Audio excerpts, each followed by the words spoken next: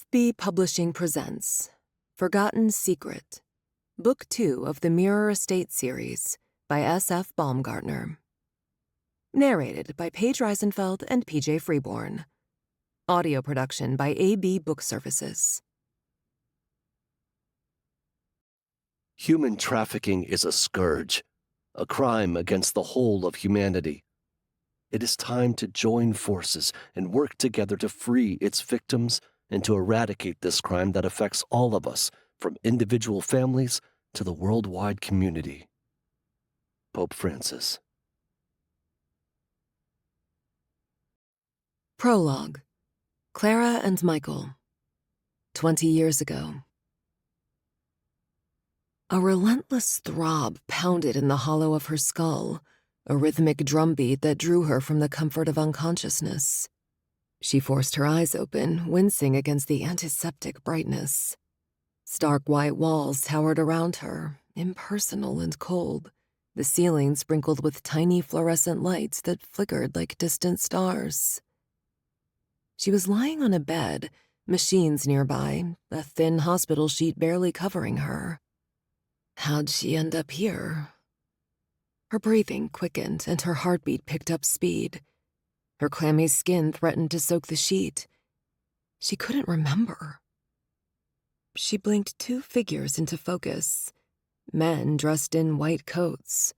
"Welcome back to the land of the living." The younger Middle Eastern-looking one leaned closer, thrusting his angular cheekbones and well-defined jaw into view and exuding a sense of strength. Her brows furrowed. Did she die? "You're awake." The older white man perused the hospital chart. "You've been in a coma. Because of the angle, the caliber, and perhaps distance, the bullet didn't cause any major damage, but your brain still needed time to heal. I'm Dr. Lester Cook. This is Dr. Michael Corey." He gestured toward the young man. "Your vitals look good. Let me have a peek. The police haven't been able to identify you. What's your name?" Her lips moved, but no sound came out. Did he say bullet? And what was her name? Dr. Cook did a check on her head, the bandages wrapping it making her feel like she was wearing a turban. He then asked her who the president was, what year it was, how many fingers she saw, and similar questions. She had no trouble answering them. "Now, how are you feeling?" She tried to reply, but her throat was parched, her voice a mere croak.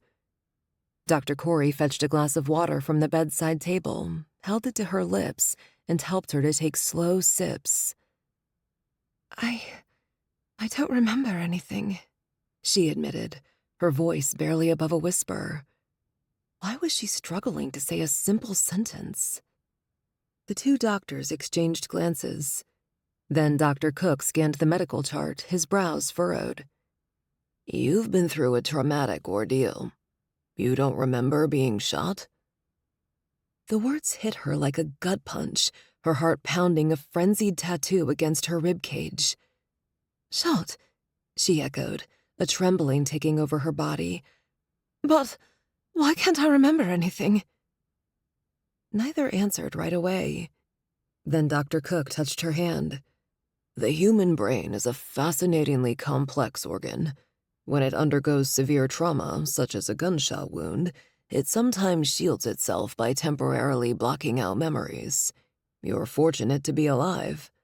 "I'm not feeling lucky. Will I get my memories back?" He gave her hand a comforting squeeze. "In most cases, yes. Memory loss after head trauma is usually temporary. Your brain needs time to heal, and as it does, your memories should begin to return." "But who am I?" When Dr. Cook turned to his young colleague, Dr. Corey cleared his throat. "We haven't been able to identify you yet. You had no identification when I found you. But don't worry, we're here to help you." He found her? Her eyes welled up. She clutched the bed sheets, searching for answers that seemed to slip through her grasp. "Where did you find me?" Dr. Corey hesitated. My brother and I and some friends were out on a boat on the Intracoastal Waterway. When our friends dropped us off at the dock, we found you nearby. Had she been on the Intracoastal Waterway?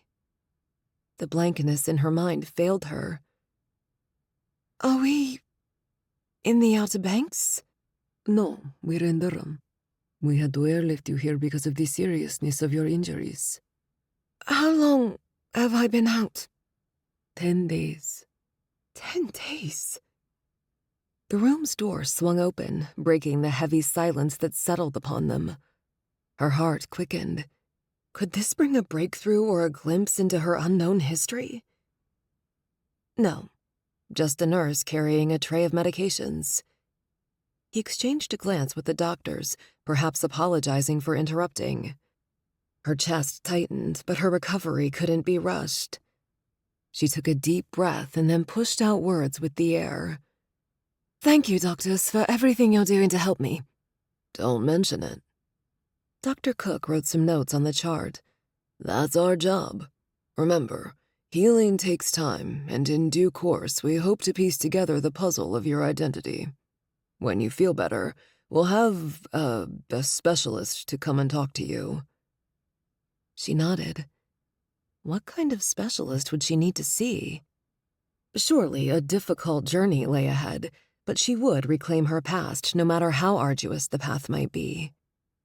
As the nurse finished his task and left, her gaze lingered on the closed door.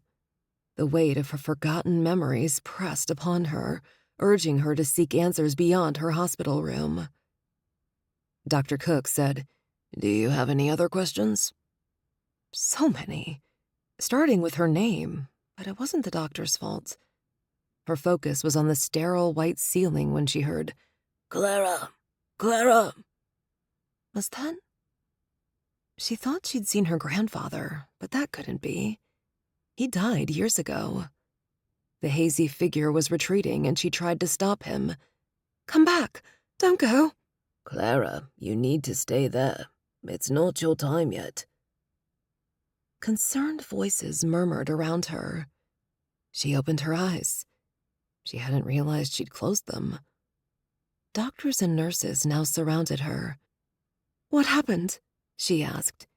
You gave us a scare, Dr. Cook said. I thought you drifted off to sleep until the alarm started to go off, Dr. Corey added. Clara, she repeated, turning to look at the doctors. I think that's my name. A spark lit Dr. Corey's dark eyes. That's a start, Clara. The encouragement in his gentle voice warmed her. Every journey begins with a single step. This is yours. Rest now. Dr. Cook smiled. Your memory should start to come back.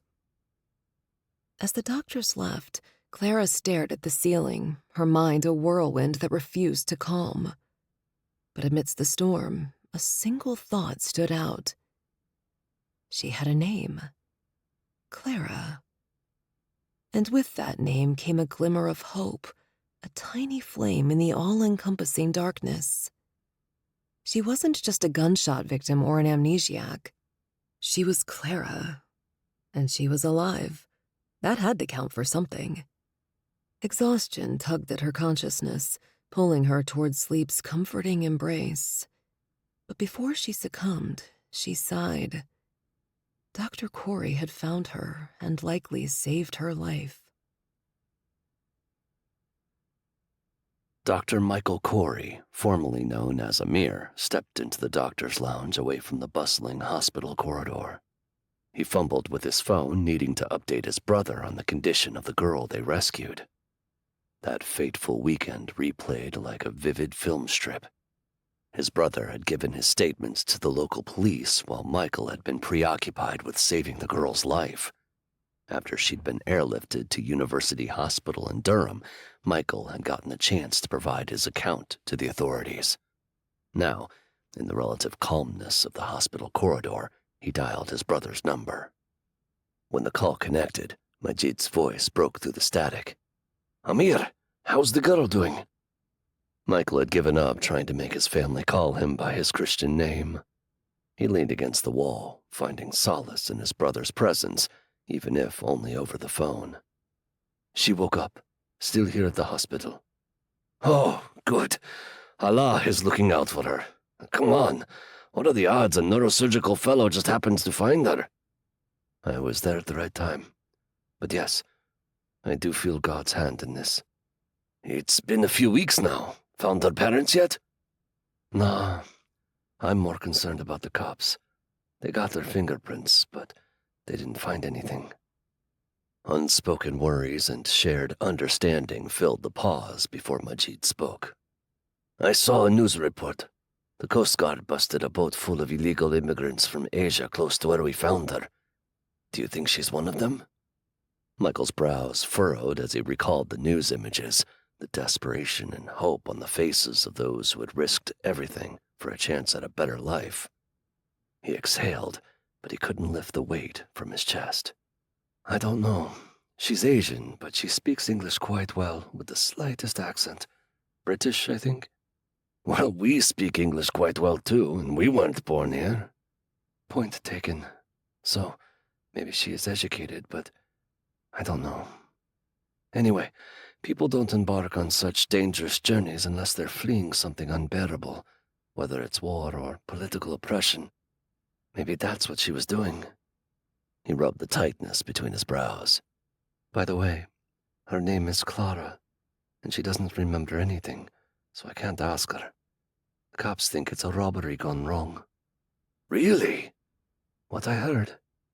Maybe they won't look too closely then. And you said she didn't remember anything? Yep. Oh, wow.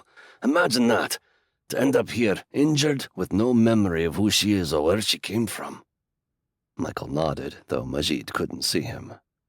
You and I understand what it's like to seek a better life, to escape the horrors of war. While these immigrants may not have come from a war zone, their journey is born out of desperation and longing for a chance at a brighter future. Chapter 1. Clara. Present day. The Florida sun was a mellow presence in the sky, its rays a gentle warmth against Clara Corey's skin.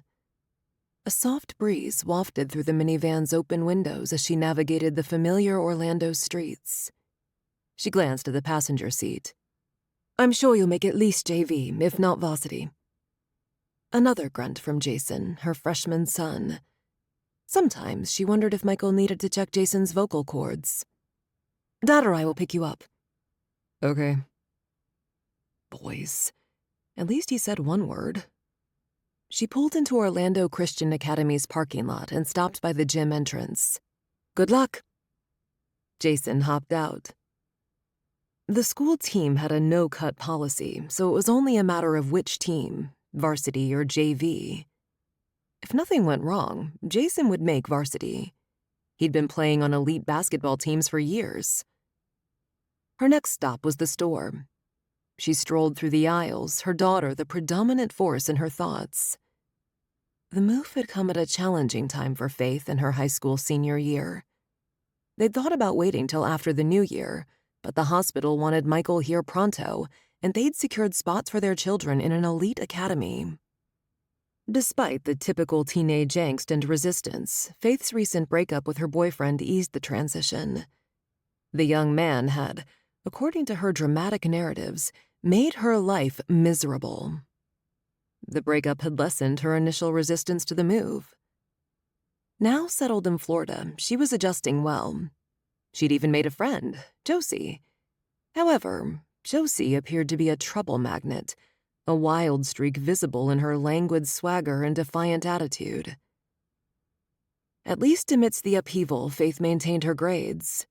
But navigating this crucial year of high school, the friendships she forged and the life decisions she made would need their constant vigilance and guidance. Ma'am, will that be cash or card? Oh, I'm sorry. Clara slid out her wallet, checked out, and texted Michael for an update. As expected, he had a late meeting, so she'd go back to get Jason. With 20 minutes to kill, she wasn't going to sit in the car. so she went inside and joined the other parents on the bleachers, veterans whose older children had already gone through this ritual. They nodded to her, and she joined in polite conversations. "Where are you from, if I may ask?" Sue Richards asked. Hong Kong originally. Only a handful of people knew about her memory loss, and Clara kept it that way by telling people she was from Hong Kong. It sounded right. It might even be true. But I've been in America for decades. Looks like your son is going to make a great center this year. And so she steered the conversation elsewhere. While Jason high-fived his fellow students, Clara texted Faith, checking on her essay's progress in an attempt to maintain balance between Faith's college applications, Jason's basketball dreams, and Michael's demanding job. After waking up in a hospital with no memory, Clara began her journey to where she stood now. A writer for an online Christian magazine, the mother of 2 wonderful teenagers, and the wife of a successful neurosurgeon. With her therapist's help, she'd accepted that she might never recover her memories. But sometimes, questions lingered. As the priest once counseled her, she reminded herself daily to surrender to the Lord. Have faith. The cool air of Orlando Hospital greeted Michael Corey as he stepped through the sliding glass doors. With each step, his dress shoes clicked and echoed down the hospital's sterile corridors. When he started not even a month ago, a flurry of activity, sights, smells, and sounds undeniably characteristic of a busy hospital welcomed him. Today was no different. Nurses hurried by, their shoes squeaking against the linoleum, while doctors huddled together, discussing cases in hushed tones. The antiseptic smell tainted the air, mingling with the undercurrent of coffee from a nearby vending machine. "Dr. Corey!" Dr. Jenkins, the hospital's robust administrator, approached with an outstretched hand. Michael returned the man's handshake, his smile easy and welcoming. "Good morning." "Michael, these are our neurosurgery fellows." Dr. Jenkins led him toward a young man and a woman who looked eager, perhaps too eager.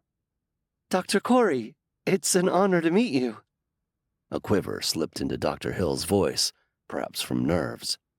Beside her, Dr. Kim, another fellow with an equally anxious expression, nodded his agreement. Michael extended his hand, shaking theirs in return. "It's good to meet you both. I hope we'll have a chance to work together closely." Michael recognized that hope in their eyes, remembered it. He'd stood there once, eager for guidance and approval. He'd offer the mentorship he yearned for during his early years. Born as a Mir in a small Palestinian village, he'd taken on his Christian name during college. Others accepted him more readily with a Christian name, a sad but enlightening reality. But it was as Michael that he had saved Clara's life, built a family, and found a home in America. However, the path to pursuing a relationship with Clara hadn't been easy. He still remembered his conversation with Dr. Cook so many years ago. He'd been straightforward and requested to be removed from her care team in the event he might want to pursue a relationship, something he couldn't ethically do as her doctor. Dr. Cook had commended him for taking the ethical route and approved of the change while warning him to proceed cautiously. Refocusing, Michael excused himself with a promise to catch up with the fellows soon. On his way to his office, his chest swelled. The road here hadn't been easy, but he was here now. Hours later, he slumped into his plush chair, his palms flattening on the polished mahogany desk, such a stark contrast to the crisp white walls. He pivoted his seat toward the tall window, offering a panoramic view of Orlando's skyline, the fading sunlight casting an ethereal glow over the city. Yes, this was where he was meant to be. His cell phone buzzed with a text from Clara. She'd attached a picture of a beaming Jason in his new basketball uniform. Michael then opened the draft email from Faith, her college essay attached.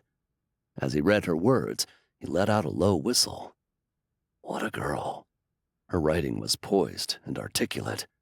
She was so much like her mother. Dear Clara. He ran a hand over his face. He should have done something long ago. As a physician, he healed patients, but for so long he'd been so helpless when it came to helping his wife recover her lost memories or her past. Then, their move back south had unsettled her more than he'd expected, pushing him to do something he should have been brave enough to do long ago. Why did part of him still fear he might lose her if she found herself? He typed his feedback, ensuring his constructive words remained encouraging. He was still at it when a knock interrupted him. Dr. Corey, it's time for your last meeting for the day, his assistant announced.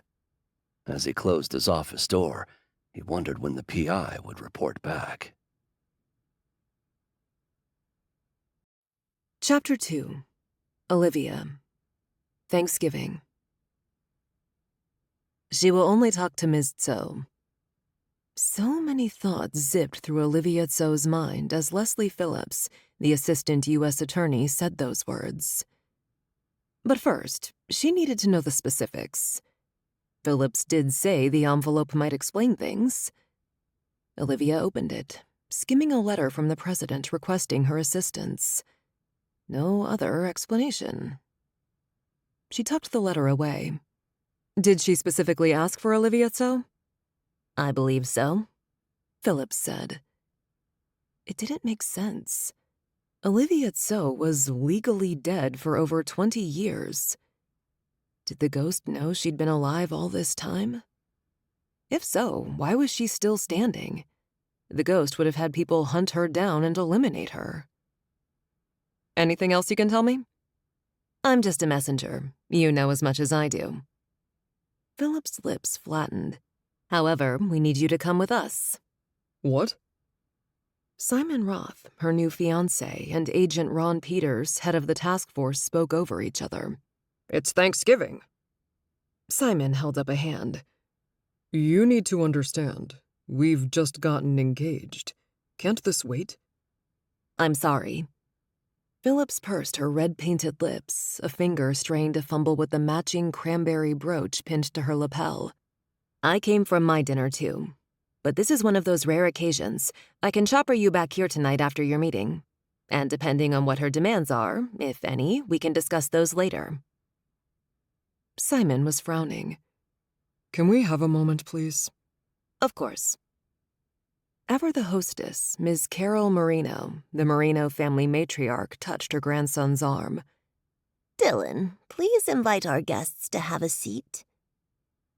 As Ron took Simon and Olivia off to the side, the young ones wanted to join, but Ron shooed his son, Kyle, and Simon and Olivia's daughter, Lily, away with Dylan and Tommy. I thought you were dead. Simon's fingers formed air quotes, to the world. Just what I was thinking. Olivia pressed cold fingers to the thrumming at her temples. The company, the nickname operatives used when speaking of the CIA, had faked her death 2 decades ago to protect her and her yet-to-be-born baby. Even Simon hadn't known until they were reunited mere months ago. The more important question is this. Does she know you're Phoenix?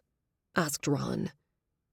Phoenix, the code name the intelligence community had given her years ago. Her fingers moved to knead the furrowed space between her brows. I doubt it. If she had known, she'd have killed me long ago. Something is strange. Let's say she's known I'm alive all along, and for whatever reason she let me live. Then the only way she'd know I'm here in the States, and especially in Florida, is if there's a leak somewhere. Simon gripped her shoulders, turning her to face him. I don't think you should go. I agree with Simon. Ron's rich baritone echoed in the cavernous room. We don't know what the ghost knows. It's too risky. She'd been promised her days dealing with the ghost were over. She was going to put her family first. But now this? The ghost only wanted to speak with her. She could do that, couldn't she? She eased back from Simon's hold. I don't have a choice. Uncle Sam is still my employer. Besides, the big boss sent me a personal letter requesting my assistance. She took a deep breath to push out the assurance she needed to portray. I'll go and meet with her, see what she wants. I may find out how and what she knows. Olivia had spent over 2 decades infiltrating the Ghost's organization, understanding its labyrinth. The Ghost, born as Marge Beaumont, was a criminal mastermind now in federal custody who'd threatened to unleash a deadly bioweapon. Olivia had been instrumental in averting that disaster. "You shouldn't trust her." Dylan Roche, the Ghost's biological nephew, raked his fingers through his hair as if trying to pull away the roots connecting him to the Ghost. "I bet she's up to no good." Evidently, the young ones were listening in. The young man had become good friends with Lily in the last weeks. Olivia raised her hand, a silent plea for calm. "I understand your worries and appreciate your concerns. Really, I do. But I must see what she wants. That's all." The room fell silent again. Simon reached out to squeeze her hand, his grip warm and reassuring. Ron nodded, his stern expression softening, while Dylan stewed. As for Olivia, curiosity ignited within her. This she was eager to solve. Then came Lily's voice, so much like her own. "But Mom—" Lily, having grown up not knowing her parents, had recently started calling her Mom and Simon Dad.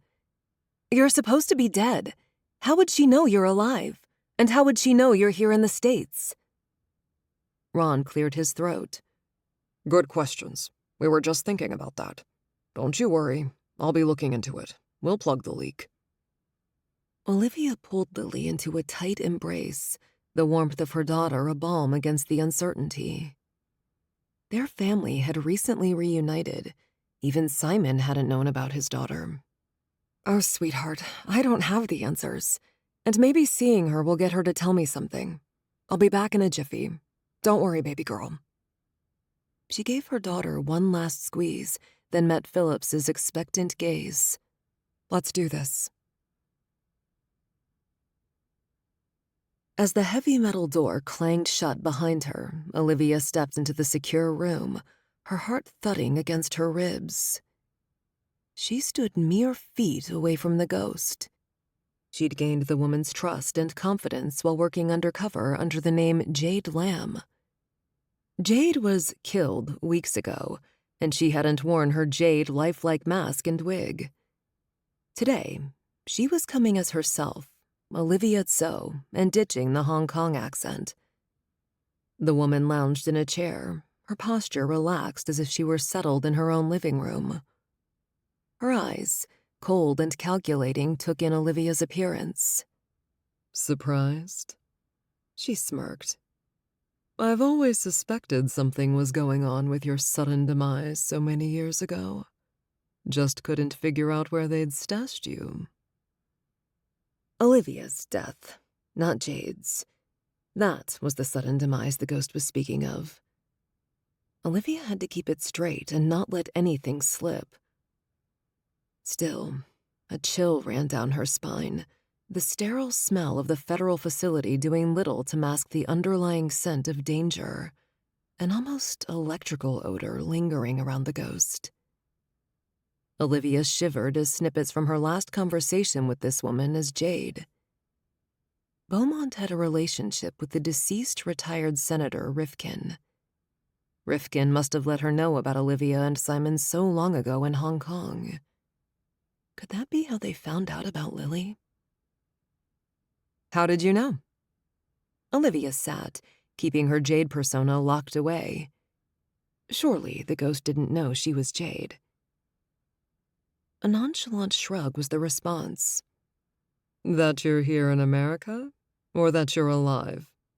Haven't they told you I have people everywhere? A little bird informed me you'd re-emerged. And of all places, here in Florida." So, someone had talked. Only a handful of people knew about her past. Who could have said something? Anyway, Ron promised to take care of the problem.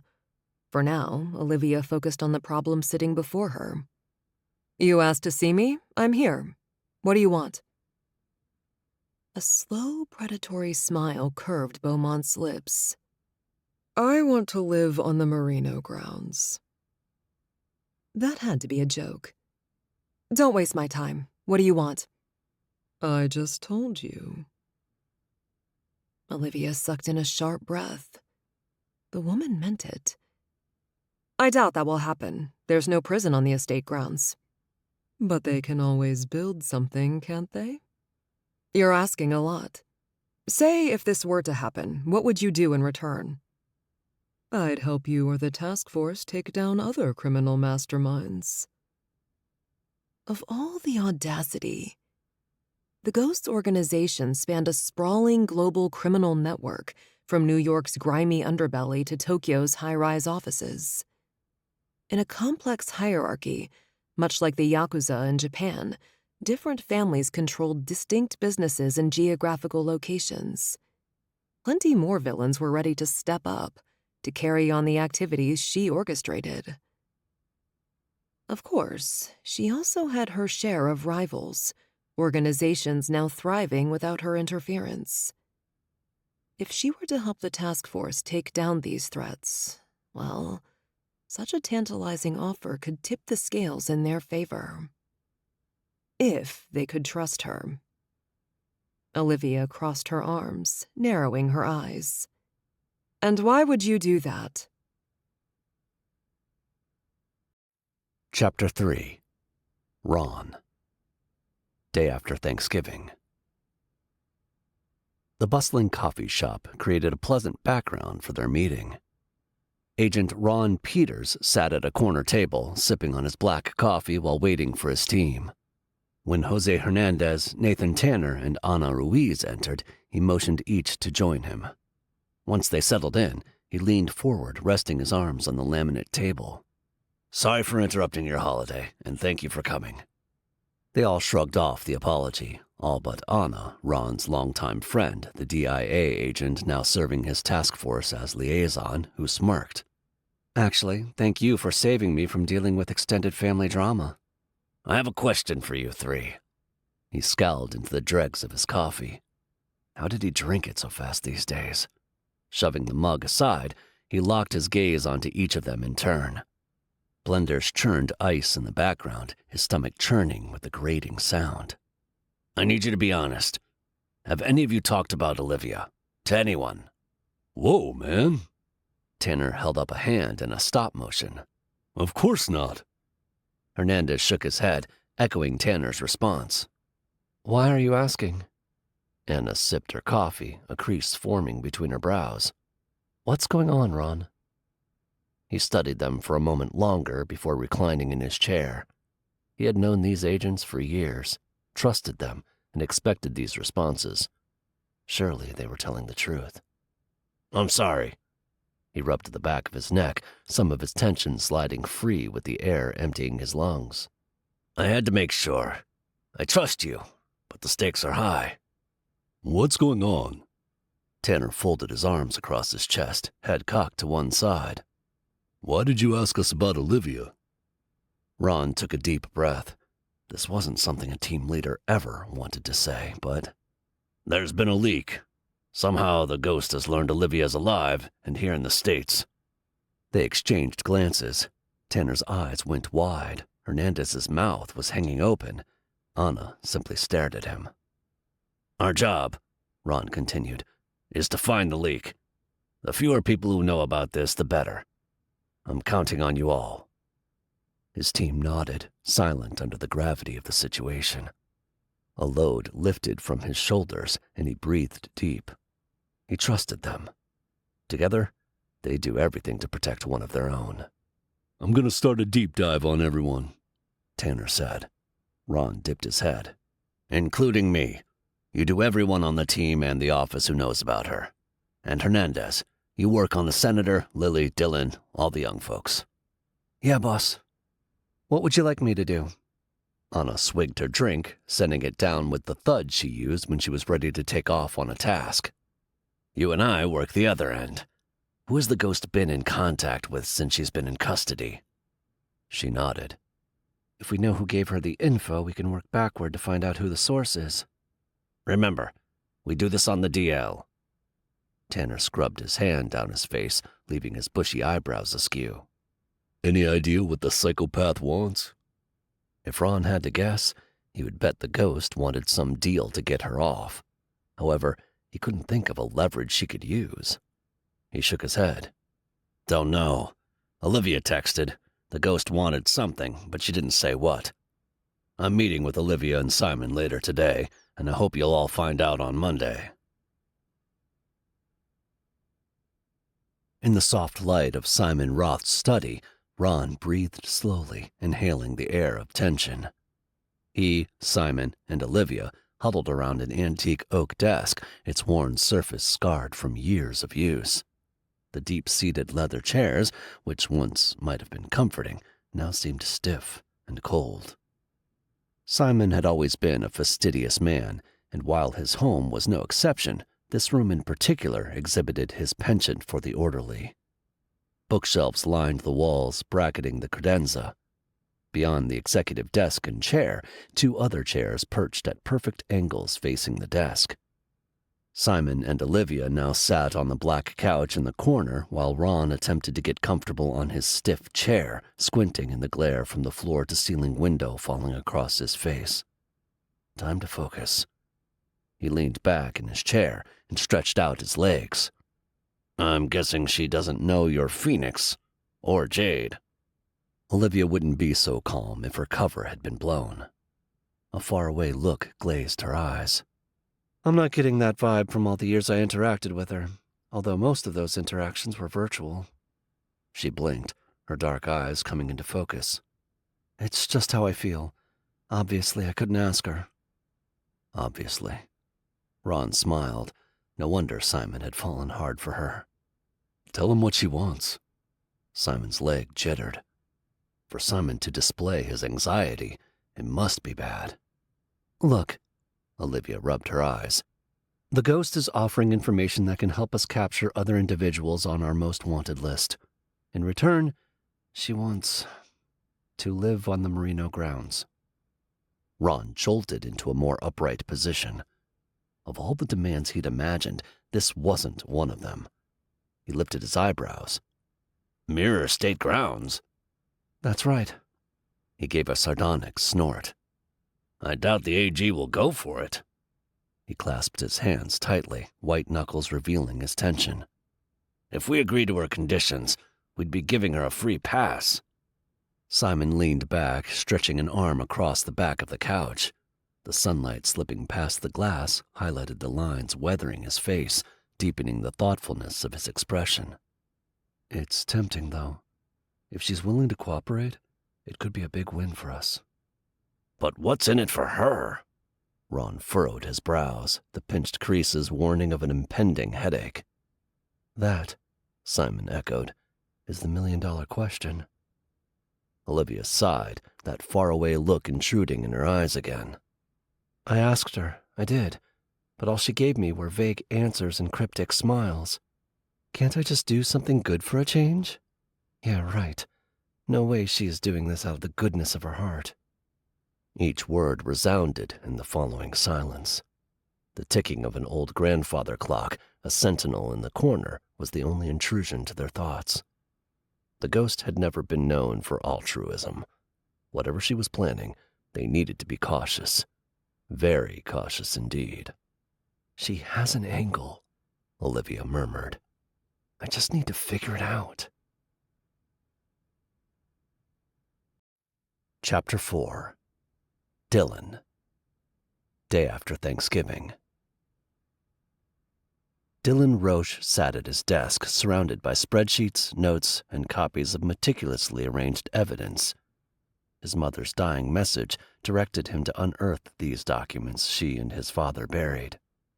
Before Dylan turned them over to Agent Ron Peters, he'd made copies of his family's dark history. Tom Rivers, his best friend, was staying over at the estate and now came to offer his assistance. Maybe together, they'd unravel the mystery within these documents. Tommy locked his hands behind his neck and whistled. This is quite the collection. That's why I got you here to help. The only person he trusted completely. You understand the spreadsheet better than I do. I'll do my best. Thanks, bro. Dylan slapped his friend's shoulder. I know you will. We need to understand the ghost and her empire. Tommy nodded, flipping through the spreadsheets and notes. He dropped one to the hardwood floor and scooped it up. Let's start by examining these together. Some connection or pattern might lead us to more answers. After hours of analyzing the numbers and deciphering the coded information, Tommy slapped the table. Look at this, would you? He pointed to a particular column. These numbers seem to be transactions. If we cross-reference them with the dates mentioned in these notes, we might identify the flow of money and how it connects to the ghost's activities. Dylan let out a low whistle. This is a significant breakthrough. What if we can trace the people involved? As Olivia once said, the ghost's usual tactic was to bribe. When that wouldn't work, she resorted to blackmail. After that, he wouldn't put it past her to eliminate any obstacle. His paternal grandfather was one such victim, even though it was never proven. Her methods worked. She controlled people in high and low positions. You think these are bribes? Dylan tapped the circled numbers. Could be, Tommy shrugged. Your granddad didn't specify, but it looks like it. Either that or blackmail. These are code names. Maybe Olivia knows who they are. Maybe, but I doubt she'd tell me. Classified. Need to know. Those were the standard responses from Agent Peters or other federal agents. By the way, have you heard anything about what your aunt wanted? Again, I don't know if they'll tell us. Whatever it is, she can't be trusted. It'll benefit her somehow. After a while, Tommy put a spreadsheet aside. What if she found a way to go after the rumored treasure on the estate grounds? I wouldn't be surprised if they exist. The ghost always has an endgame in mind, and if there's even a slight chance she's after that, I'm going to do everything I can to prevent it. But first, I need to talk to someone else. Father Phil. Tommy's brow furrowed.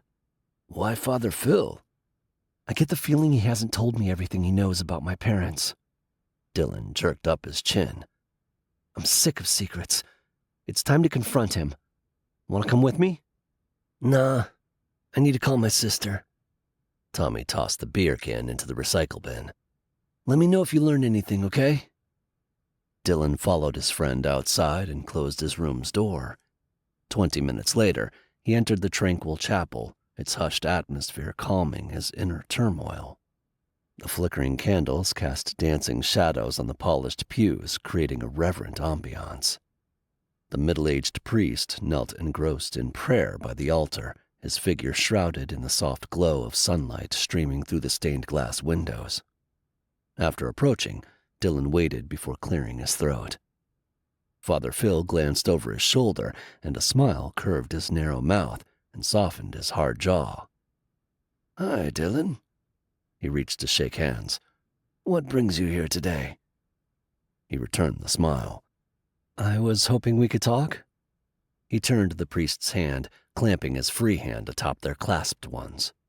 About my parents, their past, and the secrets they carried? A depth of understanding darkened Father Phil's blue eyes. Of course. He nodded toward a side door, a shock of curly gray hair tumbling over his forehead. Let's head to the office. As they passed the sacristy toward his office, Dylan's heart raced. Could he finally uncover the truth hidden within the priest's vault of knowledge? Father Phil, Dylan began when he took a seat at the chair facing the desk. The setting sun crept in through the window behind the desk. His fingers dug into the wooden armrests. Do you know anything about a rumored treasure on the estate grounds? Something the ghost might be after? The priest sank into the chair behind the desk and folded his hands across his lean stomach, his gaze fixed on a distant point. Ah, the rumored treasure. That tale has been passed down through the generations. Your father first told me that story, claiming when the Merinos came to this country, they had their loot with them. Apparently, the Mafia was chasing them. One of them buried their treasure somewhere around here, but only 2 Merinos, your great-grandfather and his sister, survived the Mafia war.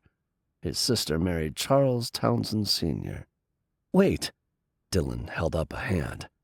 I'm related to the lawyer? Grandma never said anything about that.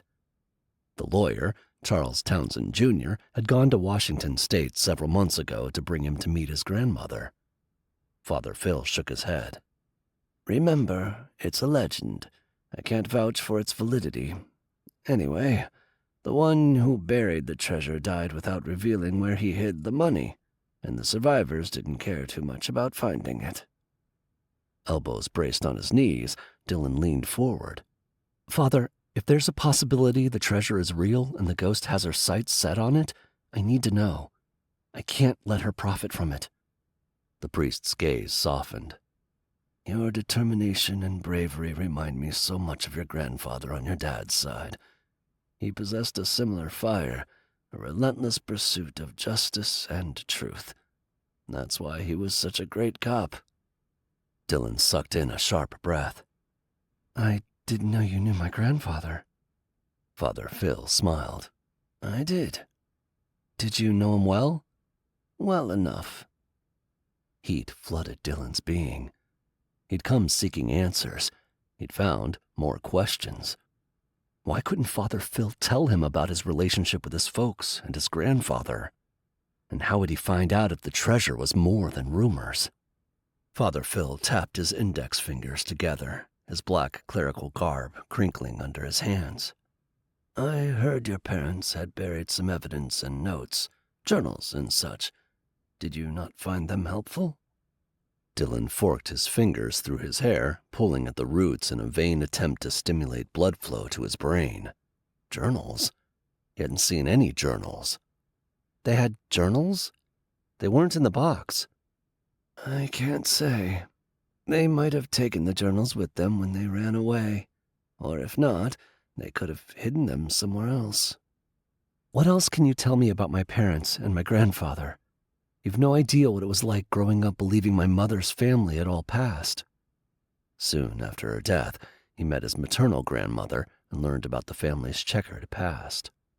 I have no memory of his father since he died when I was a toddler. If you hadn't told me about my parents' meeting here at the estate, I wouldn't know that either. What would you like to know? Everything. Why couldn't Father Phil grasp that? Dylan shrugged. Anything. While the priest spoke, Dylan sank back in his chair. If his parents hadn't left with the journals, they would have hidden them too. He'd go back to the site and dig deeper. He'd stop digging when he hit metal, so he could have missed something. Maybe they'd buried more than the box. Chapter 5. Olivia. Monday after Thanksgiving. Inside the austere, sensitive compartmented information facility, SCIF, the hum of electronic equipment created a consistent background noise, its whir an embodiment of the tension thrumming through the sterile space. Braced for the discussion, Olivia sat with Ron and Simon at the central table, a secure virtual conference line connecting them to Leslie Phillips, the AUSA, and Ron's team outside the room. Olivia's CIA credential was still valid. Technically, she was still an intelligence operative. But to get Simon admitted, they'd had to designate him as a special consultant to the task force, even though he'd recently been a ranking member of the Senate Intelligence Committee. After they updated Phillips on the ghost's demand, Phillips scoffed. I highly doubt I can sell that up the food chain. She'd escape easily. No, Olivia countered. If we proceed, we'd need to construct a secured enclosure on the estate. Armed guards, the works. She wouldn't be free, but she wouldn't be in a traditional prison either. But we would still need the cooperation of Ms. Marino and the grandson, Phillips interjected via the conference line. She pulled off her glasses, her face grave on the screen. Even then, it's a long shot.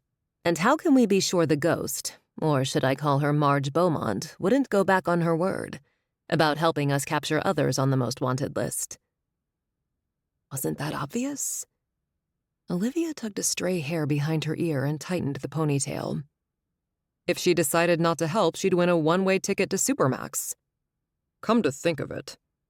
Ron held up a hand, an old scar on his palm flashing white in the LED lighting. Where would we construct this enclosure? After a brief silence, Simon cleared his throat. The closed orphanage, or at least parts of it, could be converted to this makeshift prison. It's on the estate grounds. Simon would know. Few people knew about his past, that he had spent years at the orphanage. He told Olivia about the place, its lively atmosphere, and the nuns and their habits among the lay teachers. Toward the end of Simon's time there, Father Phil, a transitional deacon at the time, joined the teachers. Then, after he graduated, came the final blow. The sensation of government funding. While the Catholic Church ran the school, the orphanage had received state subsidies. "Hello, are you with us?" asked Ron. Simon rubbed his eyes as Ron's voice appeared to bring him out of his reverie, and Olivia spanned back to focus as well. "Sorry, spaced out for a minute." "I was saying, you guys need to get the Marinos on board before I try to run it up the food chain." Philip slid her gold-rimmed glasses back in place. "That makes sense. It's a private property," Simon agreed.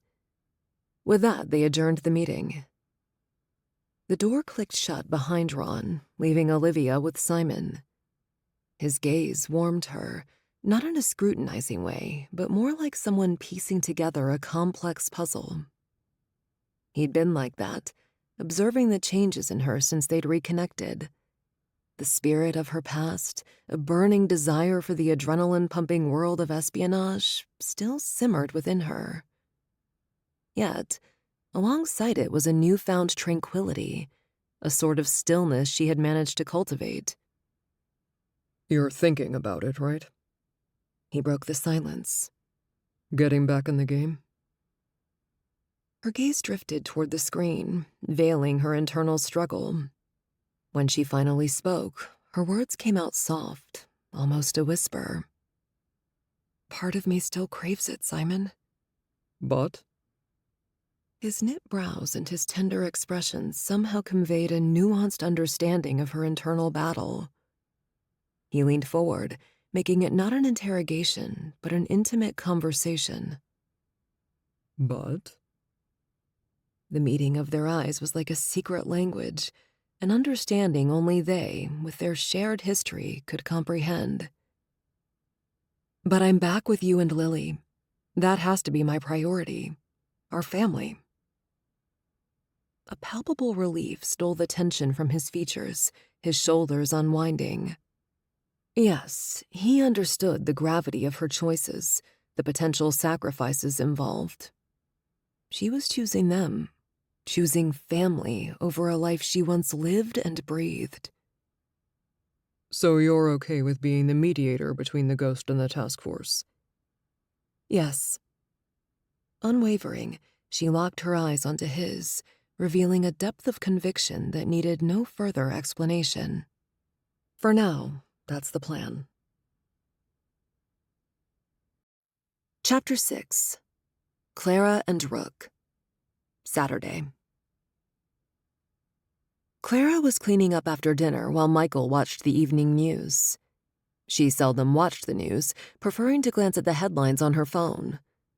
An intriguing segment on the science of memories had just concluded, a discussion on how our memories, even the ones buried, continue to shape our lives. She scrubbed the marbled counters, mentally going over her to-do list for the evening and next day, but unable to shake the TV report on memories, an interesting, albeit distant echo. Then a name uttered by the newscaster jolted her. She pivoted and focused on the TV. Images on the screen displayed a dilapidated building and a swarm of police officers. The news anchor's voice took on a somber tone. During the demolition of an office complex, workers made a grisly discovery. The remains of a body hidden within the walls. Police have identified the victim as one Linda Borowski. Clara sucked in a gasp, gripping the Waterfall Island counter between the kitchen and living room as the name stirred a dormant memory, a forgotten face. The news segment transitioned to an old photograph of a smiling young woman. Linda Borowski. How eerily familiar the image seemed. Clara rounded the island, edging into the living room, her jaw clenching so tight her teeth hurt. "Michael?" Her voice hushed. She kept her gaze fixed on the screen. "Does the name Linda Borowski sound familiar?" "Linda Borowski?" he echoed, the name rolling off his tongue as he tried to place it. "Can't say it does. Why?" She chewed her lower lip, Linda Borowski's fading image still on the television screen. "I don't know. The name, and her face. It seems familiar, but I can't remember from where." "Borowski is not a common name. I'd have remembered." Her teeth ground together. "Exactly, but I know that name." A phone number flashed on the screen, urging anyone with information about the 20-year-old crime to come forward. Clara fumbled for her phone, typing in the number. She wasn't sure why, but something urged her to dig deeper into this mystery. As the evening morphed into night, she couldn't shake the unsettling news and the victim's haunting image. Each time she closed her eyes, she could see the old photograph, the woman's eyes beaming with an innocence that contrasted her fate. Restless, she pulled the decorative cream and gold pillows off their bed, turned down the rich navy spread, and plumped her pillow behind her before settling in with her laptop. She typed in a few key words, hoping to uncover more about Linda's case. The top articles were all from various news outlets, reiterating the same information. So, tucking her feet up underneath her, she searched for something about memory triggers. Could this name help her recover her memory? She scrolled the countless search results and stopped at a different article. The architect of identity, the crucial role of memories in shaping our lives. As she delved into the piece, her fingers knotted around the plush comforter, and her mind hummed with the words of the experts interviewed. Dr. Laura Patterson's analogy of memories serving as the mind's filing system resonated, while Dr. Mark Fields' insights on shared experiences and memory-strengthening bonds were thought-provoking. What an intriguing concept. Memories not only as snapshots of the past, but also as architects of one's identity. The soft padding of bare feet on hardwood flooring preceded Michael's entry into the room, his brows furrowed as he eyed her. "Still thinking about the news?" She nodded, gesturing toward her laptop. "I found this article about memories. It talks about how they shape our lives, our identities." Michael settled on the edge of the bed. "Memories are powerful." He reached over and rubbed her back. "They can bring joy and sorrow, or even guide our decisions. They're a fundamental part of who we are." Her shoulders sloped, her spine sinking against his warm hand. "But I have no memory of half my life."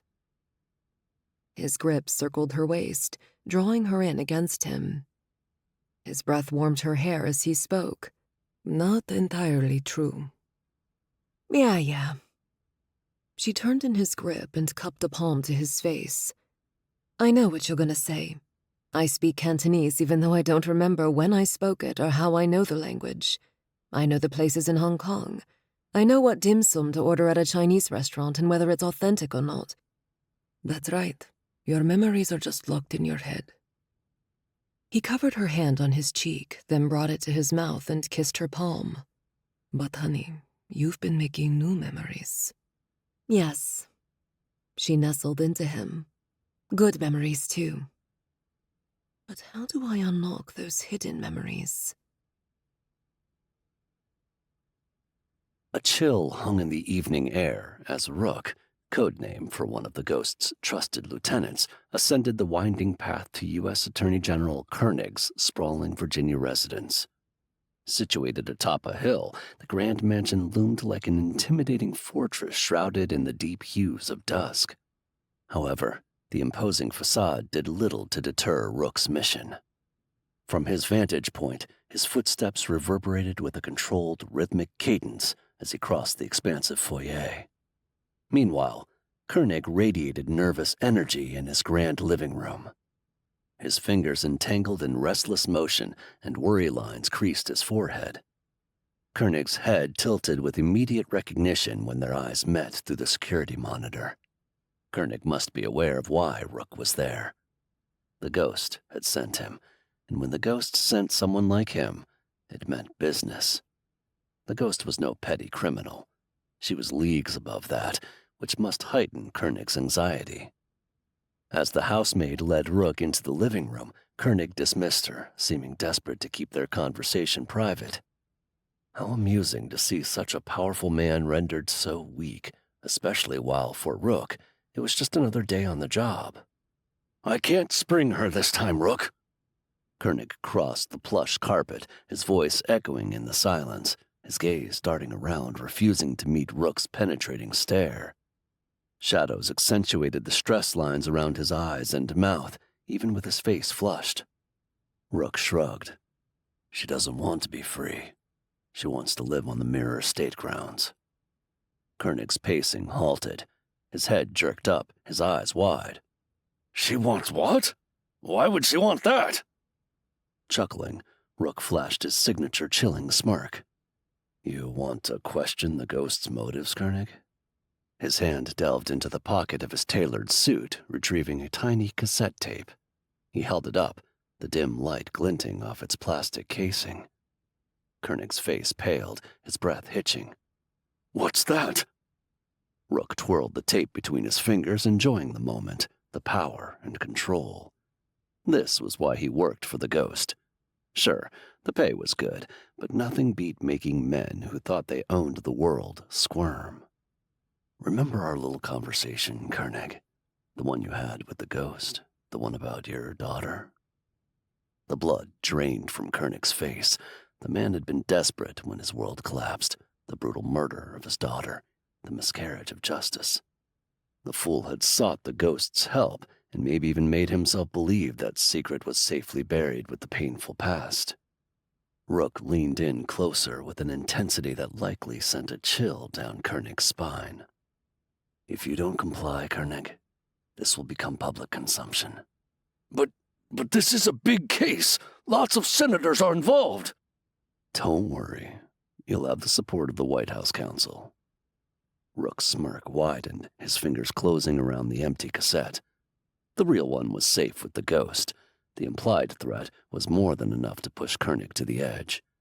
In their world of shadows and secrets, perception was often stronger than reality. And the ghost? She always got what she wanted. Chapter 7. Eva. Saturday. As Eva Higgins stood on the Mirror Estate's beautifully landscaped lawn, Uncle Bill's words kept repeating themselves in her mind. Even years later, she remembered them clearly. His countenance, usually jovial, had been etched with grim lines as he said, "I'm convinced Clara didn't vanish. I fear she might have fallen prey to human trafficking."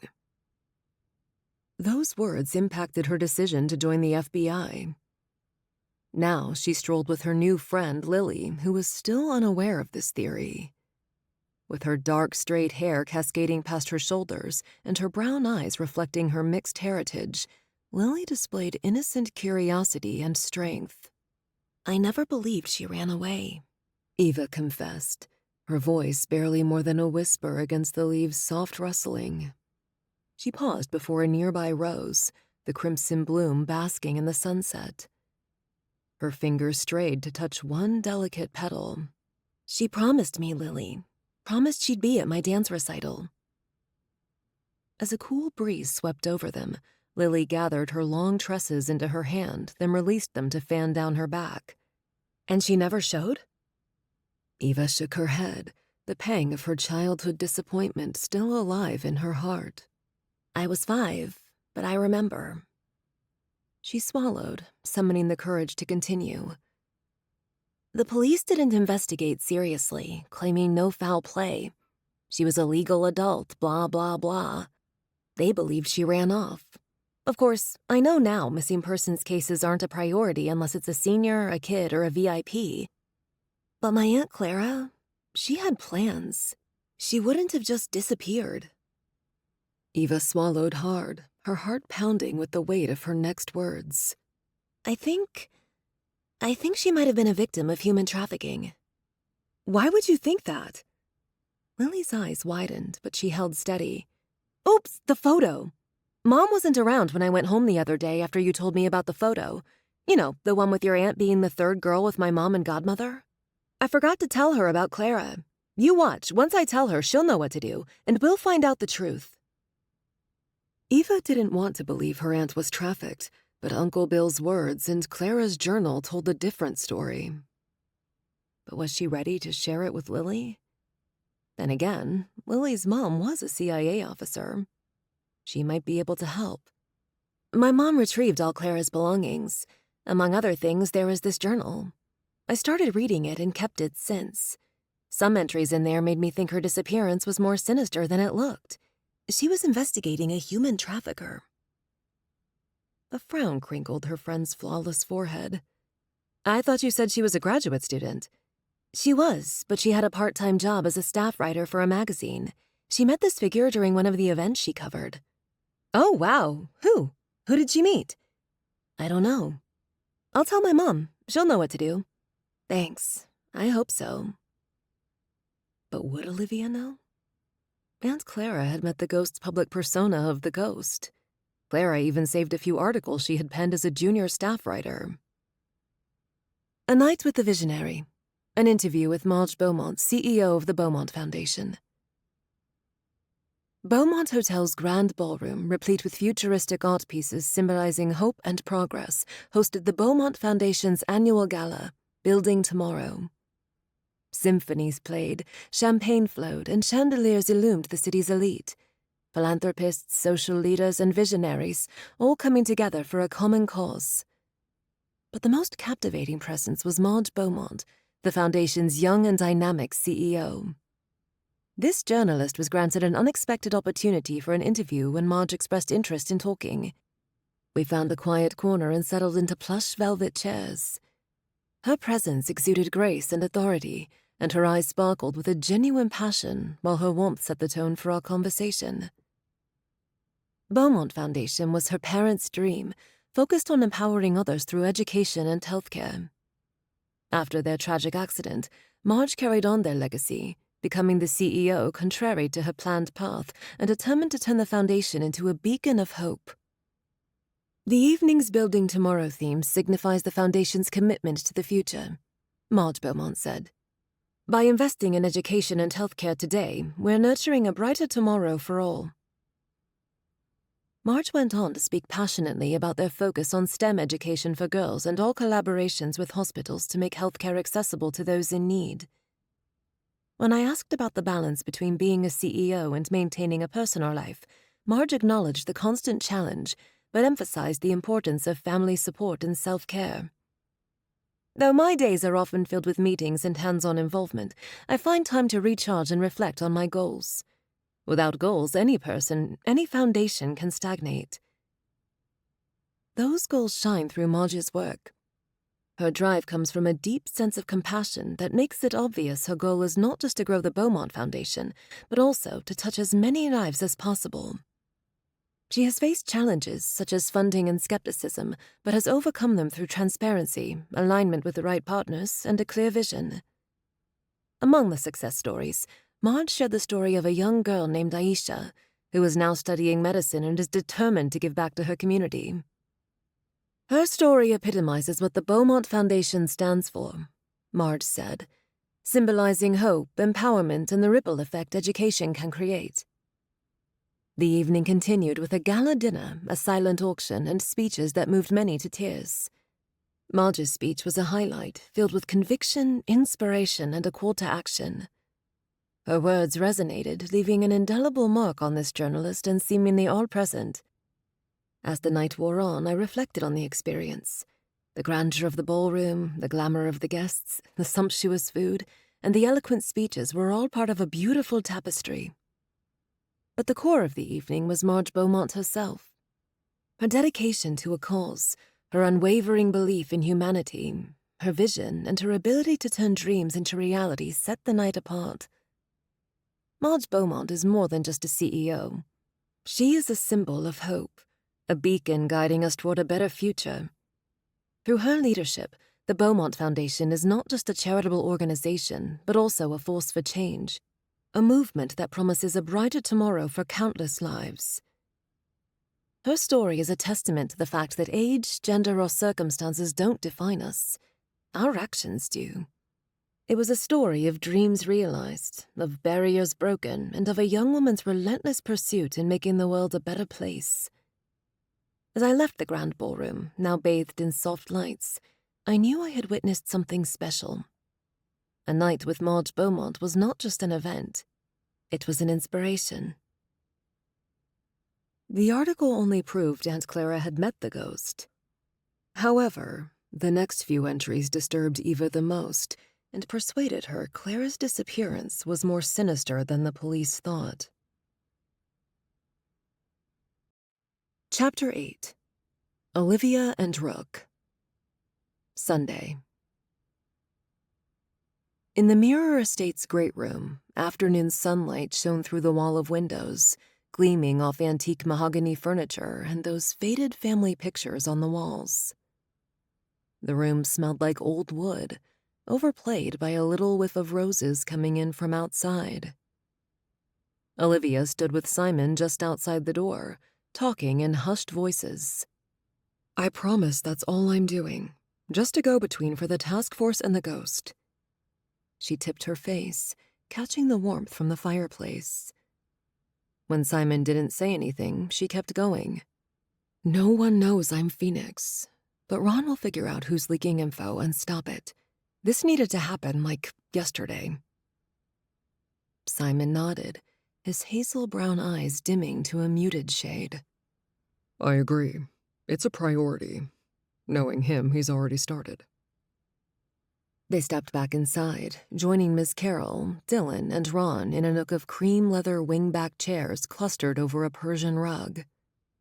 With a deep breath, she explained the ghost's proposal. "Are you serious?" Dylan gasped out, jerking upright and gripping his chair's arms. "Let her live here?"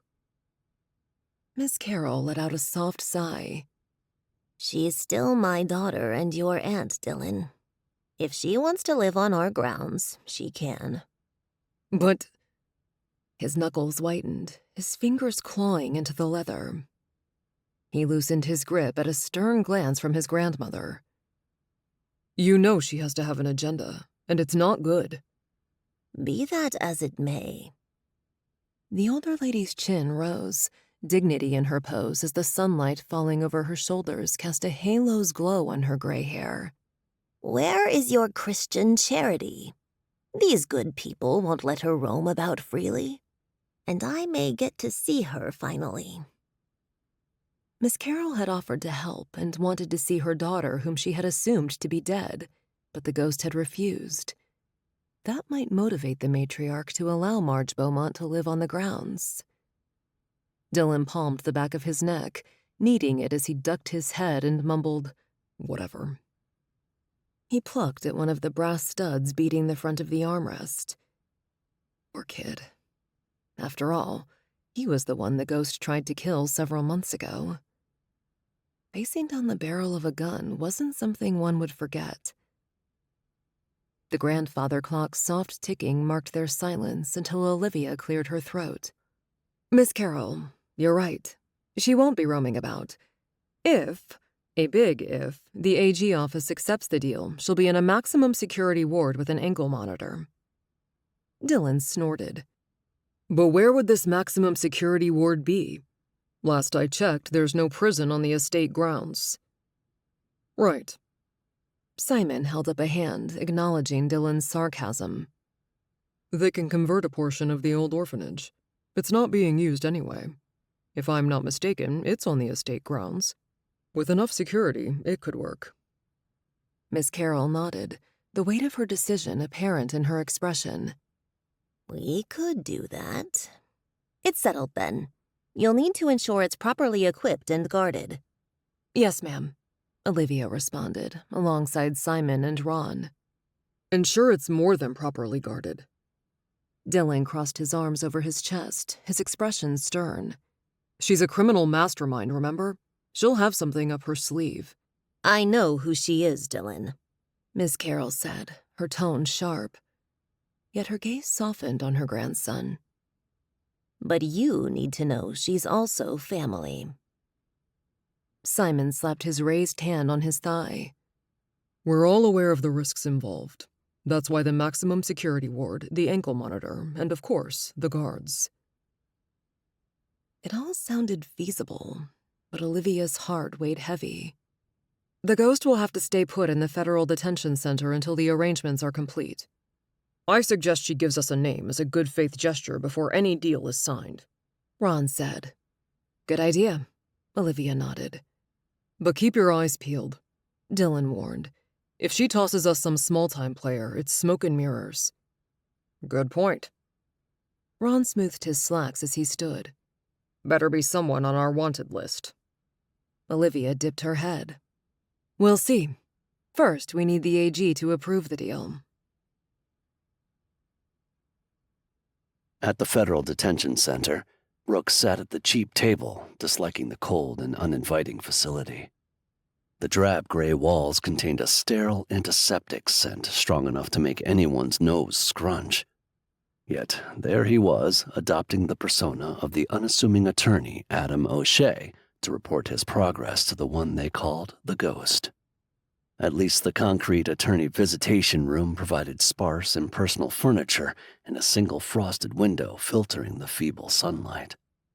Only the occasional hollow echo of guards' footsteps broke the oppressive stillness as Rook focused on the woman across the table. A beautiful woman, now devoid of any makeup, her brown hair cut into a short, practical bob. The kind of woman one would always take notice of. For years, she'd portrayed herself as a successful businesswoman. Only a trusted few knew her other persona, her true identity.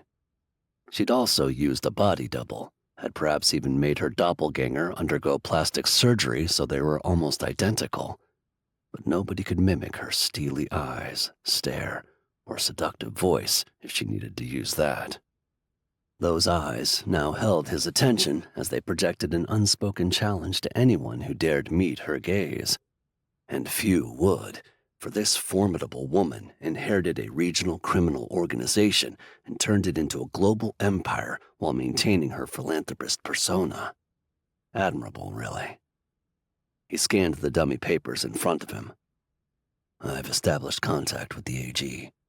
Your demands will be met. Excellent work, Rook. She flattened her small hands on the steel tabletop, her tone just as flat, devoid of unnecessary sentiment. Find out about Jade's death. It supposedly happened in Bishop's house. Something about the FBI getting involved. He cocked his head. Didn't it happen a few weeks ago? Yes, but I'm not getting details. Find out who shot her. She was a great computer geek. I don't know what got into her mind to confront Bishop. I told her to get him here to see me. Instead, she went to avenge King. Rook stayed quiet while she ranted. He never met Jade, but he'd heard about her. A Hong Kong chick, a computer genius. All the encrypted communication had gone through her, the Ghost's loyal confidant. Finally, the Ghost stopped and addressed him again. So, what else did you find out from your source? She'd known about the source he'd cultivated. She'd never asked who it was, and he never offered. This was a delicate situation. He needed to protect his source. Other than Olivia Tso is alive and in town, not much else. Her daughter is here. So is the senator, former senator. King spent years grooming Roth. I saw early on that one wouldn't bend. But King never listened. Got attached instead. Well, no use lamenting past failures. Any other news? Rook shifted in his seat. I'm still tracking our friend, Phoenix. Her demeanor changed, her alert eyes lighting up. What have you learned? The information is, how to say it, sparse. They've been cautious, leaving almost no traces. Only a few people know of his real identity. So, Phoenix is real. He crossed his legs and laced his hands on the top knee, the nearby steel table chilling him even without having touched it. I believe so. I mean, he's an urban myth among the spooks, but the intel has to come from somewhere or someone. She narrowed her eyes. I trust that you're making every effort to unearth more. Every resource is being utilized. Good. But remember, time is a luxury we don't possess. I need information, especially on Jade's killing, and I need it soon. Rook swallowed, the urgency in her voice bringing a clog to his throat. Understood. Her gaze bored into him. See that you do. After a whirlwind of cryptic exchanges and clandestine plans, Rook walked out of the cold building and into the warm afternoon. He jiggled his car keys, quickening his stride to his car. This wasn't just another assignment. The ghost had cared about Jade. Now, she'd avenge her death. First, he'd need to dig out who the agents were. If he had to guess, Peters would be involved. When the ghost gave an assignment, failure wasn't an option. And of course, he still had to look into Phoenix. Chapter 9. Lily and Olivia. Monday. Caught in the whirlwind of wedding plans, Lily tucked her feet up on the bar stool's rungs, pivoting the seat in short turns before their kitchen island, looking back at the last couple of months. So many things had changed since she was literally plucked from Hong Kong to Florida to deliver an antidote to her father, a man she hadn't known until then. And she met the mother she'd thought she was dead. Her father was a senator then, and her mother a super spy. How wild. Simon's Thanksgiving proposal had delighted all the friends, until the AUSA's arrival put a damper on everything. Nonetheless, Lily offered to help plan the wedding. Oops, she should be focusing on that. She tugged her open laptop closer and tapped to awaken the screen, her recent browsings for reception venues coming back up. Father Phil had scheduled their marriage preparation. Check. They had reserved the chapel. Check.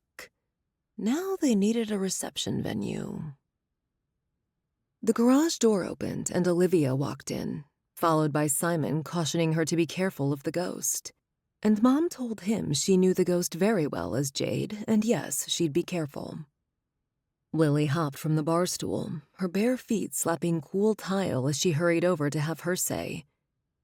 Mom, are you sure they don't want you to go undercover again, or do spy stuff? Mom smiled at her. I'm only going to be the liaison.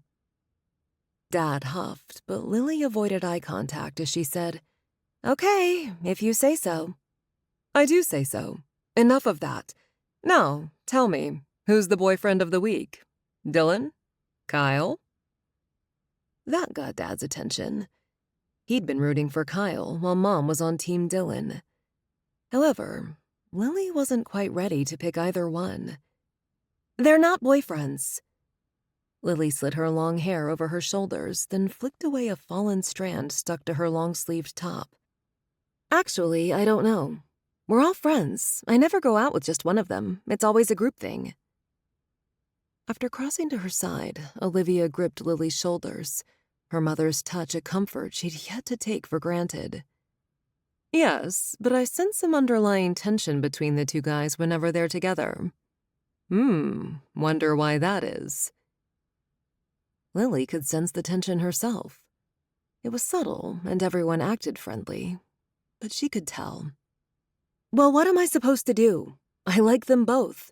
Am I supposed to pick one and stop being friends with the other? Mom patted her shoulder. Baby, I'm lucky I didn't have to choose. She stepped back and hooked her arm around Simon's waist. I met your father, and that was that. As you said, you're all friends. But when you're ready, you'll know. Your heart will tell you. As they kissed, Lily averted her gaze. She'd learned to tolerate their display of affection. They had only reunited when she got dragged into a dangerous operation. Now they couldn't keep their hands off each other. The only time she had witnessed them arguing was soon after her ordeal a few months ago. Mom had wanted to look for a place and have Lily with her so she could keep her safe. Dad had wanted to get to know his daughter. In the end, Lily settled the argument. No way would she live like a child of divorced parents, 1 week with Mom and another week with Dad. They would all live in Dad's house. Everyone had their own room. Problem solved. After all, the house was big enough to accommodate many. Having a heart-to-heart with her mother was a new thing. She'd been raised by her uncle and aunt. Then her aunt had passed when Lily was 10, so she'd missed a mother figure in her adolescence years. At last, her parents finished lip-locking, and she could follow through on a promise. "Mom, do you remember the photo on Auntie Marie's desk?" Olivia's brows furrowed. She clattered her purse onto the counter. "The one with her and me and Clara? The girl who immigrated to the States years ago?" Lily swallowed the lump in her throat. "Yes, that one. Clara. She's Eva's aunt. You all looked so different then. The hair, clothing, everything. And you were like, what, 13? Olivia's hand paused, almost knocking the purse to the floor, her eyes widening slightly. "Clara is Eva's aunt? Really? Small world.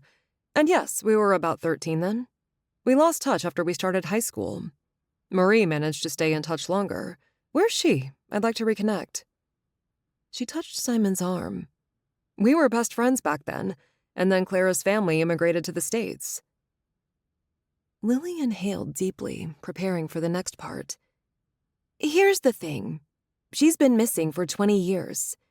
Eva thinks she didn't just disappear. She thinks she might have been trafficked." A low breath hissed from Mom's lips. "What makes Eva think that? What did the police say?" Dad, who'd gone to grab something to drink, strode back and handed Mom a mineral water. "Trafficked? That's quite an accusation. Does she have any proof?" Rocking back on her heels, Lily tucked her hands into her trousers pockets. "The police didn't take it seriously. They thought she ran away.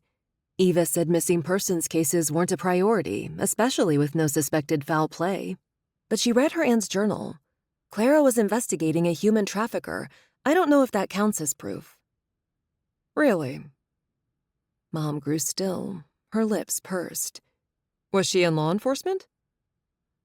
Lily fiddled with the change in her pocket, warm coins jiggling and slipping through her fingertips like Eva said clues slipped past her grasp. According to Eva, she worked part-time as a staff writer for a magazine. She had somehow met or seen this human trafficker at one of the events she attended. Lily clenched a quarter, holding tight. "What do you think we should do?" Mom glared. "We don't do anything. I will see if there's anything I can do." Later that afternoon, as Olivia entered the plain meeting room at the Federal Detention Center, the air conditioning's cold smell hit her. Beyond the steel table, the ghost reclined in her chair, nonchalant amid the severe surroundings. Swallowing, Olivia took a seat, her heart steady, her gaze unflinching. "You got this. You've talked to her many times before, but never as Olivia. Did you forget your Thanksgiving visit? Oh, shut it. That was different. What's the difference? Just channel your Jade persona. But I can't let her know I'm Jade. Oh, relax. You got this." She shook her head to clear the voices and chose her words with care. "Your proposal, it's under consideration." But she spoke too high, her voice echoing off the cold walls. "Calm down. Don't let her see you rattled. Now we need something in return. A name. Someone significant. And any useful intel you might have on them." The ghost met Olivia's gaze with a scrutinizing stare. A heavy moment passed before a hint of a smile curved her mouth. "All right. Ray Ho. Olivia's heartbeat quickened. The ghost didn't miss a beat, her eyes glinting. I assume you're familiar with him? Lily and Dylan's kidnapping surged in Olivia's mind, her pulse thudding in her ears. The confirmation was unexpected, yet it shouldn't be surprising. Tell me more. Good. Her voice remained steady despite her internal chaos. He's the spider at the center of the web, controlling the triads in Hong Kong, Macau, and southern China. Human trafficking is his main line of business. The method is classic. Lure them in with visions of the American dream and shackle them with unpayable debts. Of course, he also has a smuggling side business. Clients pay a bundle to get to America. The all-too-familiar narrative mirrored the brutal strategies the Mexican cartels employed. Olivia folded her hands on the cold steel tabletop. So the victims, they're put to work in factories as housekeepers in restaurants and such? Or does his operation extend into prostitution? The ghost shrugged, a casual motion that belied their conversation's severity. That's for your task force buddies to find out. Olivia followed up with a few more questions, only to be met with similar answers. In the meantime, you'll need to stay put, she told the ghost, the room once again falling into silence. We're checking the orphanage, seeing if we can convert a part of it into a max security ward. Architects, contractors, the works. It's a process, and it'll take some time. The ghost nodded, her gaze never leaving Olivia's face. As Olivia rose to leave, the sterile scent of the facility lingered, a stark reminder of the high stakes involved. They had a name and basic information, but many more questions. The ghost was giving up Ray Ho, which confirmed Olivia's earlier inkling that Beaumont had nothing to do with Dylan's and Lily's kidnapping. So, had Ho tried to take over the ghost's position? Chapter 10. Clara and Dylan. Tuesday. Clara adjusted the angle of her laptop camera, ensuring she appeared professional and composed for the video conference with her editor in her home office. The screen flickered to life, revealing Ellen's familiar face. Clara tucked her hands out of sight in her lap, gripping them tight as if she could hold herself together. Ever since she heard the news, she thought of little else, and she'd had a nightmare for the first time in years. Good morning, Clara, her editor greeted, her voice emanating from the speakers. How are you today? I'm doing well, thank you.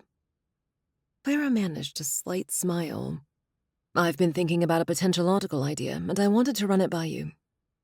Of course. Ellen leaned forward. What's on your mind? Deep breath, then plunge into the pitch. That's the way she always did it. Never mind that this time was personal. Well, I've been following the recent news about the remains found by the police. It may not make the national news. It's a case from about 20 years ago. Ellen dropped her gaze to the keyboard. Give me the victim's name and location. Clara did, and waited while Ellen typed, her eyes scanning another screen. Here it is. The police are asking for information, hoping to solve the crime after all these years. What about it? Here goes. I believe I could contribute to the efforts by writing an article. Even though I'm not an investigative journalist, I'd like to ask some questions, delve into the details, and jog people's memories. Maybe, just maybe, we can bring closure to the victim and her family. Ellen's eyebrows rose. You write lifestyle and faith life pieces. What kind of angle? Like I said, I'll write a story of offering hope and healing. Are you confident you can handle it? Clara nodded, her jaw set. I understand this is a big gig for me, but I was trained in investigative journalism. Whoa. The words just came out. She hoped she hadn't lied. She couldn't explain it, but somehow Linda held the key to her memory. Or part of the key. Perhaps, by pursuing her story, Clara could uncover something about herself. After a moment of silence, Ellen raised a hand. All right. If you think you can do this, then I trust your judgment. Clara's taut muscles loosened, and she released her tight grip on her hands. Embarking on this investigative journey would be challenging, but easier with her editor's unwavering support. Thank you, Ellen. Clara pushed as much gratitude as she could into her voice. I won't let you down. Now, if only the headache and nightmare would go away. Ellen smiled. I believe in you, Clara. Start working on the article. We'll discuss the details and provide you with any resources to assist. This could be a remarkable piece that offers not only answers, but also healing and closure. Her chest swelling, Clara breathed in deeply. She had been given an opportunity to delve into a forgotten crime, bring justice, and perhaps uncover a missing piece of her own identity. Dylan crouched beside Tommy where Dylan had dug up his parents' box close to the chapel, though still on the estate grounds. If he hadn't been driven already, the ghost's proffered deal further urged him to search for the rumored treasure. The sun cast long shadows as he ran his fingers over the disturbed earth around his feet, ready to unearth the secrets dormant within. Then, he sprang to his feet. Let's do this. Shovels in hand, they began to dig, the scratch and scuffle of metal chewing into earth and dirt being displaced, ground into normal daytime sounds. The earth yielded, its resistance met with their persistence. The cool breeze carried the smell of damp soil, invigorating his senses. As the hole widened and deepened, his anticipation heightened, and he gripped the shovel's handle firmly. Hey, what's this? Tommy jammed his shovel aside and kicked at something. He knelt and clawed away loose chunks of earth, pried at something edged beneath, then lifted a stainless steel container covered in a layer of dirt and time. Heat pulsed through Dylan's vein as they cleared away the dirt. It looks like one of those time capsule thingies. He set his shovel aside as well and helped pry open the container's stubborn lid. Photographs, weathered and yellowed, depicted people long gone, their stories preserved within the fragile frames. Dylan traced the edge, his touch delicate. Each image held a story, a glimpse into lives once intertwined with his own. Now, the faded hues and smiles seemed to transcend the years. What a glimpse into my family's history, he whispered. I don't know if my parents buried this. Mom never said anything about a time capsule in her message. She just wanted me to find the box with the evidence. Tommy craned over his shoulder, his sharp cologne invading the space. I wouldn't know, but this is a treasure trove. As they examined each photograph, Dylan imagined the lives of those captured in the images, the moments they shared, and the stories they could tell. Their faces carried hints of laughter, joy, and perhaps even sorrow, inviting him to piece together their existence. He tucked the photographs aside and unfolded old news articles, their faded print depicting significant events, glimpses into historical moments and local happenings, a window into the world that had shaped his family's narrative. Look at this! Tommy pointed to a map tucked among the articles. Its yellowed parchment suggested its age, its delicate creases a testament to the journeys it had once guided. Wonder if this is where the treasure is hidden. I don't know. Maybe. Dylan let out a low whistle. Was this the reason the ghost wanted to live on the estate grounds? No way would he allow her to get a hold of the treasure. She'd done enough harm. Thank goodness we found it. The ink is fading, kind of hard to see, and I can't even tell which way is which. No directional sign. Tommy thrust the map to Dylan. Jagged edges demarked one side. Dylan ran his thumb along them. This may not be the whole map. It's like someone tore off half of it. Tommy felt the edges. Sure looks like it, or whoever drew this map tore it off the notebook or whatever this came from. He then slapped Dylan's shoulder. Anyway, good luck, man. Chapter 11. Clara and Michael. Wednesday. Clara took a seat across from Skip Hunter in his sleek law office, a stark contrast to the quaint charm of the Orlando suburbs where she lived. The air conditioner's cool hum disturbed the quiet stillness, while glass walls allowed sunlight to filter in, casting a bright glow on the polished mahogany desk. The immaculate room was a testament to the lawyer's precision and attention to detail. A tall man, Hunter sported a tailored charcoal suit that accentuated his lean figure. Gray speckled his sandy hair, a clear indicator of the passage of time since Linda Borowski's case, but his intelligent cobalt blue eyes studied Clara with quiet curiosity.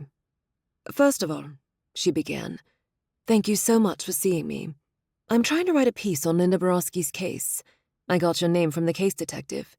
He said you might have information." Hunter leaned back in his leather chair, crossing his arms over his chest, his gaze never wavering from hers. He sighed, a sound that carried 2 decades' worth of unanswered questions. "Linda. Yes, I remember Linda." His voice took on a soft, somber tone. "I only knew her briefly. We met at a party. She was vivacious, full of life. We hit it off and decided to go out on a date." Emotion flickered in his eyes. Sadness or regret or something more. Our last communication was a phone call on the day the police now believe she disappeared. She seemed happy, excited about her future. "And the last time you saw her?" Clara poised her stylus over her tablet. Hunter's gaze dropped to his clasped hands, his fingers tracing his knuckles. "That would be our date. She looked stunning in a red dress that matched her fiery spirit." Clara jotted down the information, an invaluable glimpse into Linda. He focused on something far beyond the room's glass walls. "We were planning another date." The faintest hint of a smile touched his lips. "I had arranged for a boat ride. Thought it would be romantic, and Linda seemed enthusiastic. We were going to double date with my buddy. Well, it was his boat, or his parents' boat." His smile faded. "But she never showed. And now, of course, I understand why." Clara shifted in her seat, her heart aching for the young man Hunter once was, for the woman who would never arrive. "Do you know who she was going to bring to the double date?" He shook his head. "I believe she said she'd bring her best friend." "Can you recall anything else? Nothing is too insignificant." His lip curved up. "You sound like a detective. But then, I suppose an investigative journalist is kind of like a detective. And no, I don't remember anything else. But if I do, I'll let you know." "Thank you, Mr. Hunter." She tucked her tablet into her oversized purse. "Your information is invaluable. Linda's story deserves to be told, and you've given me a place to start." As she rose to leave, she glanced back at him. He was staring out the glass wall, lost in the past with a vibrant woman in a red dress. Leaving the law office, Clara headed to the dilapidated building where Linda's remains were discovered. The place had an eerie quietness, the bustle of the city's life seeming to fall away. The police tape that once marked the crime scene was gone, leaving a nondescript construction site, the skeleton of a building interrupted mid-transformation. Climbing over a wooden barricade, she examined the site more closely and edged around recent construction work, stacks of bricks, coils of wire, and heavy machinery standing idle. But what she was most interested in were the layers of history hidden beneath the ongoing renovations. At a nearby coffee shop, she did some research on her tablet. After contacting the construction company, she found out the property had changed hands multiple times over the years. Each transaction led further back. Persistence and a lot of calls later, she unearthed the critical information. The building was being renovated when Linda disappeared. It had been a construction site then, just as it was now. A shiver tacked down her spine. Linda's story had taken Linda to this place twice, 2 decades apart, both times the building frozen in a state of becoming something new. How easy to imagine Linda's excitement on that last phone call, the young woman unaware that, instead of a boat ride, her date would be with a lonely construction site and a tragic fate. Clara took a deep breath, clenching her hands tight. She would give Linda the justice she deserved. After a long day, Clara made her way to Orlando Hospital. As she stepped inside, she blinked against the fluorescent lights, such a stark contrast to the dwindling daylight, and sterile disinfectant replaced the city's dust and grime. Spotting her husband in his white coat, she smiled. Despite the long hours and heavy responsibilities, Michael always retained a certain energy. He turned, and his tired eyes brightened. "Clara, over here." He gestured for her to join him and the 2 younger doctors with him. Once she approached, he wrapped an arm around her waist, drawing her close.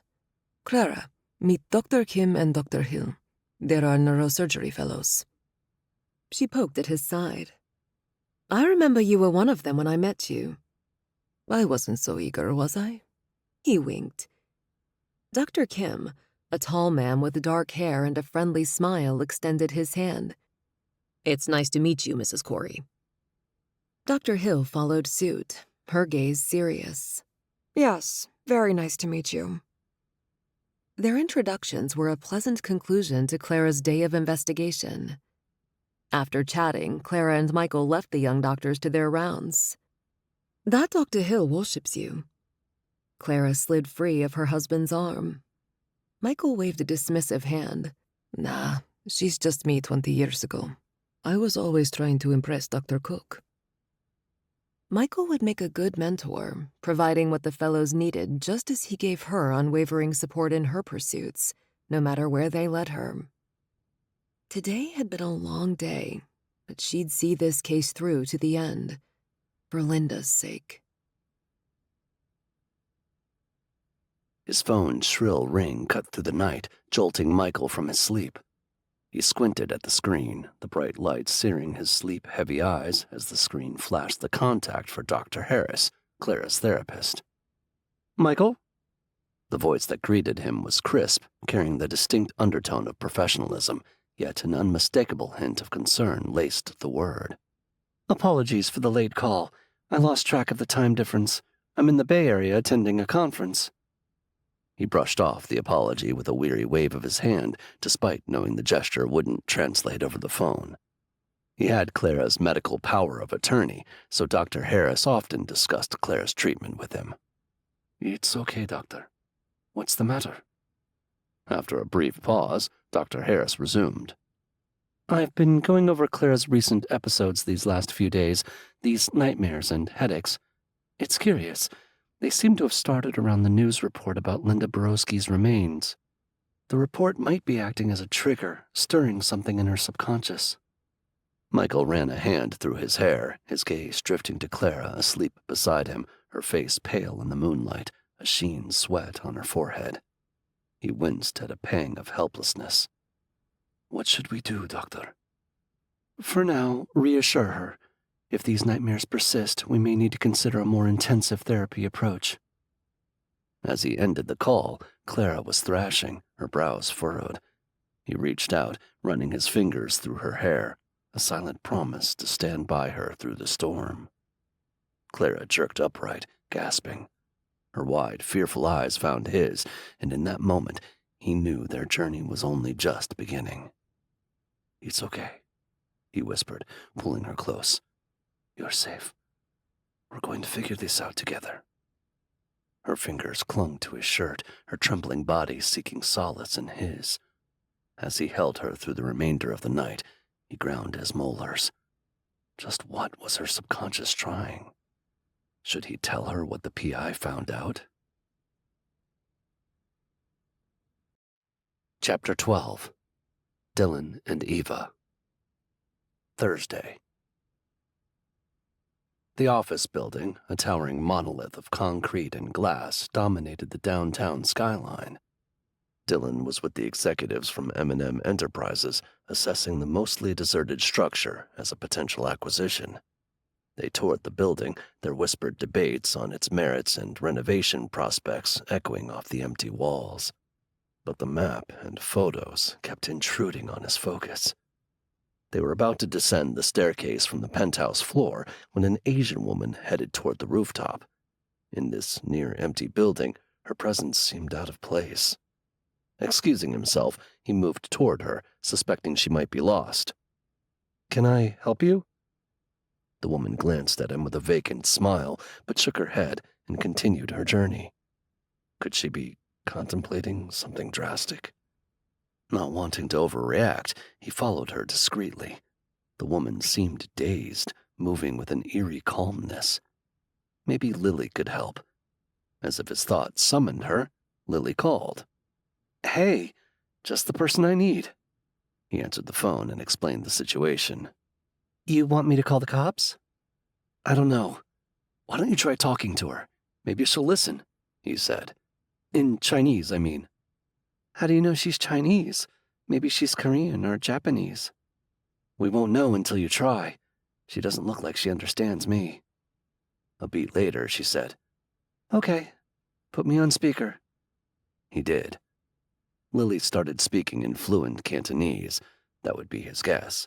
Since he didn't understand a word of it, he looked at the woman's face. There was a hint of something, like the woman recognized Lily's voice, which was impossible. The woman halted as if responding to a command. Her body then went limp, collapsing. He raced to catch her fall. "Lily, call 911!" While he held the woman, ensuring she was safe from the building's edge, he asked Lily what she'd said to her. She was talking to the 911 operator on another line, probably the hotel landline. "Hang on," she asked the 911 operator, then to him. "Just trying to calm her. She literally stopped when I told her to. So weird." "That's an understatement. She collapsed like a rag doll." "Thanks. Later." He hung up. As he waited for the ambulance, the reality hit him. Something was terribly wrong with the woman, and he'd stumbled upon it in the unlikeliest of places. When paramedics arrived, they rushed past him, their movements precise as they attended to her. "She's heavily sedated," one paramedic murmured. A police officer approached Dylan, pen and notepad in hand. When did he arrive? Dylan had no idea. Maybe the 911 operator alerted the police. He gave his statement, recollecting every detail, while another officer delved into the woman's purse, procuring her ID and a card for emergency contact. The officer raised an eyebrow. "Our emergency contact is a Dr. Michael Corey?" One of the paramedics turned. "Dr. Corey? The new chief of surgery? This must be his wife." Nestled in Mirror Estate's secluded guest house, Eva clutched her encrypted phone, Uncle Bill's voice barely more than a murmur in her ear. His words, though hushed, hummed with a heightened urgency that sent adrenaline through her. "They might start an investigation soon, against a known human trafficker." Layers of technology distorted his tone. Understood. I'll keep you posted. Her wavy dark hair hung around her face, tickling her cheeks as if to ease her pensive mood as she stared at her encrypted device. Eva opened Clara's journal in her other hand to reread the one entry. "Dear Journal, an odd day today. As I left my writing class, a man approached and flashed a badge identifying himself as Officer Bill. I inspected it carefully, in light of everything that has happened, and it appears to be genuine. The look in his eyes was sincere, if somewhat hard, like he'd seen more than his fair share of life's darker corners.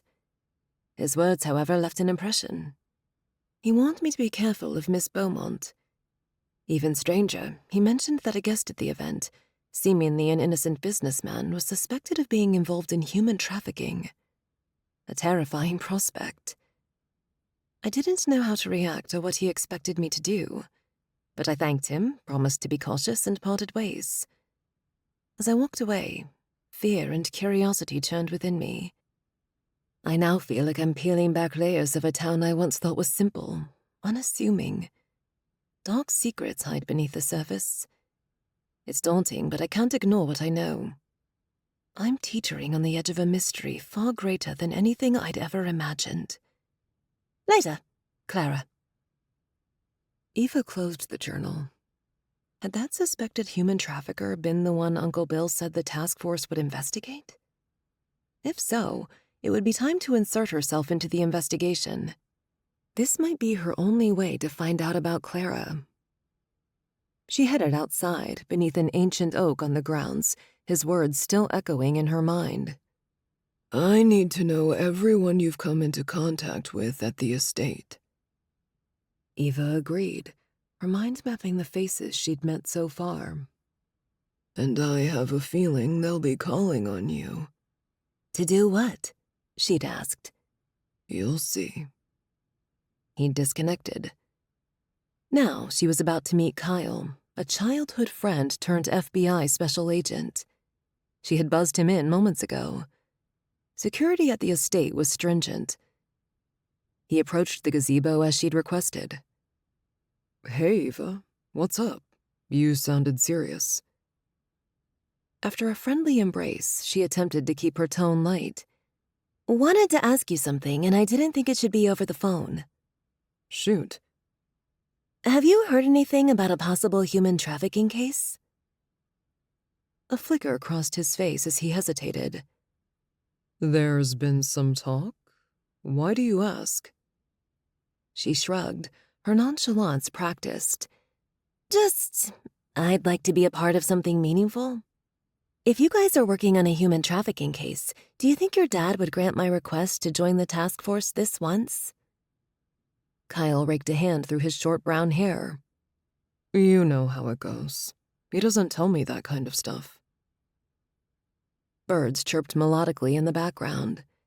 She kicked at a dried leaf in the dewy grass. Didn't he get you on the task force? That's only because of the last case with Lily. They had to read me in on some classified stuff. Since I've had dealings with the ghost, Anna nudged Dad to get me to stay on. Anna and your dad, are they a thing? Don't know. He hasn't said, and I'm not about to ask. Several gnats flew by, and he swatted them. She touched his arm, imploring. If it's a human trafficking case, you know there's a chance. I know. His hand covered hers. But we don't know if this case has anything to do with your aunt's abduction. So, there was a case.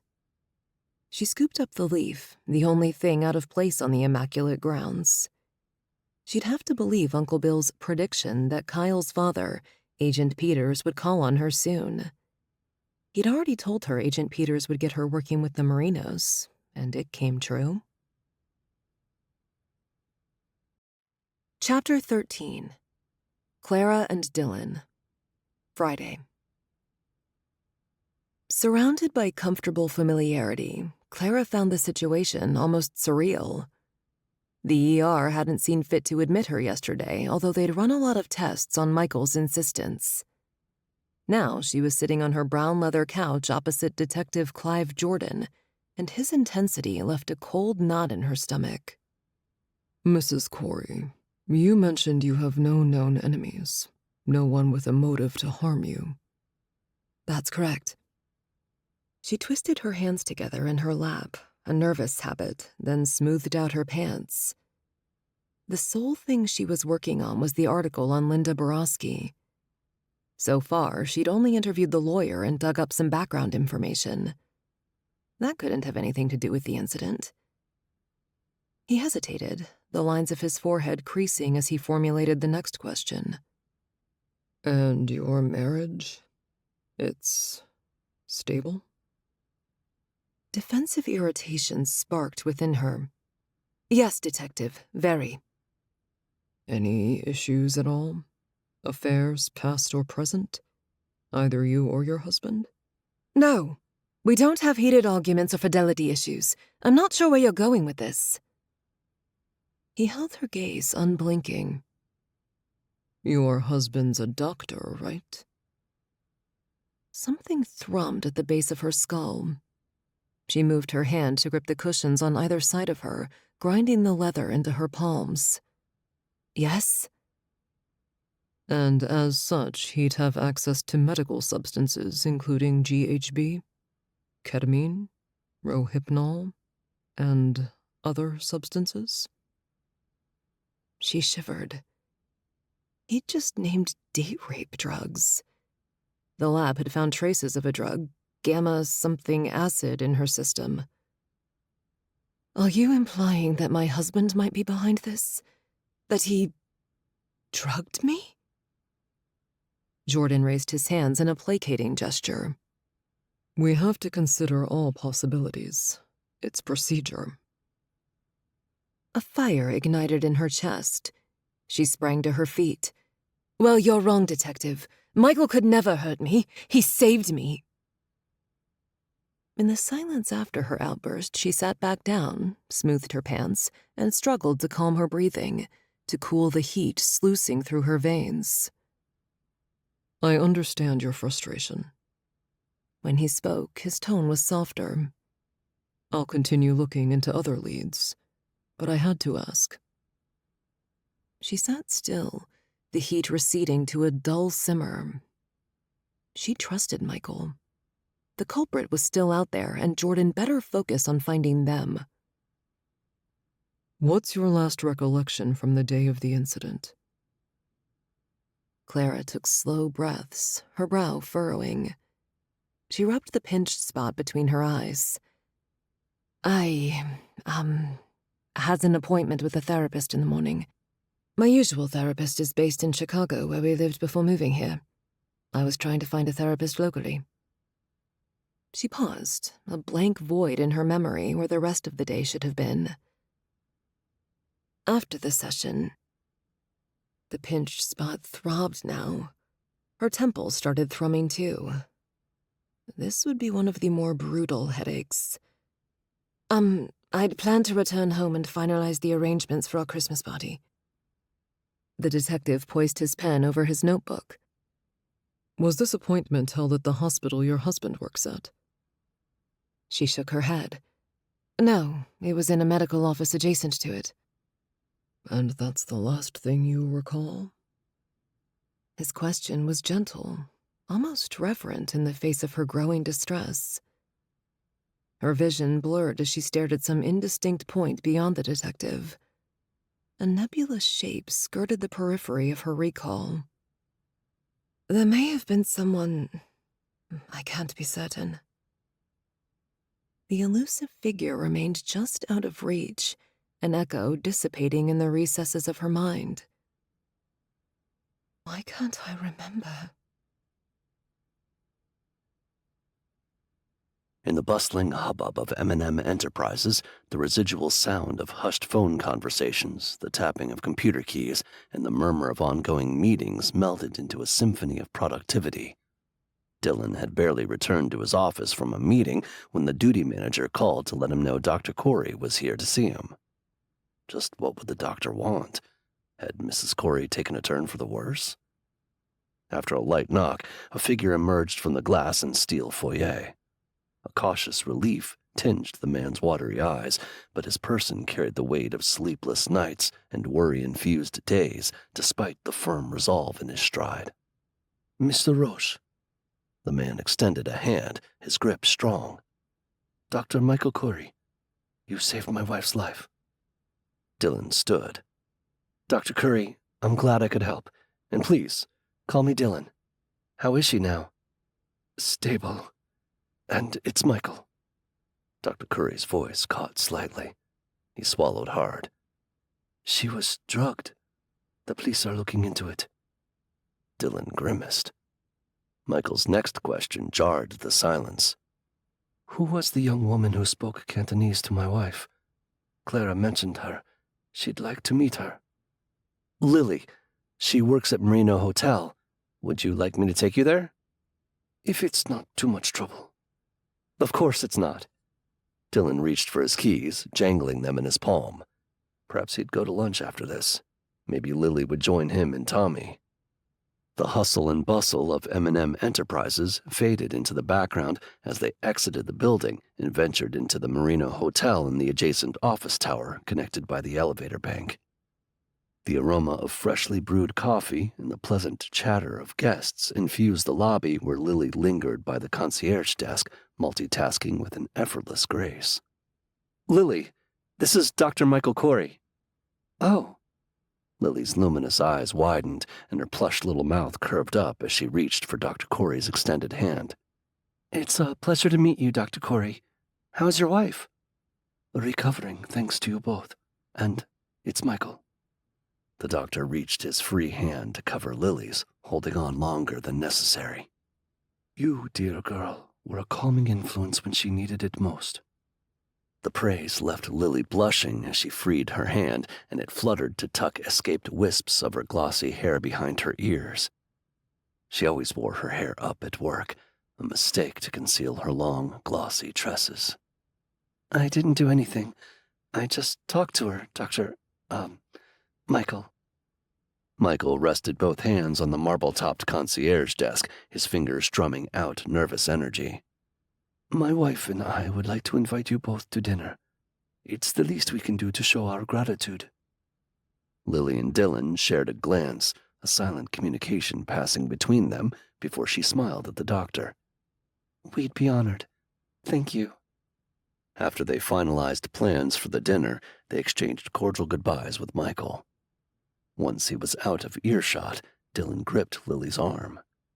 His wife was drugged. That's serious. Lily winced. "That's terrifying. If you hadn't stepped in, she might have... And it wouldn't have been suicide. It would have been murder." Neither of them spoke for a while. Not long ago, they were abducted and held captive. Another longer look between them conveyed a shared understanding, not getting involved. Chapter 14. Olivia, Kyle, and Ron. Friday. The ghost had summoned her. Why? The task force was just starting to review all the case files related to Ray Ho. Ron had someone talking to the local human trafficking unit. What did the ghost want now? The guards led the prisoner in, secured her, and left. Olivia clasped her hands on the cold tabletop. She'd always thought the ghost's eyes were the most intimidating. Today was no exception. "You asked to see me?" "There's an auction coming up." The ghost leaned back in the chair, her face devoid of emotion. "On the dark web next week." Olivia slid her phone from her blazer's pocket. "Can you be more specific? What day next week?" "I don't even know what day it is today. It's always on the weekends." "Where?" "I'm not finished." "Excuse me?" "The bidding will be online, but they will also host a local auction here." This disclosure was significant. An auction in the underworld of human trafficking. It was repugnant, yet invaluable in their ongoing investigation. Bracing her forearms on the table, she leaned forward and firmed up her features. "Do you know where it will take place?" In this secretive world, information was a precious commodity, often held close to the chest. A flicker of something, amusement, crossed the ghost's serene face. "I can't do all the work for you. You might want to try Ray Ho's local lieutenant, John Liu." Olivia swallowed.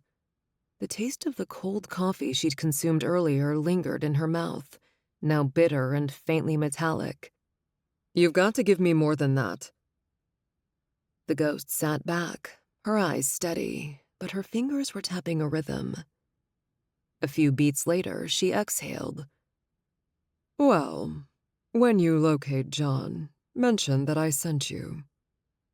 Olivia frowned. "I don't work for you." In a sense, you do. If you want his cooperation, you'll do as I say. If this was the way to get to Ray Ho, Olivia could do that. But would Ron go along with it? He was the one in charge, even if the ghost would only talk to her. Olivia took a breath. I'm only a messenger, nothing more. She stood up, smoothing out her coat. Thanks for the tip. We'll do our best to use it. The ghost nodded, her face a still mask. As Olivia moved toward the door, she could feel her gaze following her. The door slid shut. It would be nice if the team could put someone on the inside, and better yet, have someone else go in as a bidder.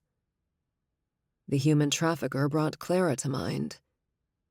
If Eva were correct, the abduction had happened 20 years ago, and the odds were against finding her. But Olivia promised to look into it, and so she would. What happened to you, Clara? Later that day, Olivia entered the squad room to the low buzz of voices. Sunlight slanting through the blinds striped the shiny furniture and gave the place an institutional feel. Even with its brightness warming the place, a tense chill lingered. As she headed over to Ron by Tanner's desk, everyone started looking her way, and the room went from chatty to dead quiet. We're all waiting to hear the latest.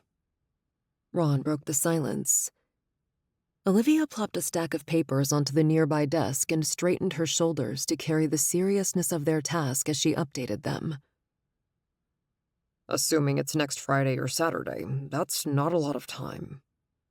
Ron signaled for Hernandez to start a new electronic whiteboard.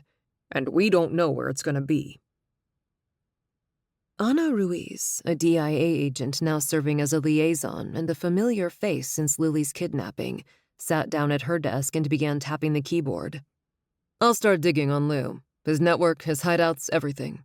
Tanner and I can work through his known associates. We'll also revisit all the evidence and the witnesses and unsubs in Lily's case. Tanner, Ron's senior agent, sat back down at his desk, picked up the phone, and put in a request. Olivia asked Hernandez to bring up everything they had on Lily's case on the big screen. Of course, they would re-interview and follow up with all the unidentified suspects in the previous case. The human trafficking unit should have sent over all the pertinent documents. We need all the information we can get. Ron stared at the screen, now filled with images of statements, arrest records, etc. of Lily's case. Simon watched all the discussions, though he didn't voice his thoughts. Ideas? I will talk to this Liu character. Olivia clenched and unclenched her fists. I'll ask around the Chinese restaurants and shops, discreetly. She was still an intelligence operative, but she wasn't a field agent. Since Ron was in charge, she'd need his okay. She cocked a brow at him, waiting. His subtle nod gave his approval. All right, folks. We need to attack this from all angles. Hernandez, can you delve into the dark web? Scour for any leads. Definitely. Hernandez's hands were already working their magic on his laptop. Olivia, I might need some assistance. Tanner held the receiver in his hand, ready to place another call. I'll reach out to our contacts in the human trafficking division. They might have additional intel. As the team members delved into their roles, Olivia glanced at Simon. She had another idea, a bold one that involved Eva. While risky, it could provide them with an edge. We should have Simon pose as a bidder. Me? Simon raised his eyebrows. I can't be undercover. I'm not trained. And I was a senator. People will recognize me. Exactly. Now that you've resigned, you can be, shall we say... She formed air quotes as her lips twitched. Bored? Right. Simon's eyes glittered. A man of my age, now jobless, perhaps I am looking for a little excitement in my life. His comment provoked stifled laughs, while Anna's smile widened into an outright grin. You'd make a convincing bidder, Simon. I mean, your engagement to Olivia isn't public knowledge yet, right? The media hounds are none the wiser. Tanner then gestured theatrically as if parting an imaginary curtain, his voice taking on the dramatic flair of a newscaster. Ex-senator resigns. Hidden involvement in underground minor auction. More laughter erupted, Anna chiming in amidst her chuckles. The press would be on you like bees to honey. Simon feigned a look of horror, holding a hand to his heart. Now you're tarnishing my sterling reputation. Don't sweat it, Senator. Kyle winked. I'll be there covering your back. All right, settle down, commanded Ron. Olivia cleared her throat. I also propose an agent on the inside. The room fell silent at the severity of her suggestion. The risks were tremendous, yet the potential reward could be a game-changer. An undercover agent could offer us a first-hand account of the proceedings. Anna tucked her curly bob away from her face. It could be the breakthrough we need, as long as we can assure their safety. Ron waved. Elaborate. She breathed in deeply. I was, thinking we need a fresh face. Young, attractive. No. Simon stiffened. Not Lily. Ron let out a low whistle. I don't think she meant Lily. She did say agent. Who do you have in mind? Eva. Who? Several asked. Olivia waited for Ron to answer. When Olivia met her, Eva had introduced herself as Ms. Carroll's personal assistant, which hadn't felt right. And Olivia's intuition had proven correct after she'd checked with her old contacts. I'll think about it. Ron pursed his lips. She's currently in an undercover operation. We'll need to plan this, but I agree. A two-pronged approach might be our best shot. After the meeting, Ron pulled Olivia aside. Want to tell me how you knew? She shrugged. It takes one to know one. I was in deep cover for half my life. Who else knows? I didn't tell anyone. Not Simon, not Lily. She gathered her long hair away from her shoulders, smoothing it into a loose ponytail and letting it go. I don't know what your objective is, but Dylan's a good kid. And you're the one who told me Miss Carroll had never been involved. By the way, the ghost wants me to talk to Liu. Why? She said this would be the only way to get his cooperation. I'll be able to speak to him in his dialect to make him more comfortable and therefore more willing to cooperate. I see. He clapped his hands and rubbed them together in his let's get this done gesture. All right, let's get to work. But he didn't answer her question about Eva. What are you really up to, Ron? The meeting had just ended, but its potential implications jarred Kyle. Eva? Joining the task force? Even if temporary, he'd not anticipated this. He moved away from the team mobilizing, pulled out his encrypted phone, and dialed her number. As he waited, he stood at the office window, the cityscape serving as a backdrop to his anxious thoughts. They'd been best friends as long as he could remember, so how could he handle her joining this dangerous mission? Kyle? Her voice crackled through the line. Hey, Eva. He forced a casualness. Olivia knows you're undercover. How? I don't know, but she, mentioned you during the meeting. Silence. Then her throat cleared. And Dad might be open to reassigning you for a while. Another pause. Longer this time. Really? Yeah, really. He ran a hand through his hair. Just be careful. This isn't some kind of game. It's dangerous. I know. Her voice softened in stark contrast to the steely determination girding it a moment earlier. I'll be careful. I promise. He let out a long, low breath, staring at the cityscape. For Eva's sake, he hoped she could keep that promise. After the briefing, Ron joined Anna far from the preparation noise. Talk to me about the ghost contacts. What have you found? She tapped her phone, her brow creased. I've gone through all the lawyers, all legit. Olivia posed as a lawyer once to get to her, so that name, Jade Wong, is good. However, there's this one guy, Adam O'Shea. He rubbed the back of his neck. The name didn't mean anything to him. Who's he? That's the thing. I can't find anything about him. No social media presence, no footprint, nothing. Yet he's on the approved visitors list. He moved his hand up from the prickles at his nape and through his hair. I thought everyone on that list had to be vetted. They do, technically. Anna shrugged and rolled her eyes. But you know how things can be. Sometimes people slip through. Ron nodded. Look into it, Anna. Will do. She strode back to her laptop, already on it. Chapter 15. Eva. Friday. Settled in with her homework, Eva opened Clara's journal. Dear Journal, these galas are going to be my undoing. Tonight's spectacle again offered that wild mix of work and fun that makes these things so thrilling, but my attention remained anchored on one person, Miss Beaumont. My interactions with her had always been cordial, even pleasant, but since Officer Bill's warning, I started looking at her with new eyes, the eyes of suspicion. Tonight felt like I was tiptoeing around a mystery, a riddle I must solve. Amid cocktail dress-clad women and tuxedoed men, I noticed a young Chinese man speaking with her. I decided to listen in, taking cover behind a group of giggling debutantes. The man, Ray, was describing Shenzhen with an infectious enthusiasm.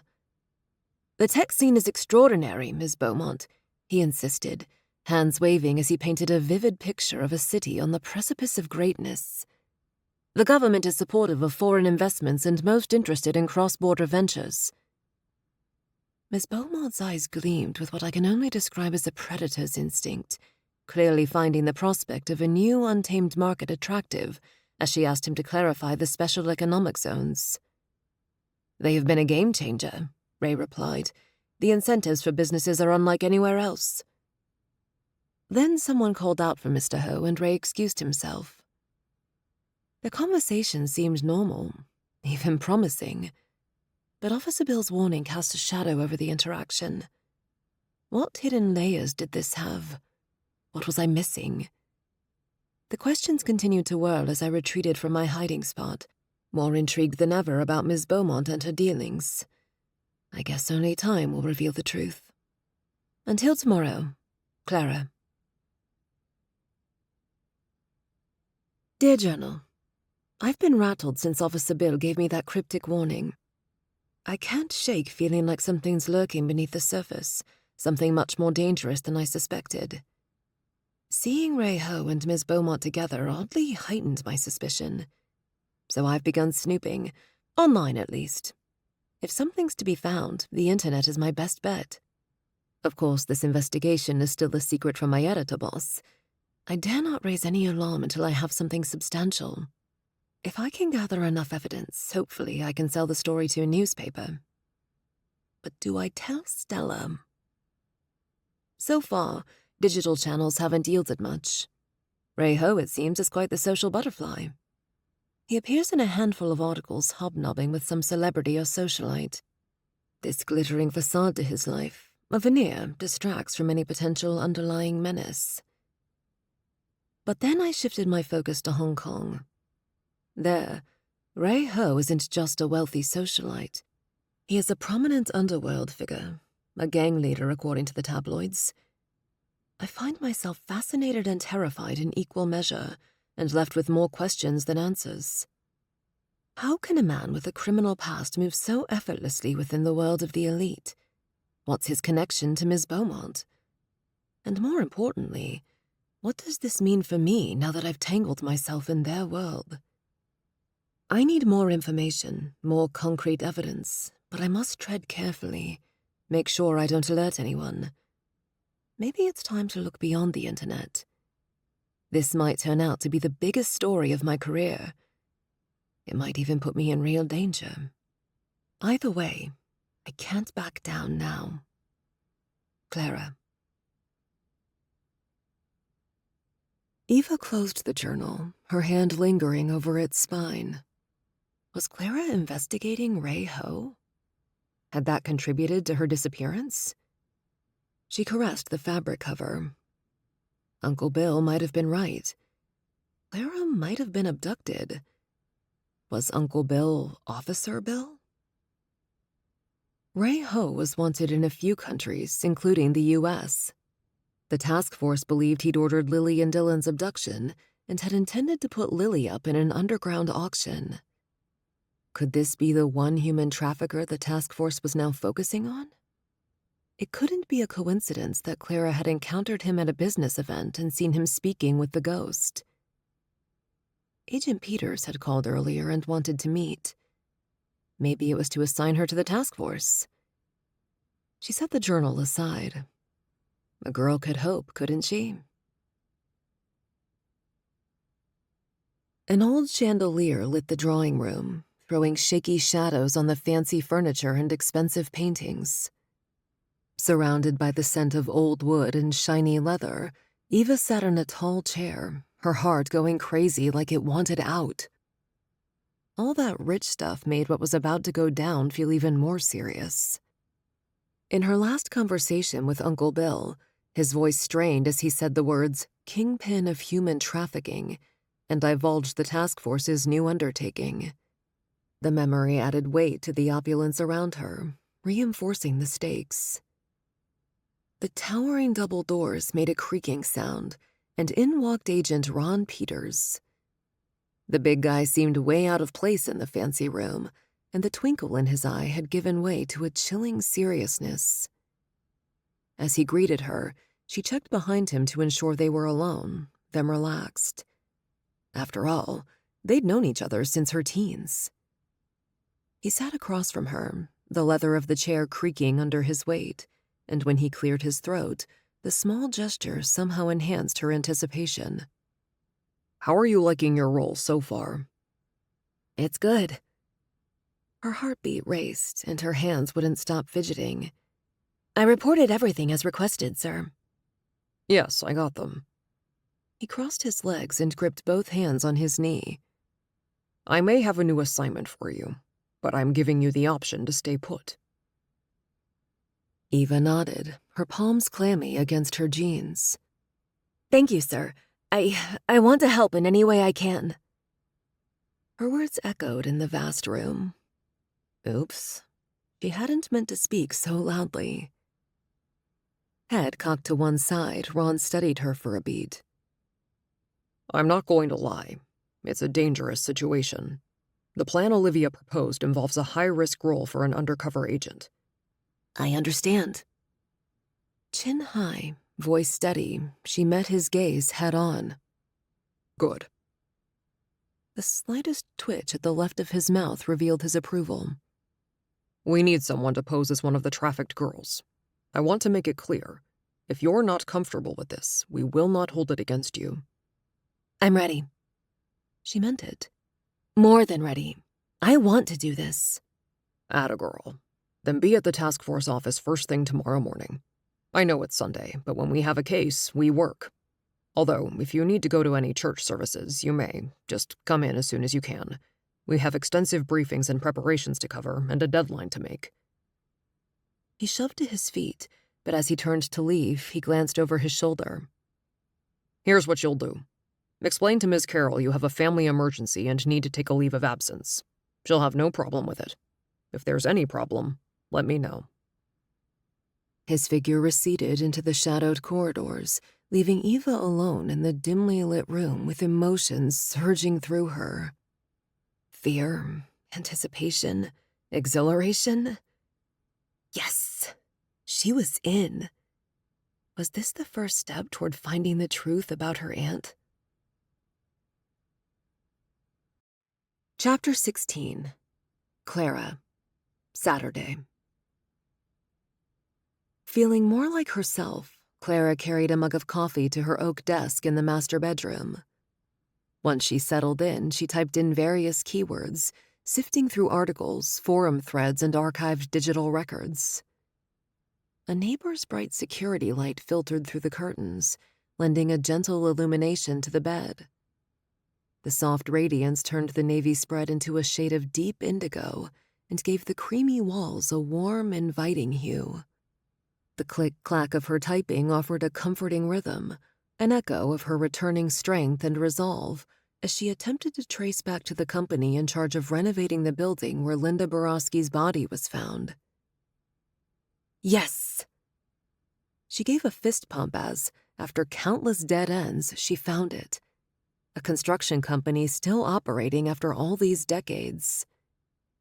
Her heartbeat quickened and her lips curved up. She dialed the number. Their website said they were open on Saturday. The phone rang 3 times before a woman answered, crisp and professional. Goodman Construction, this is Marlene. Hello, Marlene. I'm Clara Corey with the Christian Living magazine. I'm researching the Linda Borowski case and wondering if you might have records or employees from the time. About 20 years ago? You guys were working on a project, the old Lawson building? Papers shuffled on the other end. 20 years ago. Most of the employees from back then have long since moved on. The only person who's been here that long would be Mr. Goodman himself, the owner. Is there anything specific you're looking for? Clara's breath caught in a sudden lurch. Yes, actually. Would it be possible to speak with Mr. Goodman? As I said, it's about the Linda Borowski case. I believe he might be able to help. Marlene paused again, this time longer. I'll have to check.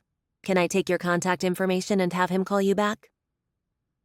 Clara agreed and provided her details. Jittery as she ended the call, she sprang to her feet and paced to the bedroom window. She opened it to the warm breeze, breathing deeply of the roses beyond as she grounded herself. Was she getting closer to uncovering what happened to Linda Borowski? Or was this the end? And why did it feel personal? The familiar doorbell chime sent a soft echo through Clara's home. An unusual tension twisted her stomach as she approached the front door, unsettled by the unexpected visit.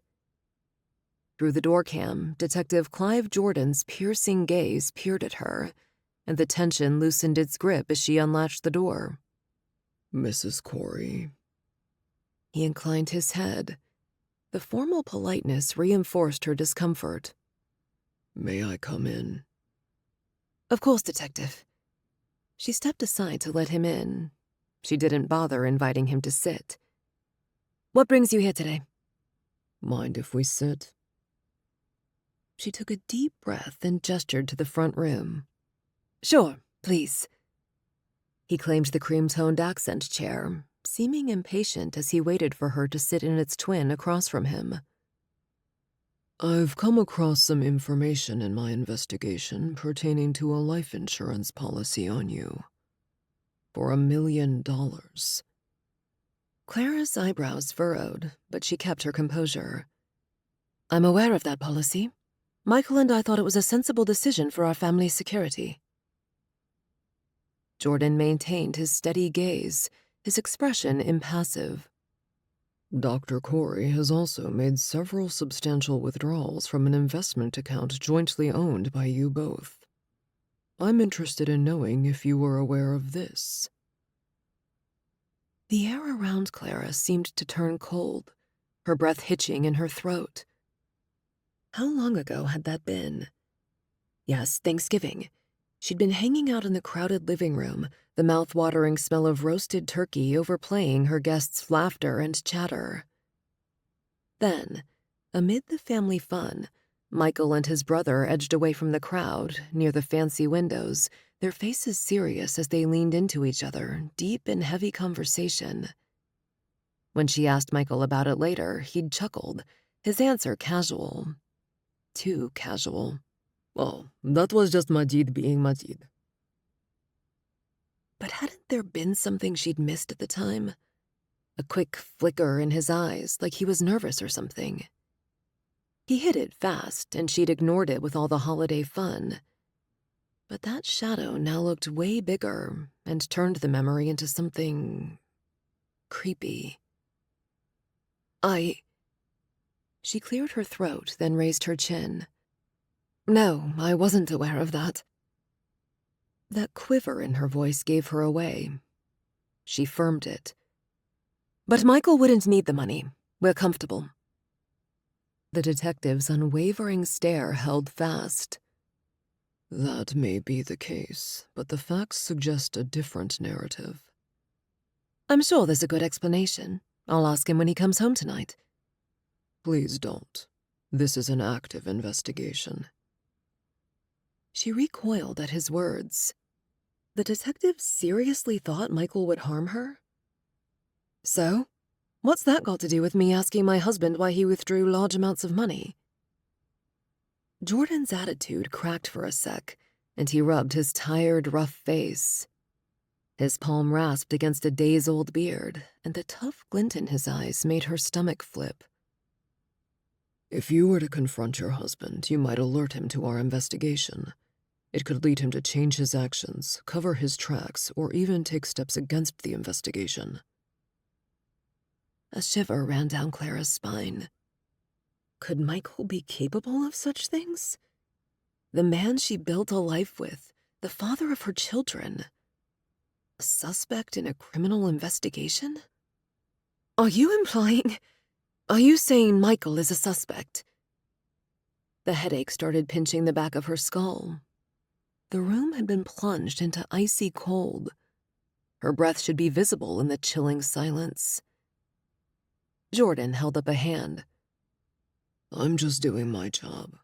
Right now, we are following the evidence. But it's absurd.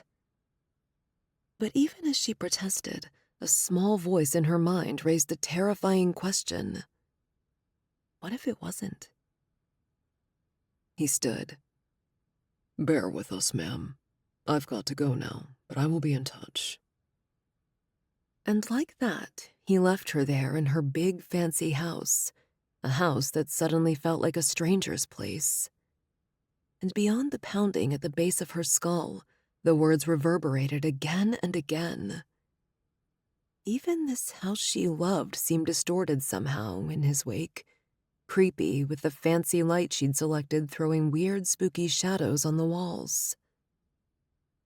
No, Michael had nothing to do with this. There had to be a reason for the withdrawals. Scene break. Later that evening, Clara hunched over her laptop on the kitchen island. Michael sat across the room in a reclining chair watching TV, Jason at basketball practice, Faith in her room. Another ordinary evening. Dad, where are you? Faith yelled from upstairs. He's down here watching TV, Clara hollered back. In a rush of thumps and footsteps, the teenager bounded down the stairs. Hey, why didn't we tour Northwestern before we moved? Clara stifled the urge to roll her eyes. Do you know how expensive the tuition is? Oh, she'll get a scholarship. Michael put down the recliner's footrest and pushed to his feet to wink at their girl. Right, sweetie. When you get that, we'll talk. But shouldn't we tour the campus? Fifi, I never toured any college campuses. I went with the one that offered me a full ride. He's right. Clara shut her laptop, spinning the bar stool to face them. You've got to be practical. Not that the words practical and teenager meshed well. Seriously? That's your solution? Faith raised her eyebrows, turning to look at Clara and Michael back and forth. Guys, that's not how we do things these days. How do I know if I'll fit in? Well, go ahead and apply. Michael passed her, patting her shoulder on his way to the fridge. If you get in and get a scholarship, we'll go toward the campus and visit friends. Faith uttered some unintelligible words as she ran up the stairs while Michael poured filtered water from the fridge. Clara spun back to reopen her laptop. As she scrolled through their bank statements, she fixated on the large withdrawals. They never had money issues, so why this sudden need for liquid cash? Michael. He raised his glass. Want one, hon? No, How could she put her question delicately? She blinked at the screen again, the numbers seeming to mock her. What about what Jordan said? Had she promised or just not responded? She shook her head, forcing a tight smile. Never mind. Michael gave her a puzzled look, swigged the last of his water and rinsed the glass, but he didn't press her. She returned to her screen. The detective's words thudded in her head, the headache she'd been fighting all day, insisting on returning. Don't let anyone know our progress. A cold stronger than that ice water coiled in her stomach. Was her husband a suspect? Of course not. How outrageous even to think it. And yet, the question tainted her otherwise peaceful evening. She glanced at Michael again, her heart heavy. How am I going to prove him innocent? And what did he and Majid talk about? Chapter 17. Eva. Sunday. Eva's heart started pounding when she walked into the task force office. From the outside, it looked like nothing more than a warehouse, but man, inside it was alive. Energy practically pulsed in the air. A strong coffee scent added vitality to the whispering in the background, and a cool techie vibe provided the buzz you only get from computers humming away. Kyle's welcoming grin eased her nervous excitement. With a hand on her back, he led her deeper into the operations epicenter and leaned closer to tease. Welcome to the Hive. Rapid intros followed. Tanner, an experienced agent with a rugged look and eyes that said he'd seen a lot. Hernandez, a tech whiz with restless fingers and circles under his eyes that said he'd spent too much time lost in his glowing screens and data. Anna, a DIA agent and acting liaison with poised shoulders and alert posture that said she was crazy smart.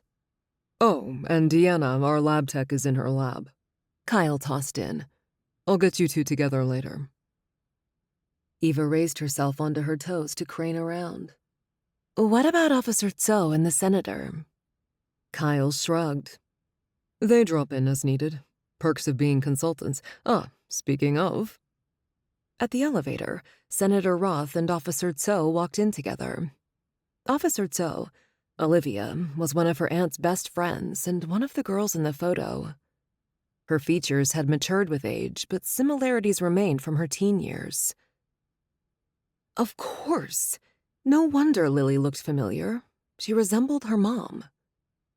They both greeted her and welcomed her to the task force.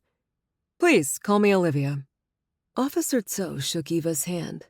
I'll talk to you in a bit. Why don't you get settled and read up on the case? Sure thing, Eva said. As Tanner ushered her toward a temporary desk and handed her the login credentials, a profound sense of purpose steeled her. She was here, on the precipice of something that mattered, something that could make a difference. This was it, the start of her journey with the task force, and she couldn't have been more ready. Then she stifled a gasp. The trafficker was Ray Ho. Hunched over her temporary desk, Eva immersed herself in Ray Ho's files. A knot tightened in her gut. If her aunt had fallen prey to this network, Eva didn't want to speculate on her survival odds. Could she hope the police's initial assessment was correct? Hope her aunt had run away? Hope she was somewhere out there, safe, oblivious to this nightmare? No. She quashed that thought with an indomitable resolve. She wouldn't allow fear or wishful thinking to sway her. I will find out what happened to you, Aunt Clara. Whatever it might be. An hour later, she plopped down at the conference table across from Olivia. The intelligence officer appeared relaxed, her hands resting on the table, her gaze steady and lips curved like she knew they were about to dive into something big. Her not-so-stiff look lightened the room's serious vibe. Eva, Olivia said. We're in the process of getting more intel on the whereabouts of our target, Ray Ho. Credible intel indicates there is an auction in 5 or 6 days. We need you to go undercover. The local human trafficking unit will help insert you as one of the girls being trafficked. Eva nodded. It's going to be dangerous. Olivia folded her hands on the table and leaned over them. You need to be ready, but we've got your back. Eva swallowed, forcing her fear down. I understand. I'm ready. I'm going to be your handler. The local unit has a confidential informant, a CI, who will be your inside contact. If I need to communicate with you, it'll go through him. If you need to communicate with us, you'll do the same. Ordinarily, we'd set you up with a wire and earbuds, but in case they have you change clothes or something else, we won't risk it. Speaking of, I hope you're prepared. Since it's an auction, there's a chance they'd want to pretty you up. That's why we're communicating the old-fashioned way. Yes, ma'am. All right, then. Olivia stood. Go study your cover identity, backstory, and related information. It'll be your defense against exposure as an agent. Yes, ma'am. Eva rose as well.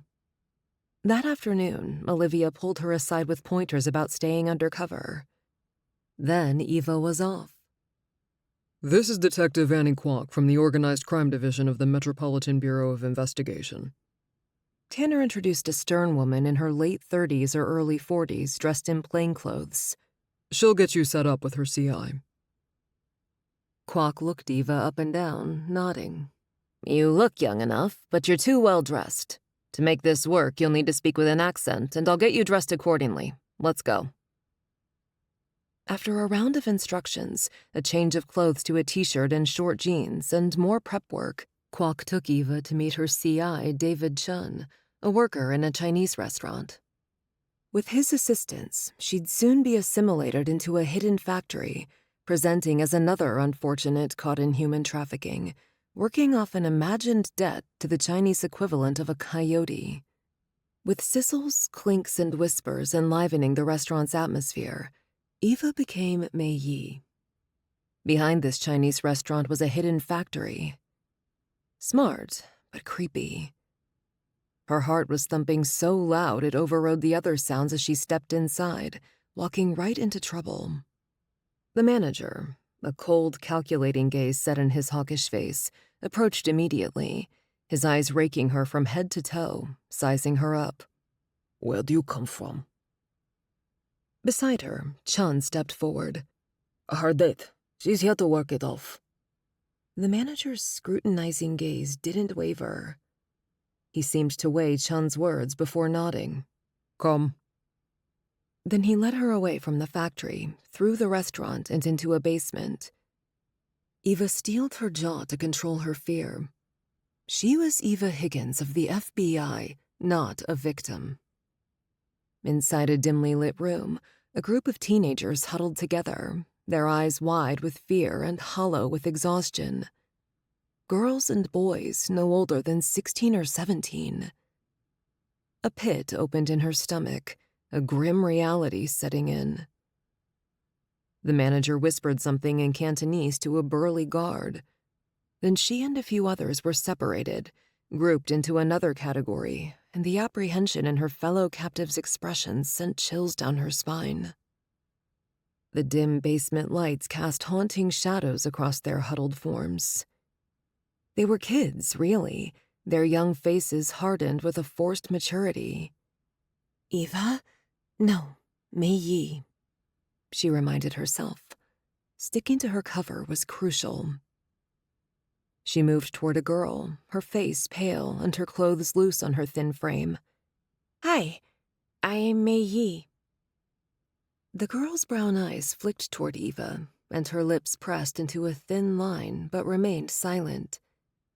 It's my first day, Eva confessed, hoping her vulnerability might build a bridge. The girl gave a stiff nod. Ling. Eva pressed forward. Do you know what we are supposed to do here, Ling? The girl let out a bitter laugh. Survive, Mei Yi. Just survive. Chapter 18. Dylan. Sunday. Dylan paced his apartment living room, a sleek, modern space with an expansive view of the Orlando cityscape.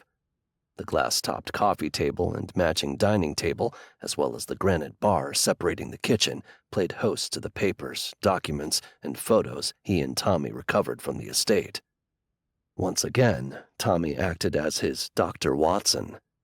Tommy now hunched over the map, its edges worn and faded, its lines and words barely decipherable. Forking his fingers through his hair, pulling at the roots, Dylan joined him. He reached out and traced his index finger over the faded lines and smudged words, squinting to make out any meaningful information. He'd already pulled up a topographical map on his laptop, the screen's brightness turned to the max to help align the old map with the crisp digital version. His brow furrowed, the crease pinching as his focus intensified. Across the table, Tommy now directed his attention to the stack of black and white photos. He picked one up, his fingers framing the fragile edges. "Dylan, is this your grandfather?" Tommy extended the photo toward him. Dylan frowned at a man he bore an uncanny resemblance to. "Could be. I can't say. I've never seen a picture of him when he was young. Wait a minute." He grabbed the photo. "I wonder if this is my cop grandfather. They all said I looked like my dad. I can't imagine this is my mom's father. But if so, why would his photo be with these other ones?" "No clue. Could be he was undercover." A mystery for another day." He handed the photo back and returned to the maps. "This is impossible. I don't even know if it's a full map, and I can't see any obvious landmarks or directional signs." "What about the people in these photos? They must be significant somehow." But were they? He pushed to his feet, frustration driving him to pace again, the soft living room carpet giving way beneath his bare soles. "Maybe, but unless we can identify them, they're not much help." "What's the deal? I understand the pictures. You want to know about your ancestors. But the map? What gives? It's not like you need more money. Who cares where they buried the treasure?" "Seriously?" Dylan pivoted and stalked to his friend. "Dude!" He shook a finger in Tommy's face. "You know I'm not doing this for money. I don't want my aunt to get the treasures. Why else would she want to live on the estate grounds?" "Tone it down, man. Tommy wasn't the enemy." Sorry, dude." Tommy waved. "Don't sweat it. And beats me. She's a psychopath. Anyway, what's your plan? How do we go about locating it?" Dylan returned to his side of the table, hands braced alongside the map, the shadow of his head showing the mess he'd made of his hair. "My grandmother might know the people in the picture, but she might not know about the map. Even if she did, she wouldn't tell me. She never wanted me to get involved in the old family criminal business." He pushed himself upright and smoothed down his hair as if a calm presentation could calm the thudding in his chest. Didn't work. "Max, the loyal butler, major domo, might know something. I'll ask him. But Father Phil..." "The priest might be able to help." Dylan gripped Tommy's arm. "Did you know he was a Navy SEAL before answering the call? Do you think the Navy teaches the SEAL to decipher these maps?" "You're asking me? How would I know?" "Right. I'll ask Father Phil." He grabbed his keys and followed his Watson to the door. "You coming along or heading out?" "I'll leave it to you. I got a big day tomorrow." 40 minutes later, he was back at the chapel again. Only yesterday, he was here for the evening mass with his grandmother. The big trees were like old friends, and their leaves seemed to whisper stories about the old days. He could almost see ghostly images of his family from way back, laughing and hanging around. He had to shake his head to snap out of it. Since he got here months ago, he'd had this creepy feeling someone was watching him. It never went away, especially when he was walking to the chapel by himself. His steps slowed near the chapel, the old stone structure a testament to the years gone by. Father Phil was standing by the entrance as if he knew Dylan would be here. "Dylan." The priest's eyes crinkled at the corners. Miss me already? Dylan returned to the smile. What can I say? Your homily is very deep. Good to hear. He held up the rolled parchment. I was hoping you could shed some light on this, Father. The priest motioned Dylan inside. They settled in the rectory, ensconced with the musty scent of old books and well-worn wood. The stained glass windows painted a kaleidoscope on the stone floor. When Dylan unrolled the map on the wooden table, his fingers smoothed out the creased parchment. Father Phil stood over it, peering at the lines and markings. This is unusual, he said after a long silence. I recognize some landmarks, but the overall layout, it's not accurate, as if it's meant to confuse or mislead. Dylan's shoulder slumped. He rubbed the back of his tense neck. Great. Here, I was hoping for a breakthrough, and you've given me more questions. Are you sure, Father? Father Phil gave him an empathetic look. I'm sorry, Dylan, but this isn't even a full map. These notations here, his thick index finger thudded 3 spots. I believe they're codes. You'd need a code breaker to decipher. It's designed to keep its secrets well guarded. Dylan cocked his head. Code, you say? Perhaps I should be more intrigued than disheartened. The thing's a true puzzle, one my ancestors left behind. And while he had yet to unlock its secrets, he'd find the key to solve it somehow. I'd need the code breaker and the rest of the map. Is that what you're saying? I'm afraid so. See here. The priest pointed to a triangle. This tree's close to where you located the box, but then this, he outlined an oblong shape, should be the pond. But that's not where it is. It should be closer to the estate. Correct. So not only is this not drawn to scale, but it's also misleading. I'm sorry. That's okay. Thank you, Father. Chapter 19. Clara and Faith. Monday. After her peaceful morning prayers, Clara trusted Michael hadn't done anything wrong. She needed something solid to hold on to, an anchor in a storm, and prayer lifted the weight off her shoulders. Now she had to find the right time to ask him. Pushing those thoughts aside, she refocused on Linda Borowski. As she reviewed her work, she gasped. Engrossed in Linda's death, Clara overlooked Linda's life. Understanding Linda as a person might help uncover the circumstances of her death. With her newfound determination, her fingers danced over the keyboard as she hunted for traces of Linda's past. Then she picked up the phone, calling the police station for another round of questions. Officer Johnson, please forgive me for pestering you. This is Clara again, from Christian Living magazine. Good morning, Clara. Yes, I remember you. How may I help you? I'm still on the Linda Borowski case. I'd like to know more about her. Can you help me? After a pause on the other end, Johnson replied, Sure, I'll see what I can share with you from the files. Phone music overtook the line before Officer Johnson returned. I have something. His voice seemed higher, hinting at excitement. Borowski was a student at Orlando University enrolled in the business school. Jackpot. Thank you, officer. I appreciate the tip. You bet. Best of luck with that. She hung up, then grabbed her keys to head over to the big Orlando University campus. Maybe wandering the halls Linda used to would help. Shortly later, she parked under a big oak tree on the campus. Lit up by the sun, the brick buildings looked fancy but friendly. Students clustered together, sat reading alone, or hurried to class. The whole scene felt kind of homey, but a weird déjà vu hit her. She shook off the uncanny sensation, clutched her tablet and purse, and stepped out of the car. Inhaling the scent of freshly cut grass overplaying the faint aroma of coffee from a nearby cafe, she moved toward the administrative building. A cool blast of air conditioning and the quiet hum of productivity met her as she approached the reception. A young woman offered a welcoming smile and pushed glasses up her nose. May I help you? Clara checked the woman's name tag, Stacy, then took a deep breath, steadying herself. I hope so. My name is Clara Corey, and I'm researching a former student named Linda Borowski.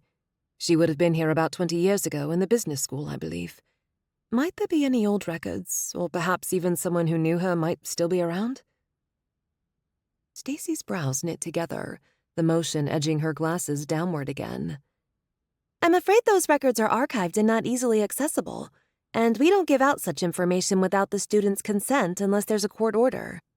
And as for Ms. Borowski's acquaintances, most of them have likely moved on if it's from as long ago as you say. Clara nodded. I understand. Thank you anyway. Stacy slid off her glasses and wiped them, crinkling her nose. You know, you might try speaking with Professor Evans. He's a professor emeritus, but he's here teaching a course. He's been here forever and knows practically everyone. He might remember something. Yes, a lead. That sounds like a great idea. Where can I find him? Armed with directions to the professor's office, Clara thanked her before heading off. The déjà vu hit her again as she navigated the hallways. The feeling only intensified when she met Professor Evans, an affable older man with a warm smile and a shock of white hair. After a brief introduction, he frowned at her. Were you in one of my classes? I don't think so. Was the only way to answer honestly. Why did she feel like she knew the campus so well? She didn't remember this professor, but something about him felt familiar. Did she go to college here? Oh, well, I've taught so many students over the years. Probably got you mixed up with somebody else. Why don't you come into my office and tell me what I can do for you? In a cluttered back cubbyhole, he gestured for her to sit. He listened as she repeated her story, his eyes clouding over. Linda Borowski, he murmured. The name sounds familiar, but 20 years, you say? As I said, I taught so many students over the years. Clara tapped her phone a couple of times to locate the photo of Linda she'd downloaded from the internet earlier. She presented it to the professor. This is her. He studied the photo. She does look familiar, or rather, did. He returned the phone. You know, I'm pretty good with faces, not so much with names. If memory serves, she always hung out with that student from Hong Kong who I thought was you. Isn't that the darndest thing? The Orlando Christian Academy cafeteria was a simple place, really. Just long tables, benches, a spot to grab food, and a big notice board displaying school stuff.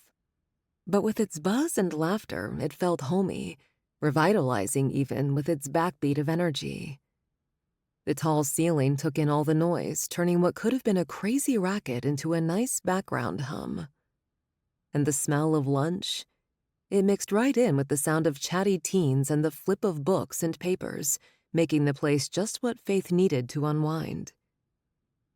She bit into her chicken salad sandwich, her mind wandering to her history paper. Josie, her new friend from her homeroom, was next to her, half-heartedly poking at her salad. Have you gotten started on the outline for Mrs. Scott's paper? Faith asked, trying to reel Josie into her world of assignments and deadlines. Josie made a face, rolling her eyes. You can't be serious. We're teenagers and there's a massive party coming up. Lowering her voice, she added, Rumor has it Chase will be there. Faith's eyes widened. Chase, the school heartthrob, had made quite an impression since he transferred in from California. Wow, Chase? Josie's grin spread out, revealing the cilantro stuck in her teeth. Yup, the Chase. It's going to be a blast. Bella and Sophie, two of their classmates, arrived at their table and launched into excited chatter about the party, leaving Faith torn between the mounting academic pressure and the lure of a social life. Then the cafeteria doors opened, and Chase walked in with the easy grace of an athlete. Wow, His gaze landed on her. Her heartbeat sped up, and a slice of avocado plopped from her sandwich. Oops. He sauntered over. A flick of his head sent his light brown bangs back from his eyes. Faith, isn't it? Yes? Double wow. He knew her name. I remember seeing you with the guy at the soccer camp last summer in Chicago. Seriously? He'd noticed her then? Oh, that was Liam, my ex. You were in Chicago? He shrugged, his smile warm. You have a distinct look, and beautiful. I was just there for the soccer camp. Blushing, she fumbled for words and managed a mumbled thank you. No worries. Hope to see you at the party. Then he was walking off. When he was out of earshot, Bella squealed and slapped the table, jostling their water bottles and pop cans. I don't believe it. Did that just happen? Chase likes you! Faith's cheeks heated even more. She didn't know about that, but the upcoming party now seemed like a much-needed diversion from her academic worries. So how was she going to convince Mom to let her go? Chapter 20. Ron and Olivia. Monday. Hey, Ron. Got a minute? Ron rolled his chair back from his desk, surrendering to the need for a break from paperwork when Anna tapped his doorframe. He sank deep in his chair and folded his hands across his middle, letting the agent know she had his focus. Sure. What is it? It's about Adam O'Shea. A knot tightened in his stomach. The lawyer had been a menace since this investigation began. There's no such person, at least not the one we've been dealing with. His head jerked up. He moved his hand to his desk and leaned over it. What do you mean? Anna crossed the room and brought up a profile on her tablet, showcasing a friendly-faced, middle-aged man. This is Adam O'Shea. He's a lawyer, just like our guy, but he's on sabbatical in Hawaii. His wife writes for a travel magazine, and they've both been there for the past few months. That's not possible. Ron took the tablet and scrolled the images. He was at the Federal Detention Center. I know. She slid the tablet from his hands and sat on the edge of his desk. But I've confirmed the real O'Shea is in Hawaii. I've spoken with the school administrators, his students, even the local police. He's been teaching classes there, hosting seminars. His wife's been reporting on local culture and food for her magazine. Ron rubbed his eyes, stalling as he processed. This fake lawyer had to be connected with the leak. So, our guy is an imposter, using a stolen identity. Have we got anything on him yet? Fingerprints, photo matches, anything? She gripped his desk on either side of her, one leg jiggling out her excess energy. We're working on it. I've requested footage from the detention center. We'll run facial recognition, see if we can get a hit. Hands laced in his lap again, he scowled at the papers on his desk. I've been hoping to plug a leak, and here you've discovered an imposter visiting the ghost. Why doesn't the real O'Shea have any digital footprint? I don't know. It's unusual, but there are still some people living off the grid, or trying to. Didn't you scrub Dylan's online presence? Yeah, but it was for Dylan's safety. Could it be this real O'Shea was hiding from someone or something too? Whatever his reasons are, we can't worry about him now. We need to identify the fake one. Keep me posted on the facial rec. Yes, sir. Notify the local law enforcement and have them start searching for any lawyers who've recently gone off the grid. Understood. Anna hopped to her feet, her petite form reminding him of an espresso. A small cup, but watch out for the wallop of caffeine. Good work, Anna. Man, he loved his team, but he'd need more coffee to keep up. He shoved back from his desk and headed to the break room. Whatever the ghost was up to, they'd have to stay ahead of her. As Olivia pushed her way through the bustling Asian grocery store, the marketplace offered a familiar comfort. Shoppers were negotiating prices, vendors hawking wares, and children running amok. But through it all, she scanned for one face in particular. Henry Chen. Back at the office, she had peered over Tanner's shoulder at the information passed by the human trafficking unit while he was on the phone with the police detective. As soon as she overheard the name of someone who might help, she took it upon herself to do some field work. She found Henry in the produce section, stacking fresh bok choy with the practiced ease of a longtime employee. She sidled up to the vegetable stand, giving him a casual nod, and remarked in Cantonese, "Nice selection of greens you've got here." His brows knitted. "Thanks. Do I know you?" "Just a friend." She offered a casual smile. As the conversation meandered on, his posture relaxed, his answers becoming less clipped. Then she steered to her topic. "Heard about any interesting happenings around town?" He drew in a slow breath, then released it as if afraid to let the words out. "There's a banquet scheduled at Fu Garden's restaurant." Satisfaction jolted her, but she hid it behind a nod. "A banquet? Sounds fancy." "Yes, you know, the kind where all the high rollers show up." Ah, so the word banquet was code for an auction. "When is it?" "It's always on the weekends, Saturday." "Thanks." She'd be in on planning the op. She stepped out of the store, dialed Ron, and pressed the phone to her ear as she walked. "Ron, it's Olivia." She scanned the busy sidewalk, then kept her head down. "I've got a lead. A banquet at Fu Garden's restaurant." "That means we need to move fast. We'll have to scope out the place. Get Simon and Kyle prepped. Can you secure an invitation?" "I'm not sure, but I can try." She turned on her heels, headed back to the grocery store, and found Henry Chen in the same spot, now arranging a crate of dragon fruit.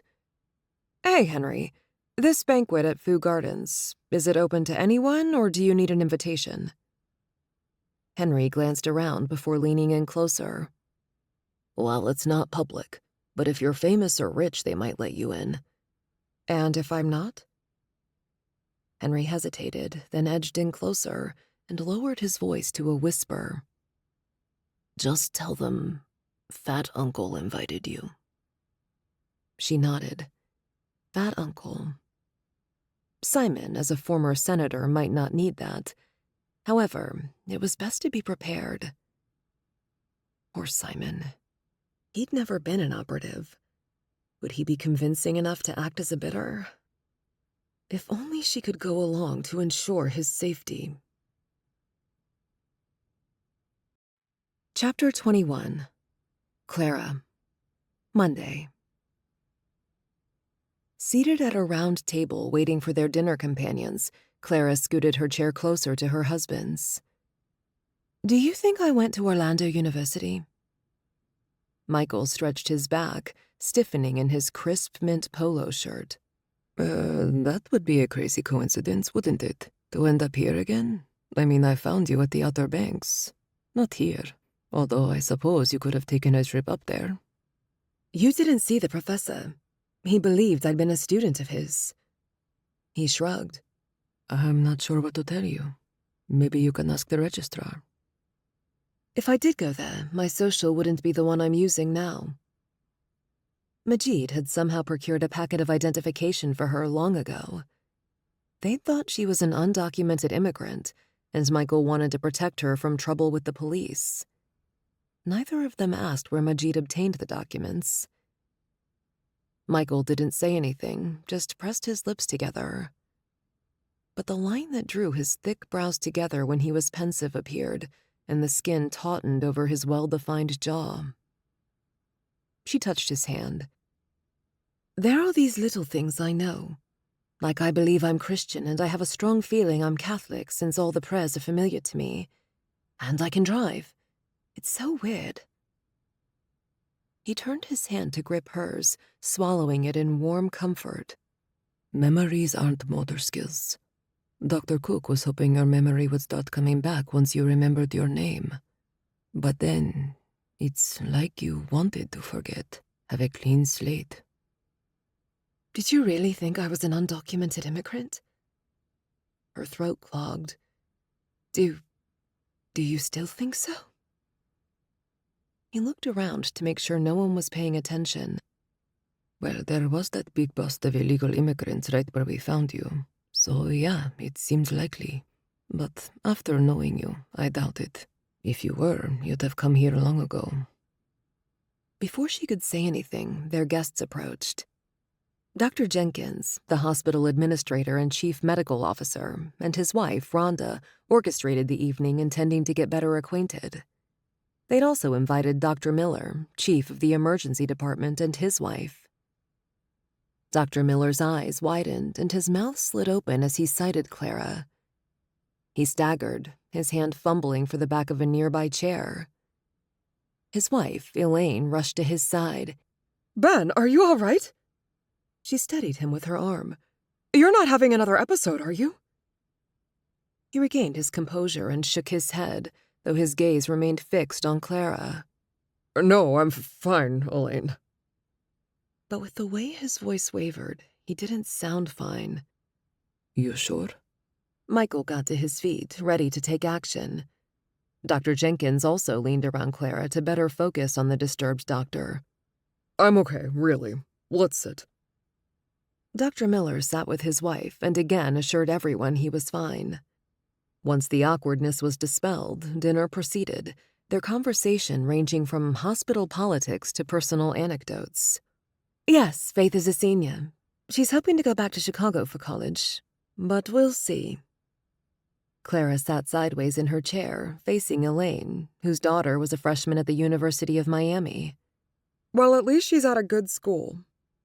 Elaine raised her water glass, ice tinkling before she took a sip. Ben's son, Chase, is a senior at Orlando Christian Academy. He's just moved to live with us recently from California. He was staying with his mom. Small world. Faith may know him then. Soon, Clara found herself explaining her intermittent memory lapses. I suffered a head trauma years ago. She'd used that half-truth before to evade deeper questions. Head trauma can indeed have lasting impacts, Dr. Miller murmured, his gaze steady on Clara. If you don't mind my asking, what happened? Rhonda Jenkins asked. Oh, Clara waved beside her head. It was an accident. I heard about the golf fundraising thing. Tell me about it. Michael, her hero as always, saved her by changing the subject. As Michael left to retrieve the car and Elaine excused herself to use the restroom, Clara stood alone with Dr. Miller. The Jenkinsons had left. Dr. Miller's previous behavior had left her somewhat wary, but she maintained a friendly demeanor. Clara. He reached as if to grasp her hand, then stopped himself and crossed his arms over his chest. I was intrigued by your comment about your head trauma earlier tonight. May I ask how severe it was? Taken aback, she fumbled with her purse straps. It was serious enough. I lost a lot of my memories. It's why I often seem lost or out of sorts. His intent focus never left her face, as if he was trying to find something hidden in her features. I find your case interesting. Head trauma is a fascinating area of research. So much is still unknown about the brain's resilience and its ability to recover. Clara shifted. His interest felt too personal, too focused, but it must just be professional curiosity. It hasn't been an easy journey, she admitted. I can only imagine. I'm spearheading a research project about the long-term effects of head injuries and how the brain recovers. It's groundbreaking. We're looking for participants who've suffered from similar experiences. Would you consider participating? He was working on this very thing? She blinked, then nodded. I'll think about it. It sounds interesting. Let me discuss it with Michael. Of course. His arms dropped from their tight hold across his chest, and his taut features relaxed. Take all the time you need. Michael's car pulled up to the curb, and she slid into her seat. As the car hummed to life and they left the parking lot, she touched his arm, braced on the console between them. What do you think about him? Dr. Miller, I mean. He shrugged, still focused on the road. Ben seems friendly enough.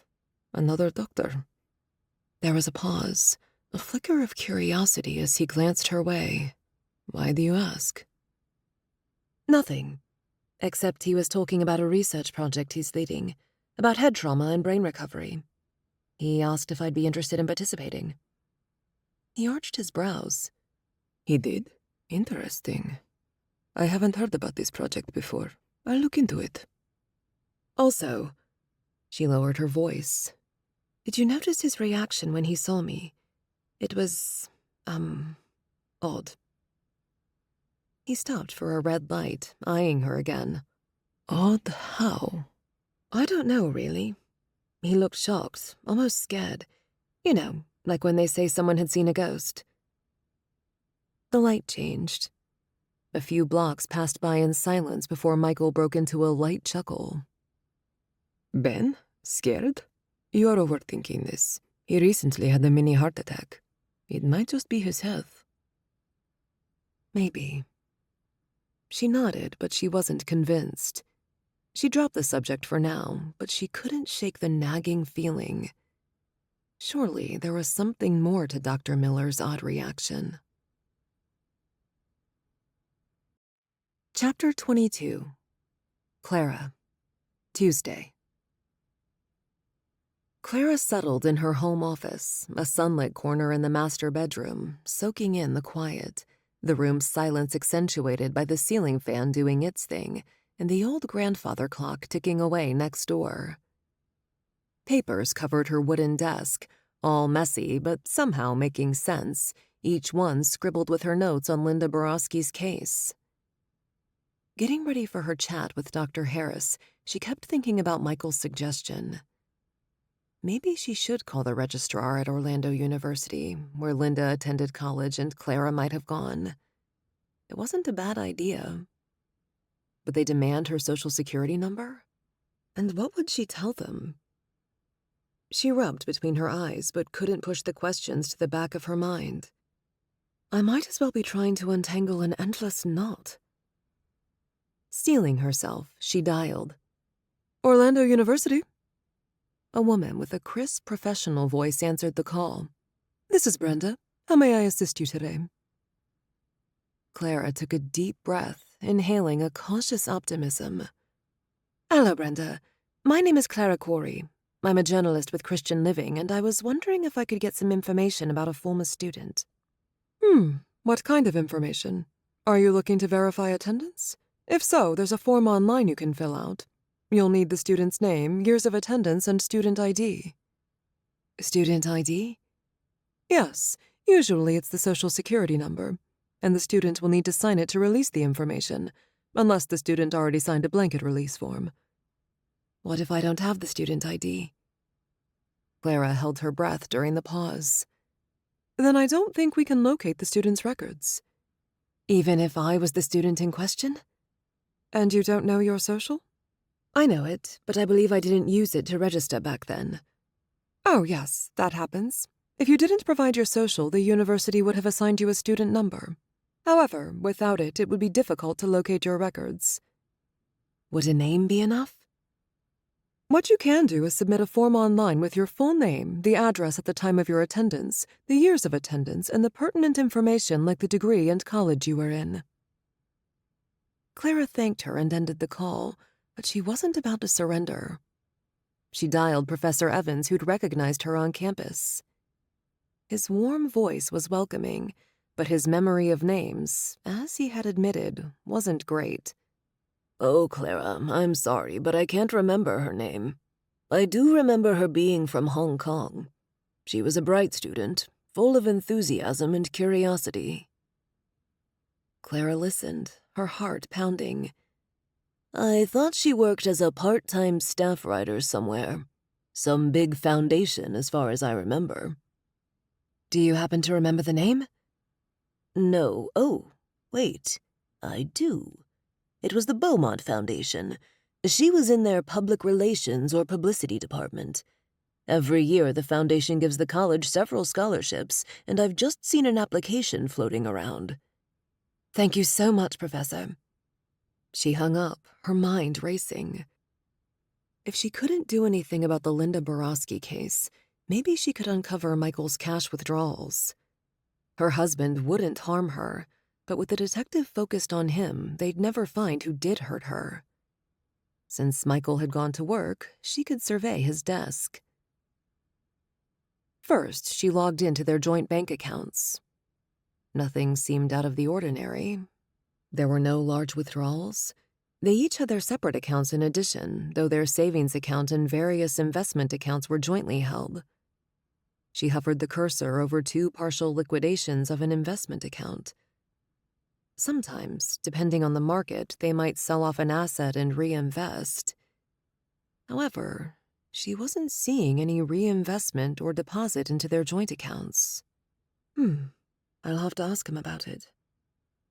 She pushed back her chair and padded across the hall to Michael's desk in the study/guest room. So different from her organized chaos, he kept the surface clean with only his laptop and pens. As she ran a hand along the well-polished surface, she smiled over her fastidious husband. But she'd come here for a purpose. She pulled out the drawers one by one. Flicking past the life insurance policy she'd known about, she paused at a legal-size envelope with a private detective's return address on it. He'd never said anything about a PI. When would they need a PI? He couldn't have been checking up on Faith's ex-boyfriend. They were comfortable, but they weren't wealthy enough to have to worry about gold diggers for their daughter. She opened the envelope, frowning at the contents. Nothing except for a receipt of payment. And then her laptop across the hall chimed with the notification that it was time for her session. Well, for now, any question could wait. The late morning sunlight glinted off her screen as she adjusted her laptop camera against the glare to bring her therapist, Dr. Harris, into view. The psychiatrist's warm smile spread across the screen, her calm demeanor inviting as always. "Good morning, Clara." Dr. Harris settled back in her chair. "Hello, Dr. Harris." Clara sat up straight, her nerves on edge.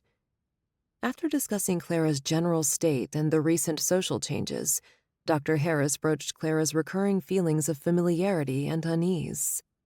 "You mentioned a strange connection with the name Linda Borowski and a sense of discomfort around Dr. Miller. Could you elaborate?"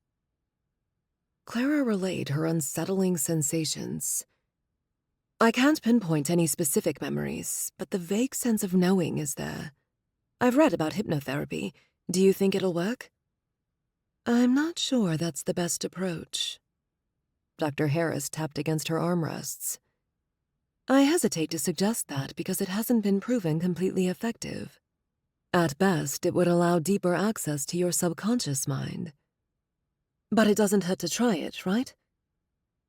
Dr. Harris's fingers stilled. "If this is really what you want to do, then yes. The technique uses guided relaxation and intense concentration to achieve a heightened state of awareness." Clara bit her lower lip. "I can't deny the idea of delving deeper into my mind is intimidating, but I've yearned for answers for so long. Do you think it could help me to understand why I have these feelings?" A small smile curved the doctor's lips.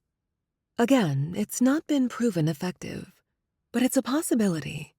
Hypnotherapy can often reveal suppressed memories. Of course, we need to approach it with care and professionalism, and it's important you feel safe and comfortable during the sessions." Clara let out her held breath, some of her long-held hopes rushing free as well. "If there's even a slight chance I can regain my memories, I'd like to give it a try." "Then we'll do this. As always, you have full control, and we'll move at your pace." Clara finished her session, then sank back.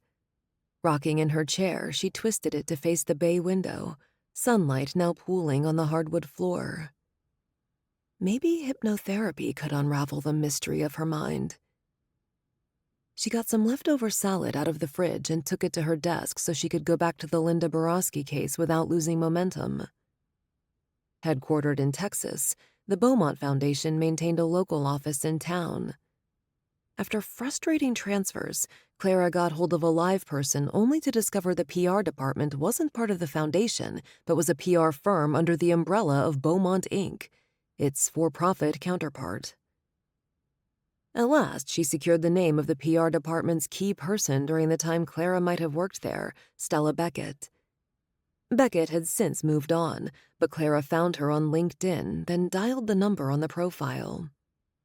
The phone trilled before a crisp professional voice echoed through the line. It was a small victory, but a step closer to the truth. "Hello, this is Clara Corey." "Clara!" The woman gasped. "Oh my, is that you, Clara Wu? I thought I'd never hear your voice again. I recognize your ever so subtle accent. Where have you been all these years?" Stunned, Clara played along. "Yeah, I had an accident."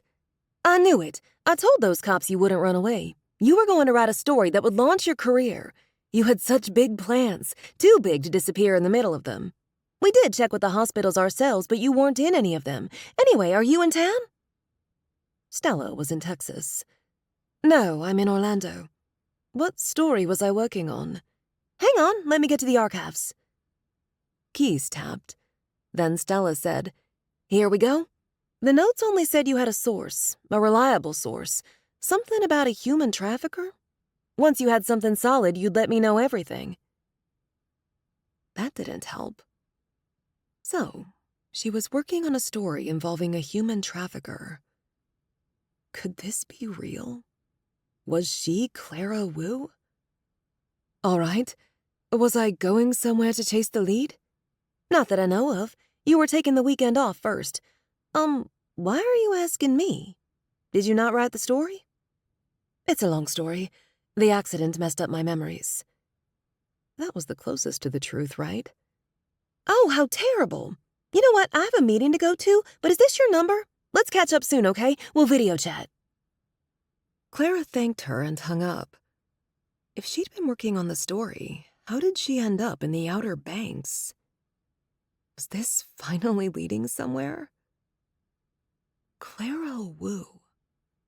Maybe that's who she was. Could Stella help her find Clara Wu's family? Surprisingly, the hypnotherapist Dr. Harris recommended had a last-minute cancellation and scheduled Clara that afternoon. Soft music in the background, the reception offered a calm oasis amid the bustling city. Extending her hand in the waiting room, Joanna, the hypnotherapist, greeted her. "Clara, I've reviewed your medical history. Now let's talk about your expectations for this session." Despite the soothing ambiance, Clara hugged her purse to her stomach, pressing it against a twinge of anxiety. This was nothing like the hypnosis sessions portrayed on TV. There was no pendant swinging back and forth, no robotic voice commanding her to sleep. Joanna touched Clara's arm as she led her into the office. "Remember, hypnosis isn't always a quick fix. It might take a few sessions before we see progress, but what matters most is that you feel safe and comfortable." Clara nodded, released the death grip on her purse, and surrendered it to the chair by the door before settling on the leather couch. As Joanna guided her into a trance-like state, it was almost as if she were floating, her thoughts adrift. "I'm taking you back to a safe time and place. You're in school. What do you see?" At first, the only schools she saw were Faith's and Jason's. But Joanna's soothing voice guided her back further. "I see uniforms. Chinese girls." "Can you describe the uniform? Teachers? The buildings?" "Light blue ties, full white dress. A playground. It was recess, I think. A smart kid ran into me. It hurt. The classroom. I see the clock and a crucifix on the wall. A board with drawings and other writings pinned to it. Very good." Joanna then coaxed her to her college days. Clara tried, but it was a blank. "You're getting agitated. I'm bringing you out." The session ended, leaving her with a hint of dejection. Though a few memories had floated to the surface, she discovered nothing significant. It was like trying to make her teenage boy tell her about his day. Joanna scooted onto the couch beside her and gripped her hand. Don't worry. These things take time. Let's see what the next session brings.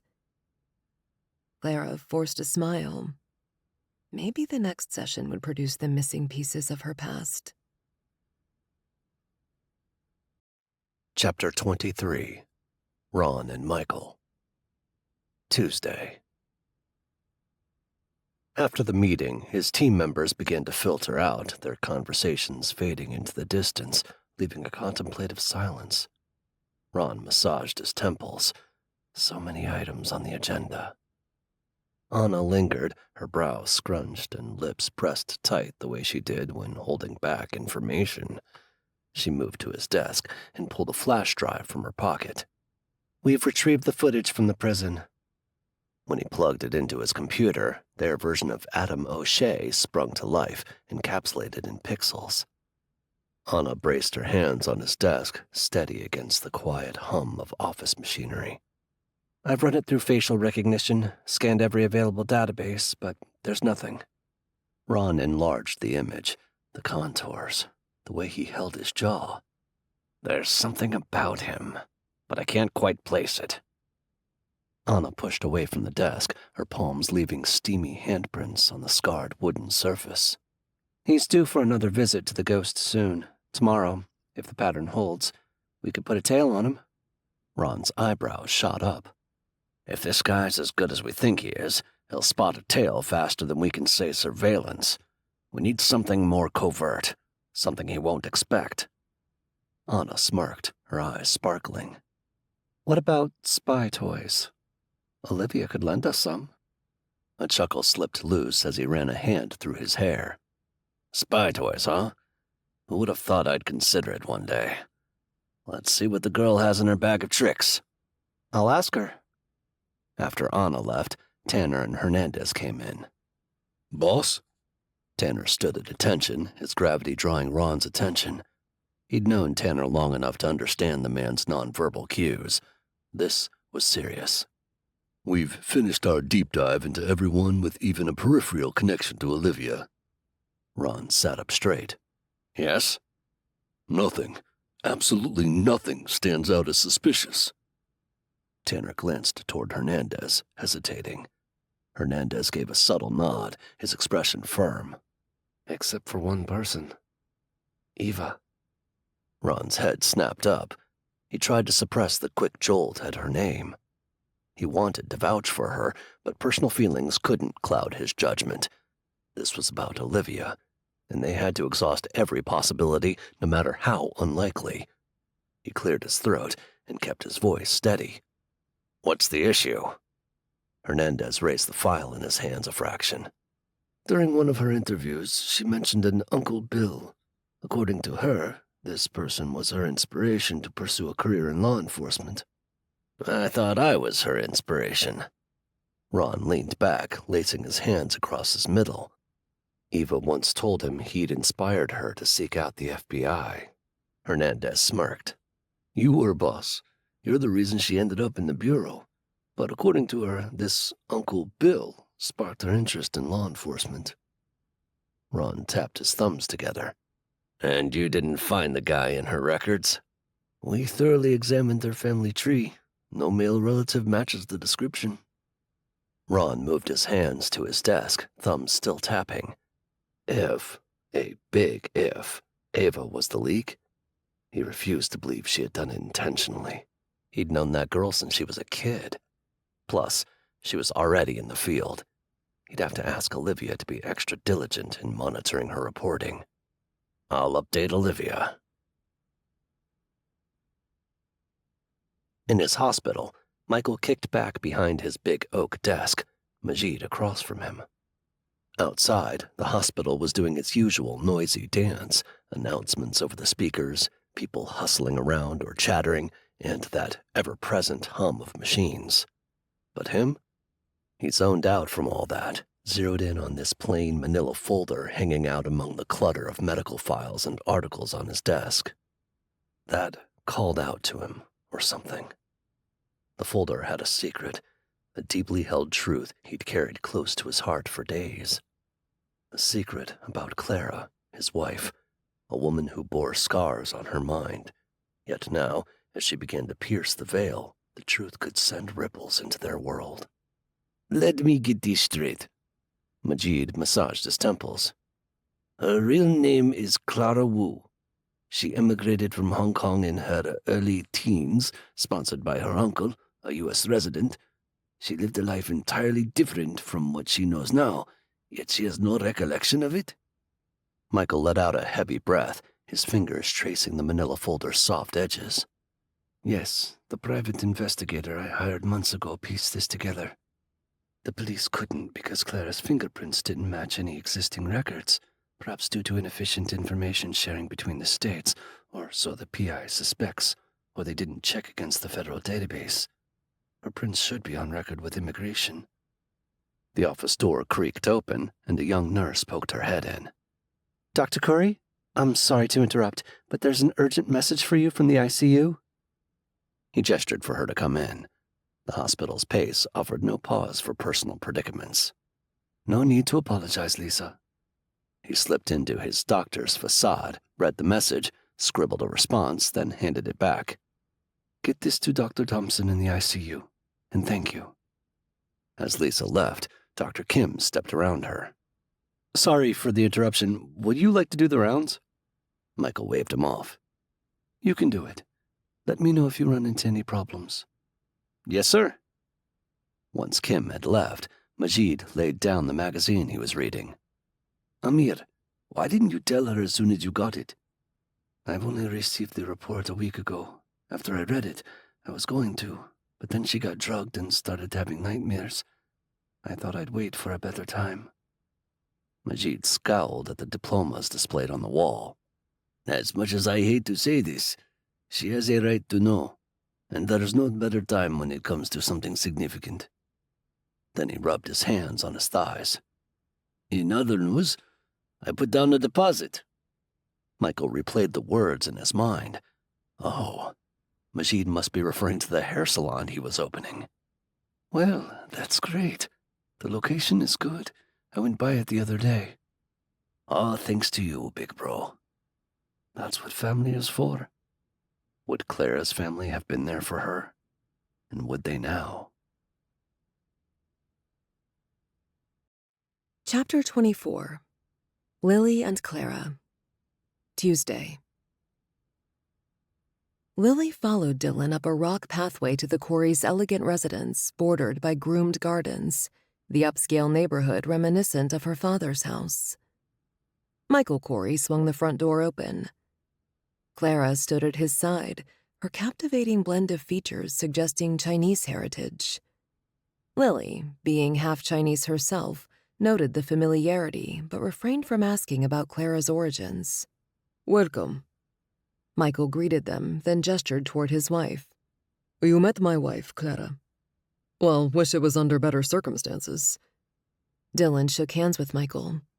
"Nice to meet you, Mrs. Corey." Lily clasped Clara's hand. Clara tilted her head, tightening her hold on Lily's hand, studying her. "You look familiar. And please, call me Clara."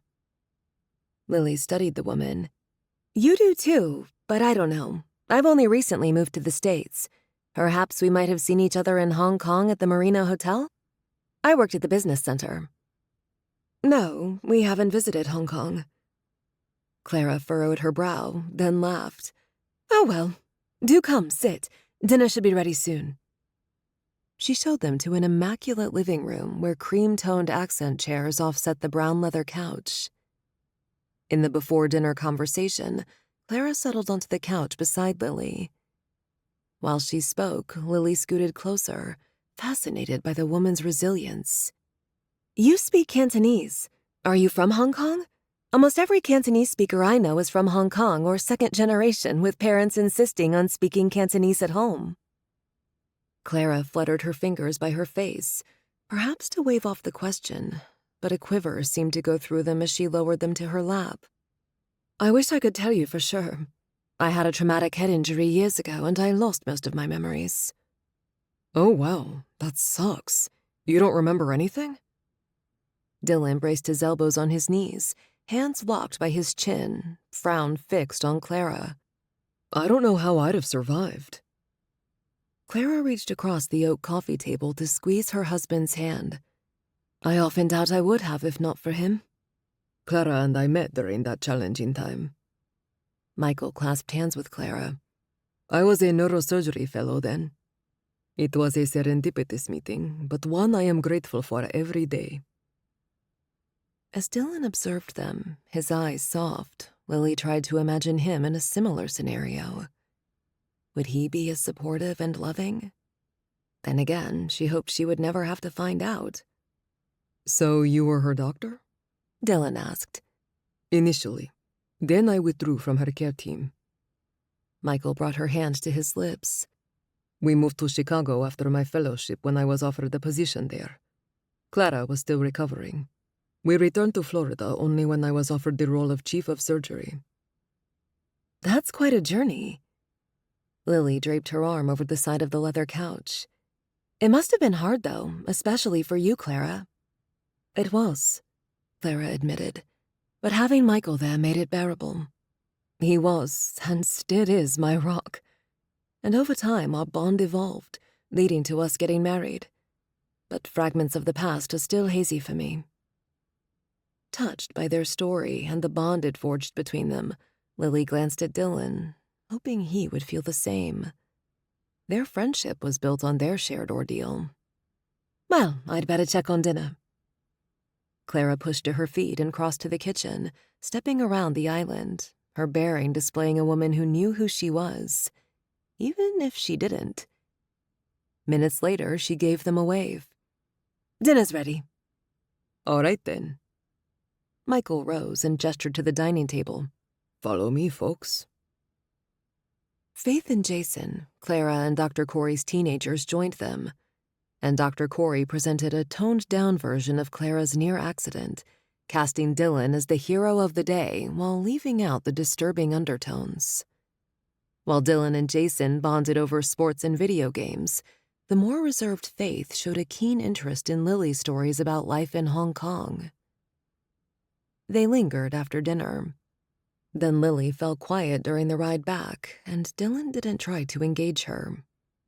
He seemed to understand her need to decompress after some social activities. With him, everything felt easy and natural. His infectious laughter and earnest gaze made her heart flutter, and she couldn't deny the connection.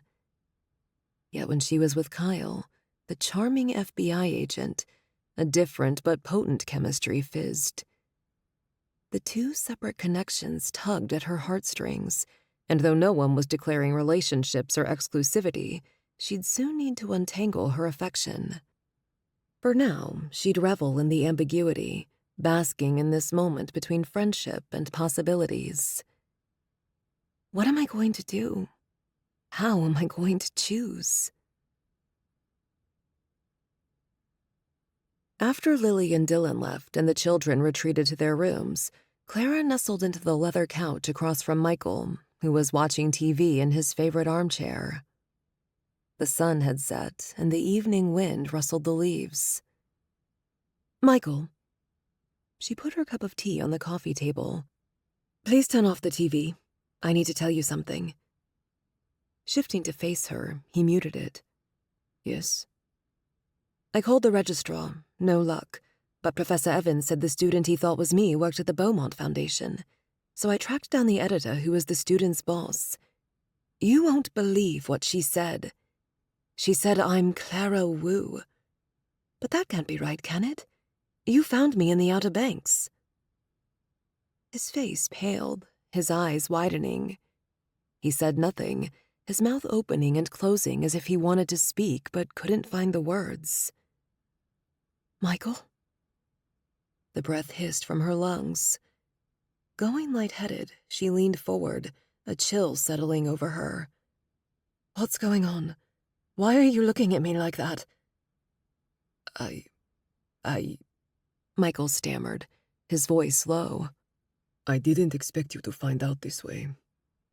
Find out what way? Her eyebrows came together. Her pulse quickened. Her whole body tensed. Did he know? Please don't tell me you knew. Her voice came out louder than usual. I hired the PI not long ago. I got his report last week. Really, just a few days ago. I was going to tell you, but, well, you were drugged and in nightmares. I was waiting for a better time. The envelope she'd seen earlier. I'm not following.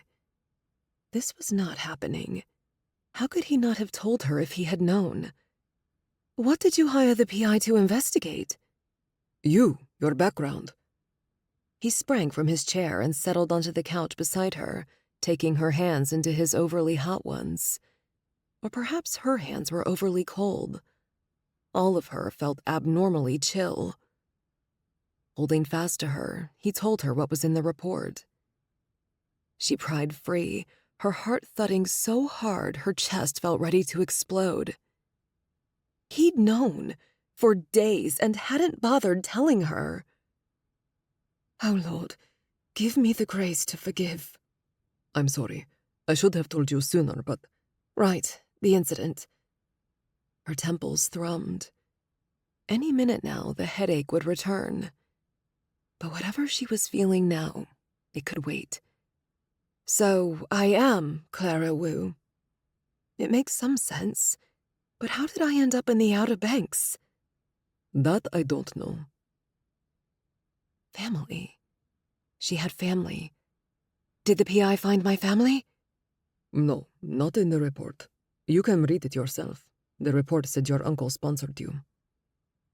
He captured one of her hands, perhaps oblivious to how hard she was trying to forgive him, how hard it was to let him touch her in this moment, how very hot and clammy his hands were. But if you want to, I can ask him to track down your family. She didn't remember her family, so that wasn't a priority now. It sounded cold, but what she needed, aside from an aspirin, was to know what happened to her back then. She hugged her arms around herself so he couldn't try to grab them again. Shivers were starting in her core. Had she ever felt so cold, so lost, alone? Yes, probably. Before Michael found her. Not now. Maybe later. I need to find out what happened to me first. And Michael. She needed him. She blinked at him, and his worried expression softened. Then his arms were around her, cradling her, supporting her. Yes, she needed him. She forgave him. What happened to me? Chapter 25. Clara. Wednesday. The morning ritual was always the same. Clara was an early riser like her husband. Years ago, she would have been getting the kids ready for the day. Not too long ago, she'd also have been chauffeuring them to school. Now that they had bought a new car, Faith was driving Michael's old sedan and taking over driving Jason to and from school, except when they had after-school activities. Faith should be up by now, yelling for her brother to hurry. Had she overslept? Jason was fidgeting. His gaze darted around the kitchen, refusing to meet hers. Something was off. Where's Faith? When her son ducked his head, Clara's heart rate picked up. His silence was answer enough. She hurried to the front window. Faith normally parked on the curb since they only had a 2-car garage. Her car wasn't there. Michael, go check if Faith is upstairs. Michael stopped in the middle of buttoning his coat to leave. What do you mean? Of course she is in her room. He headed upstairs to check for himself. He knocked, calling for Faith before returning. I went in her room. She's not here. I knew it. Clara stopped in front of her son. Do you know where your sister is? Jason's head jerked back. He gulped, then blurted out, She went to a party. I didn't think she'd stay out all night. For once, he uttered 2 sentences. Unfortunately, these weren't the words she wanted to hear. Michael dialed the office, notifying them he'd be late. Then they took Jason to school, expecting to find Faith there. Instead, a knot tightened in Clara's stomach as the principal echoed their fears. She's not here. Nobody has seen her today. They tasked Jason to question Faith's friends while Clara and Michael spoke with the principal. Josie's name kept popping up alongside a new name. Chase. Mr. Locke, the principal, called Chase and Josie into his office. Clara had met Josie, but not Chase, a tall young man with an air of innocence. Dr. Corey, Mrs. Corey. Josie greeted them after Mr. Locke waved them into the office. At least she had manners. The principal introduced the young man and asked the 2 teens if they had heard from Faith and about the party the previous night. Faith left early. I stayed. Josie waved to Chase. Didn't you leave with her? Yeah, I walked her to her car and said goodbye. That was it. He shrugged. Then I went to my car. Michael asked a few more questions, but when the teens had nothing more to add, Clara had him call the police. Mr. Locke dismissed the students before the police arrived. After the preliminary questions, Officer Lopez tucked his pen and pad back into his vest pocket. We'd like to talk to Jason. You can be present. Clara grasped Michael's hand. Sure. I'll summon him here. Mr. Locke buzzed his secretary. Then, when Jason walked in wide-eyed, Mr. Locke stood up. You may use my office, and if you need anything, let me know. I'll be in the front office. Jason, you're not in trouble. Officer Simmons gestured to the free chair before the principal's desk. Why don't you sit by your mom? The chair legs rasped on the cheap carpet as Jason sat. Would you tell us about last night? Your sister was supposed to be in bed, but she went to a party. Tell us about that. Officer Simmons poised her pen over her little notebook. Jason ducked his head, his sneakers scraping back and forth over the mottled gray carpet. Son? Michael stepped in front of him. You need to help us find your sister. Jason's head jerked up, his wide eyes growing bigger. There was this party, see? Some cool dude was going to be there. Said she'd be back by midnight. I was going to wait up, but fell asleep. You mentioned a cool dude. Simmons tapped her pen. Who is he? Do you know? His right leg shook. Clara refrained from touching his thigh to stop the shaking. The girl she hangs out with would know. Yeah, definitely Josie. Are you sure you don't know who this cool dude is? Michael clamped a hand on Jason's shoulder. If you know anything, you need to tell the officer. Chase? Jason mumbled. The officers asked Jason a few more questions. They sounded like the same questions, just asked differently. Then they said he could go. Mr. Locke had Chase come in, and he said he only walked Faith to the car, added Clara after Jason left. Thank you, ma'am. Officer Lopez summoned Mr. Locke back. We need to talk to all the students who were at the party, especially Josie and Chase. We'll need their contact information, addresses, everything. Mr. Locke was already on it, providing information from the school records. I'll request the teachers report any suspicious behavior they might have noticed. I would also need to notify the parents or guardians. Absolutely. Officer Lopez spread some forms out. Mr. Corey, what is your occupation? It's doctor. I'm the chief of surgery at Orlando Hospital. Clara rubbed her forehead. Faith is only 17. Officer Lopez tucked the forms aside. That changes things. With her age and your position, Dr. Corey, this case could be more complicated than we thought. Clara clung to Michael's arm. What do you mean? We'll need to treat this as a potential kidnapping case. We'll alert the feds. Kidnapping? Clara swallowed hard and pushed the word out a second time, since no one had heard her first hoarse whisper. We'll do everything we can to find Faith, Officer Lopez promised, but it did little to assuage her growing panic. Her daughter was missing, and their world was spiraling out of control. Disoriented by the transformation of her cozy living room into an FBI command center, Clara lingered behind Michael at the heart of this whirlwind. Hours after they visited the school, he clutched a phone in his trembling hand, agents moving in a coordinated dance around him. His palpable fear amplified her dread. They'd received a call from an anonymous caller. Now, a raspy voice demanded, $1 million, unmarked bills, 24 hours. An agent, his seasoned gaze sharp, signaled to Michael, his finger making a keep-it-going circle in the air. Michael complied. How do I know Faith is all right? A silence. Then a whimper, a gasp, and Faith's terrified voice. Daddy! Clara's grip on Michael's arm tightened, her breath hitching in her chest. The call ended, leaving a heavy silence that seemed to echo with Faith's scared voice. Michael's hand shook as he put down the phone. Fear of losing Faith must be consuming him too.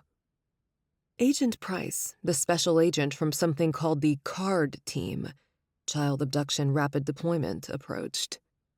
We're going to get her back, Dr. Corey. Clara found her voice, barely above a whisper. Do we have that much cash? Her mind raced, recalling Detective Jordan's mention of Michael's frequent large withdrawals recently. Did they have enough? We have insurance. For kidnapping? Seriously? Michael nodded. When we came to visit the hospital before I accepted the offer, Dr. Jenkins mentioned it as an option. I mean, we pay for the premium. And seeing that Rick's son was kidnapped some time ago, I thought it prudent. Right. Their friend, a chief medical officer at the hospital in Chicago, had to pay a hefty ransom to get him back. But didn't that happen in Mexico? I gather you will have the ransom? Agent Price spoke over her question. I just need to call the insurance guy, and he should take care of it. Wait. Clara held up her hand. You want Michael to take the money to the exchange? Mrs. Corey, your husband will be safe.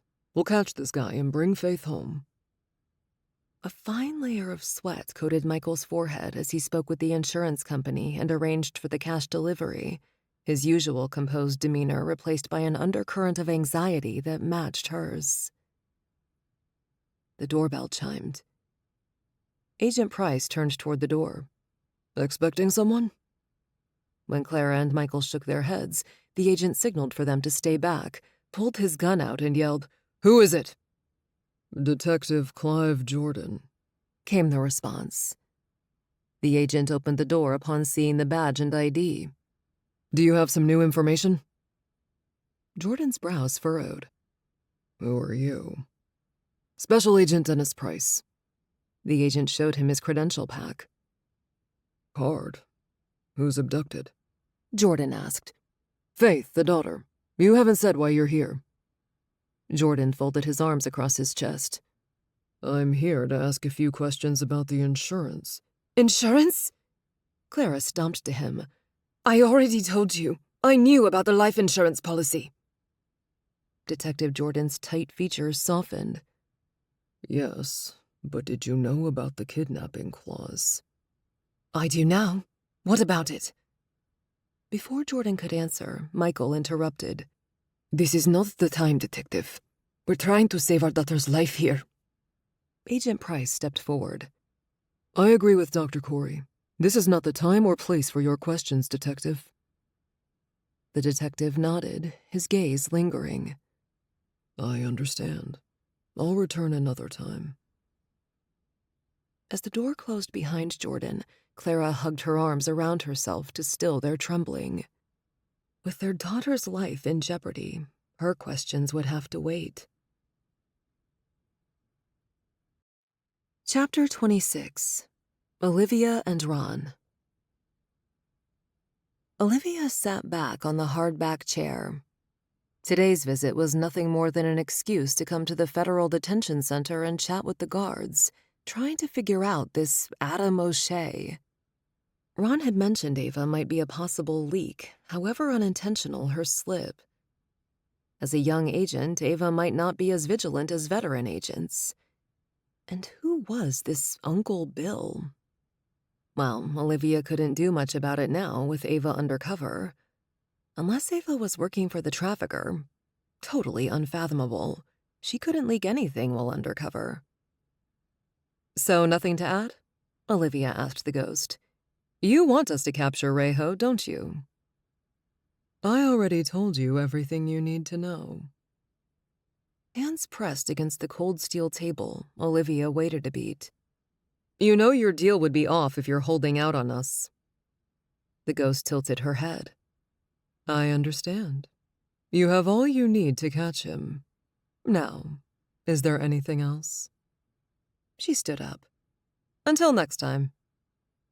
Olivia left the meeting with the sense of a veiled chess game, each move masked with ambiguity. The ghost had proven to be an adversary who was not to be underestimated. In her car, Olivia dialed Ron's number. Get ready, she stated. We have a game to win. The feed is live. At Anna's announcement, Ron leaned back in his desk chair, hands laced in his lap, eyes drawn to the screen now projecting the video feed from the Federal Detention Center where the fake Adam O'Shea was set to arrive. His phone buzzed. He's here, Olivia reported. Copy that, he responded. The man checked in at the entrance, entered the visiting room, and emerged shortly later. Olivia brushed against him as they both walked out to the parking lot. They both bent down for something, and he picked it up for her. Minutes later, she called again. He's no lawyer. He's an operative, trained, and he's good. A sense of grim understanding passed between Ron and Anna. I had a hunch, he admitted. Olivia, can you? Already done. Trackers on him and his vehicle. Let's see where our Mr. O'Shea leads us. She's still got it, Anna murmured. She'd always had a bit of hero worship toward Olivia, a.k.a. Phoenix, a legend in the intelligence community. Ron tapped his thumbs together. Any chance the ghost sensed anything off with your visit? I just asked about the case, Olivia answered. There's no reason for her to think I'd wait for him here, and I don't think he knows me. When I bumped into him, I let my phone drop and he picked it up for me. There's a good chance we can lift a fingerprint. Ron's tense shoulders relaxed. Good work. We'll see if Deanna can pull a print. Olivia headed straight to the lab to see Deanna as soon as she got back to the office. Thank you. Deanna's fingers twitched, reaching for the phone, obviously ready to work their magic. She moved to her station. We'll let you know if I find anything. Olivia went back to the squad room where Hernandez was speaking. Nothing out of the ordinary, just the usual stuff. Went to a Starbucks, picked up groceries. You wouldn't think twice if you saw him. She shook her head. That's what makes him so dangerous. Deanna hurried in from the lab. So there's good news and bad news. The good news is we have prints, clear ones. The bad news, she gulped. They're classified. Classified? Olivia repeated, her heartbeat stuttering. What about the picture I snapped of him? No hits. Looks like the data has been scrubbed, if it ever existed. Silence descended, the implications sinking in. Olivia and Ron shared a glance. This classification was reserved for a select few, Phoenix being one of them, and its presence spelled nothing but trouble. She firmed her chin, stepping forward. Let me try. Deanna went to a station and opened the file. Olivia plugged in her credentials, and she was in. However, the file was heavily redacted. So he's a spook, Ron said. I'd say so. Olivia clicked more keys. I'm going to reach out to my former handler. He should know. You do know what that means if this O'Shea was a company man? Ron nodded. Either it's a covert mission or he's been turned. With regards to the ghost, I feel confident the company has no other asset as deep as I was. She shrugged. Then again, you never know. Would Jay, her mentor and former handler, hide this from her? Chapter 27. The Ghost. Wednesday. No sooner had Marge Beaumont, a.k.a. the Ghost, been led out of the room than another guard called her to an adjacent room. Another visitor. A guard, probably bored out of his mind, just grunted and jerked his thumb toward the table in the tiny room where a man sat, looking about as thrilled to be there as she was. I'll be right outside. If she gives you any trouble, just holler, sir. The guard then stepped out. This was no lawyer visit. Rook, her code name for him, was here to report. Before they nabbed her, she'd been after this asset for years. Due to a personal loss Rook attributed to Uncle Sam, he became an easy mark. Now, he worked for her. Rook? She took the seat across from him, her tone and expression neutral. Decades in the business taught her how to mask her emotions. Report. Yes, ma'am. I've got eyes on the task force. They're looking for John Liu and Ray Ho. Peters and his team are gearing up for some kind of sting. She nodded. Good. Ray Ho was the reason her lover Rifkin had died, even though Ho didn't pull the trigger or order the hit. And what about Phoenix? Any developments there? His sensual lips pressed into a thin line. He waved, wafting a cheap cologne her way. Still no concrete leads on Phoenix. If he exists, he's as elusive as the legend says. Phoenix was real, but nothing concrete proved it. Find out if Phoenix is an urban myth or a real threat. I'm on it. Rook flattened his thick hands on the tabletop and pushed to his feet. If Phoenix is out there, I'll find him. Keep me posted. Yes, ma'am. He headed to the door. She scowled at the steamy handprints now fading on the cold metal surface, slipping away like the phoenix. 15 years I've been looking for you. Do you exist?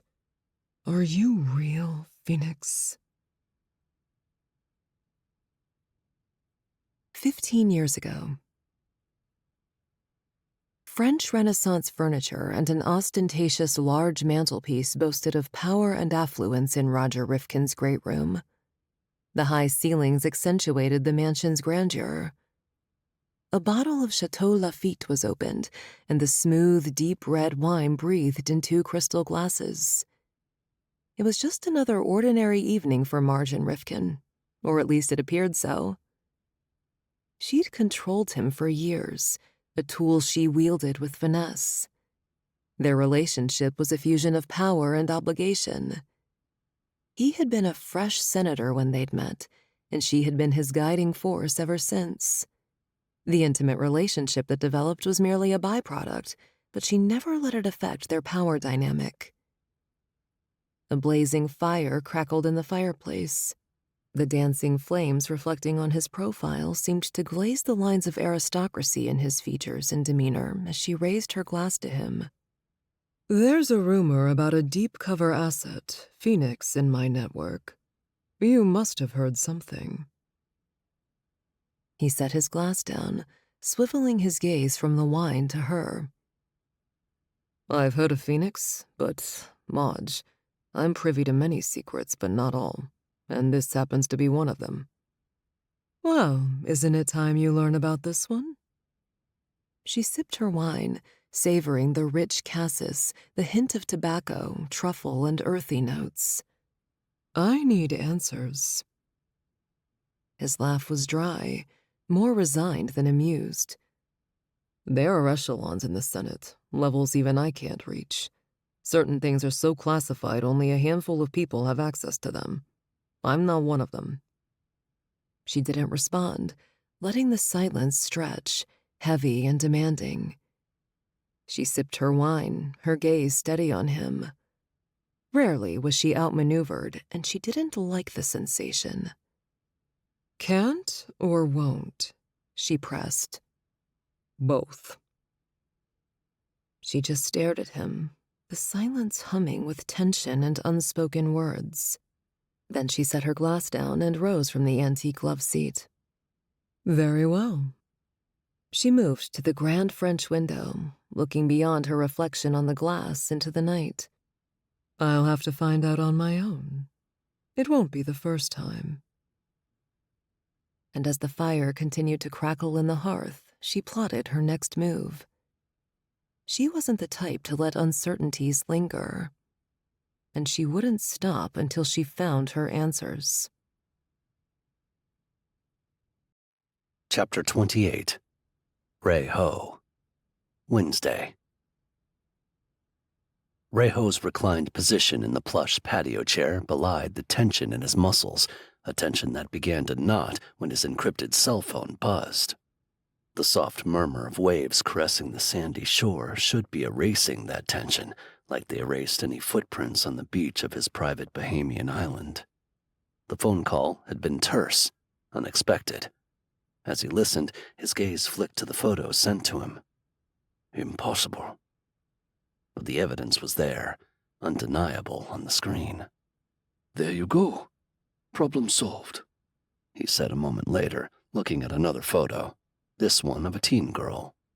Okay, wait for my text.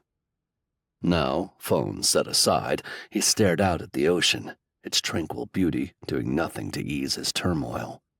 The sun was dipping toward the horizon, casting a golden path on the water, his path forward just as clear. How many years ago? 20? 25? He didn't remember. But he remembered he hadn't had time to check his handiwork. Now, he might regret it. If he only had a few more minutes, he'd have made sure there was no body. He glanced again at the first photo, the face haunting. Returning to the States would be a big risk. It may be worth it. Chapter 29. Clara and Faith. Thursday. Clara hugged her arms around herself in the back of the FBI surveillance van, trying to breathe with the air so thick. She focused on Michael standing in the parking garage and holding onto a bag containing $1 million in cash, courtesy of their insurance company. Agents ready to spring into action at a moment's notice. Agent Price gave Michael a nod, his voice echoing through Clara's earpiece. Remember, Dr. Corey, don't release the bag until you see Faith.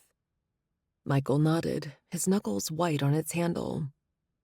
Tires screeched in the vast space as a van pulled into the garage. The side door slid open to reveal Faith, looking as terrified as Clara felt. "My baby," Clara whispered, her spine jellying. Michael stepped forward, about to follow through on their end of the deal. But then, the kidnapper snatched the bag and the van shot forward. No, Michael shouted, lunging in a futile attempt to stop them. Go, go, go! Agent Price yelled, his voice crackling through Clara's earpiece. In organized chaos, agents surged from their hidden positions, guns blazing. The sharp echo of gunfire reverberated off the concrete walls as they gave chase. The van swerved, trying to escape, but not before an agent's bullet found its mark. One of the kidnappers slumped, a dark patch blooming on his shirt. The screech of tires and the flurry of action seemed to blur together as Clara froze in place, only her blood moving in a deafening rush.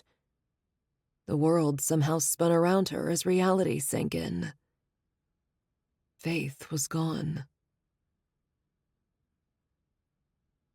The thick air inside the kidnapper's van smelled of sweat and rust.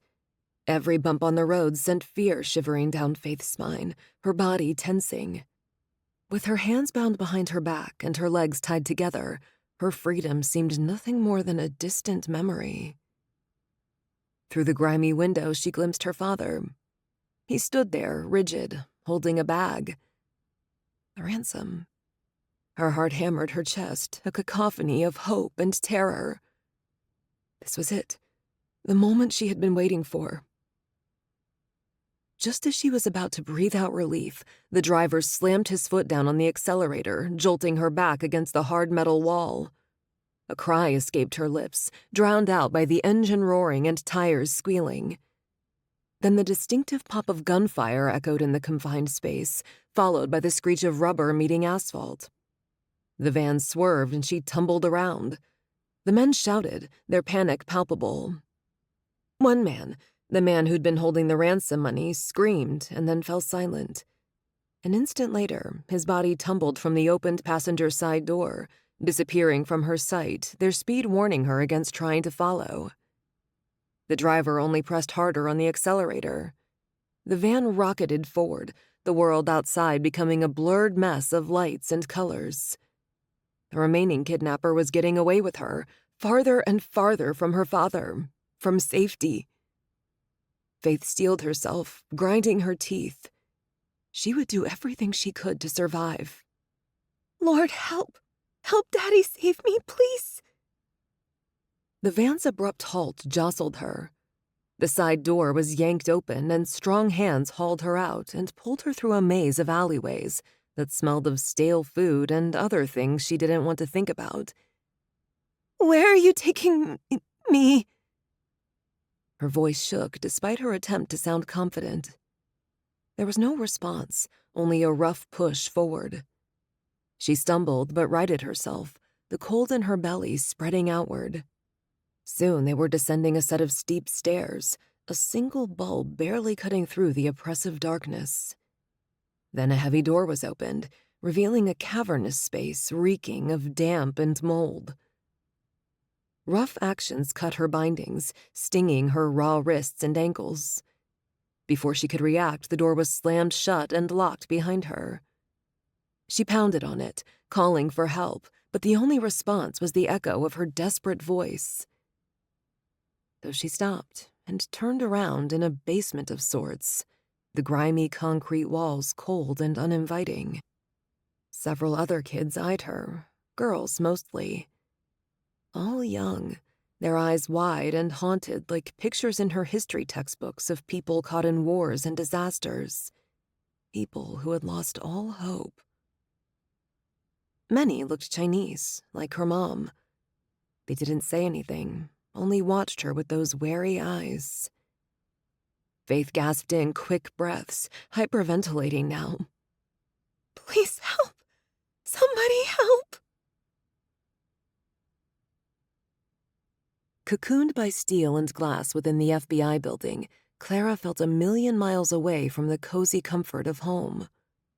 If only she could be back there with her kids, safe and sound.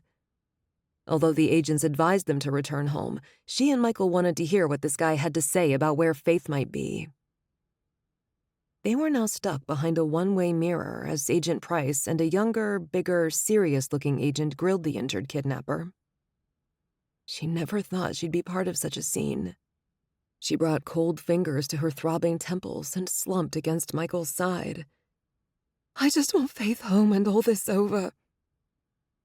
Michael draped his arm over her shoulders, his body shaking beside her. The man had been Mirandized and hadn't asked for representation. He now sat hunched over, his face paling under the harsh interrogation room lights. Agent Price braced both hands on the table, standing over the culprit. Who's the man in charge? The man grimaced, then sneered, and a cold shiver ran down Clara's spine. Our boss ain't gonna let that girl go. A sharp pang hit Clara's stomach. Michael squeezed her shoulders, the strength in his grip grounding her. Why? A smirk twisted the man's face. He has another plan for her. And what is that? The man hesitated. An auction. Clara gasped, the breath knocked out of her. She threaded her arm around Michael, absorbing his strength to keep herself steady. Agent Price leaned in closer. Who is your boss? What's his name? The injured man grimaced. John Liu. A murmur went through the agents in the room with Clara and Michael. In the adjacent room, Price pulled out his phone, tapped it a few times, then showed it to the younger agent. The younger agent exited, pulling out his phone and dialing a number. Task Force. The urgency in his voice echoed her panic. The name had set off some alarms. But had it brought them closer to finding Faith? Chapter 30. Ron. Thursday. Ron sat at his desk, engrossed in yet another report. His eyes had started to glaze when his phone vibrated. The unfamiliar number offering a welcome but worrying interruption, he pressed the answer button. Special Agent Peters. Special Agent Peters, this is Special Agent Jameson. We're working on a kidnapping case, and a name came up. John Liu. Ron straightened, a knot tightening in his stomach. Liu? As in the one we believe is running the trafficking operation? That's the one. We've got a 17-year-old girl we believe might be in the auction Liu facilitated. An icy grip seized Ron's heart. Evil was already deep in the field, making communication risky. But they needed to act, and fast. He summoned his team, briefing them. Then he clapped once and rubbed his hands together, ready to get at it. Tanner, take over sifting through the information from the Human Trafficking Unit and their CIs. Hernandez, start reviewing any camera footage from the abduction and subsequent failed exchange. Anna, come with me to talk to the parents and the suspect. He shifted, nodding at his top agent. Olivia, maintain your focus on preparing Simon as a bidder and Kyle as his bodyguard. His team peered back, ready. Remember, folks, every minute counts. Now more than ever, our mission is clear. Save the innocent girl, expose Liu's operation, and bring them all to justice. Olivia touched Simon's shoulder. And this might lead them to Ray Ho, the one responsible for Lily's and Dylan's abduction. Wouldn't that be perfect? A flickering fluorescent light gave the dull gray room a weird, cold vibe, like being in a tiny, boxed-in crypt surrounded by concrete walls and a one-way mirror that exhibited their unhappy faces. Ron sat with Anna at a beat-up old metal table, facing the tough guy named Craig, whose emotionless eyes stared right through them. He must have been around the block a few times in the criminal world, and he wasn't going to be easy to crack. I told you already, Craig grumbled, slouched in his chair, handcuffs rattling against the metal table. We just wanted the money. Anna set her jaw. You said your boss was John Liu. My question remains, if you worked for him, you'd have turned the girl over right away. You wouldn't have asked for a ransom. Her brow furrowed, her lips forming a thin line. So we don't think it makes any sense, Craig. Why ask for ransom money, go through all the trouble of a drop-off, only to put the girl up for auction? The man shrugged. My partner thought we could make some money, that's all. Ron leaned forward. Let me help you understand something. Right now, you're being charged with kidnapping. That's a first-degree felony. In Florida, it's punishable by up to life in prison. If you help us, we may put in a good word for you.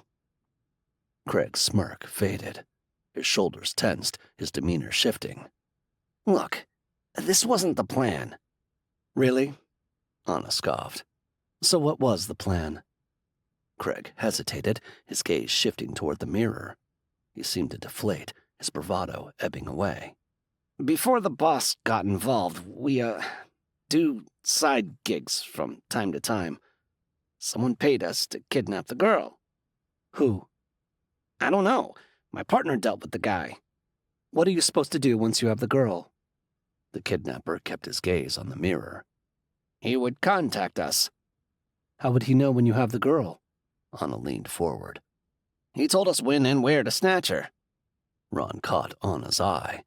She had to be thinking it was an inside job. Someone close to Faith, or at least someone who knew of her activities, orchestrated this. Okay. Why didn't you hand her over then? Why wait? Ron asked. My partner got greedy. Thought we could make some money out of it. We held on to her for a couple of days. Whoever hired us somehow notified the boss. He called and demanded we hand the girl over to him. His order was to take the girl, didn't care about the ransom. The boss would be John Liu?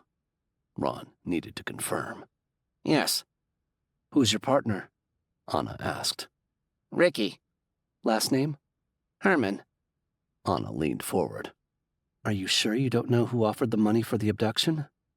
Ricky came back one day and started yammering about how much money we'd get. Said he had a great offer to snatch the girl. He held up both hands, the handcuff chains clinking. That's all I know. Ron glanced at the one-way mirror behind him. Surely the agents would follow up on this Ricky fellow. Meanwhile, he and Anna exchanged a glance. A new player. Someone with money and motive. Chapter 31. Clara. Thursday. When Clara and Michael got back, their place was quiet with a heavy worry. They had sent Jason to spend the night with Michael's folks. Although she was wiped out from the morning's activities, worrying about Faith kept her going. Michael, too. He moved toward the kitchen. "I'll make coffee." Then the doorbell rang, and he stilled. They both stood frozen, eyeing each other. "Check the door cam," he whispered. She brought it up on her phone. "It's Dylan and Lily." "Okay, let them in." He reanimated. "I'll get the coffee." "Hello, guys," Clara greeted them. "I didn't expect to see you." Agent Peters asked us to come and be with you, Dylan said. "It's good that it's you two." Michael emerged from the kitchen. "I've got coffee on if you need any. I dare say we had enough of strangers. But I didn't know you worked for the FBI. An agent at the FBI office had told them they didn't want them alone and would be sending someone over soon. "We don't." Lily waved, her pink fingernails and matching silk blouse somehow insensitive against the dark mood, like wearing pink to a funeral. What was Clara thinking? This wasn't a funeral. Faith would come home. She had to believe that. "Long story short, Agent Peters heard about how we already know you and asked if we wouldn't mind coming over." but you should know we've had recent experiences with the FBI. Dylan added. "Where are our manners? Please, come in." Clara opened the door wide and led them to the living room. Michael crossed from the kitchen with fresh coffees on a tray. "Agent Price is in charge of the kidnapping, and now there are 2 others from some task force, Peters and Anna. Wait, you did say Agent Peters sent you." He knows what he's doing. Dylan accepted his coffee. Clara folded her cold hands around the warm mug, needing the comfort pressed to her palms more than she needed the caffeine. "He's the one who helped you?" "Yes, his team and others," Lily said. Clara drew in a shaky breath. "The man exuded a reassuring calm when we met earlier. I must say, hearing you two had a prior favorable experience with him offers a sliver of comfort." Dylan swirled the coffee in his cup. They're the best, the agents. They saved Lily and me when we were in a tight spot. They'll find Faith. Clara exhaled, not even knowing she'd been holding her breath. What Dylan and Lily said felt like a big warm hug in the middle of this crazy, scary mess. Michael must feel it too, a light sparking in his eyes.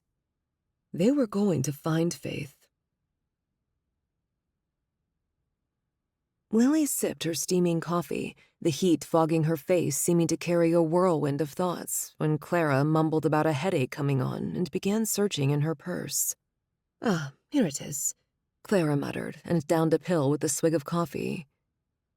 Then her face turned ghostly pale. Her hand gripped the couch arm as if she were bracing for impact, and she started making gurgling sounds. "Clara?" Lily gasped out. The woman swayed, her eyes taking on a glazed, unfocused look, and fear jolted through Lily. Michael was on his feet, his expression morphing from shock to sharp focus. "Dylan, get my medical bag from my office upstairs, first door on the left. Lily, call 911. Dylan jumped to his feet, nearly knocking over his coffee.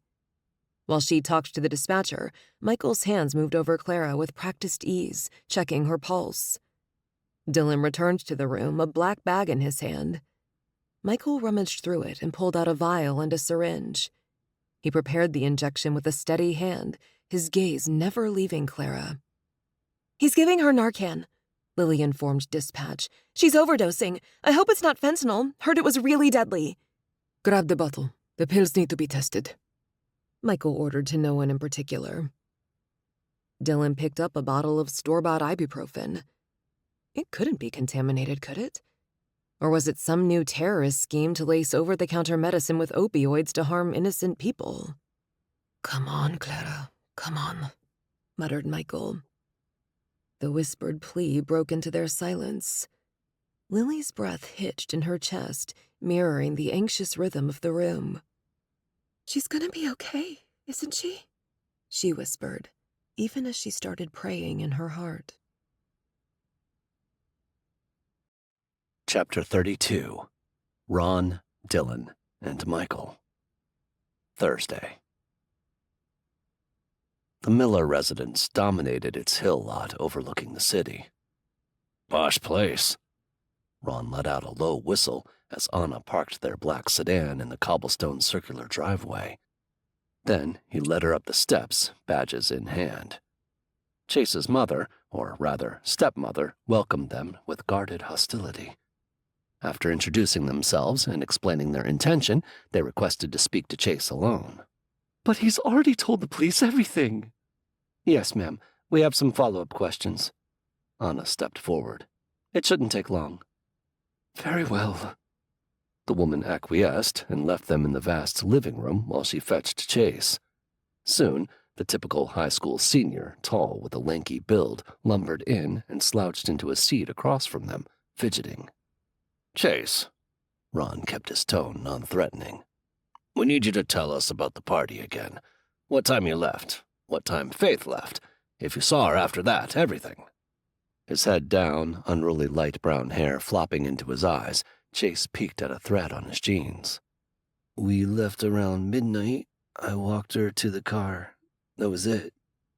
His answers remained consistent with his previous statements. Too consistent. And something about his demeanor felt off. You didn't see anybody around? Anna asked. After a pause, he shook his head. No.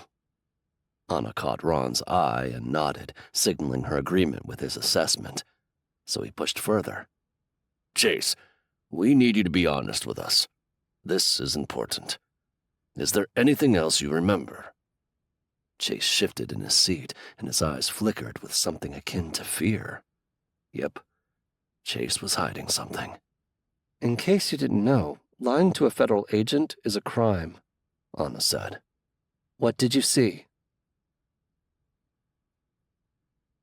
The ambulance's wild siren still rang in Dylan's ears as he navigated the city's maze-like streets, gripping the steering wheel tightly. Lily sat next to him, not saying a word, looking as freaked out as he felt. The way Clara had been convulsing, the terror on Michael's face, those images were stuck in his head like a bad dream, just playing over and over. How downright haunting. Clara Corey, a casualty of an opioid overdose? It didn't make sense. Could she be a high-functioning addict? He couldn't deny how out of it she'd been when he met her, but still, that hadn't been her doing, had it? And if she were a user, why would she take something while she had guests? He cleared his throat. Too bad he couldn't clear his mind as easily. You texted Kyle? Yeah, he's going to tell his dad. He pulled into the hospital parking lot, his gaze catching the flicker of Lily's eyes in the dim light. Her face was drawn tight, a stark contrast to her usual vibrant expression. You're coming in, right? For sure. She unclicked her belt, and he hurried to catch up. The hospital welcomed them, a symphony of urgency underplaying the quiet atmosphere. But the world felt oddly still as they found Michael, his face ghostly under the sterile lights. Dylan hung back. Michael was cornering a nurse. She took an over-the-counter painkiller, that's all. I don't understand how. He palmed his face, seeming to choke up on the event's severity. He took out the bottle Dylan had given him at the house. Notify the police. Have them test the pills. He has no idea how she could have overdosed. Lily's voice was a soft murmur beside him. Something doesn't fit, Dylan. She doesn't look like a drug abuser. I mean, I know how we met her and all, but that wasn't her. I don't think so either. Dylan narrowed his gaze. The puzzle pieces aren't aligning.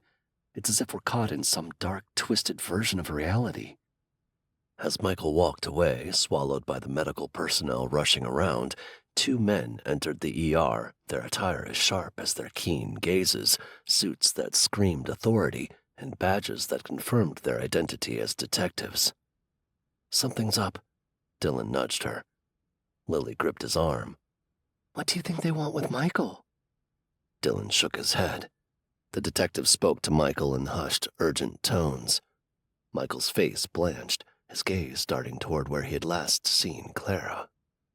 Then the detectives led him away. No handcuffs, but the firm grasp on his arm was clear enough. A chill trickled down Dylan's spine. "Did you hear any of that?"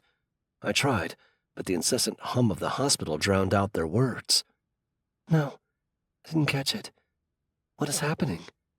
Lily's grip tightened, her clenched fingers strangling his wrist. Dylan ran his free hand through his hair, grabbing a fistful and pulling.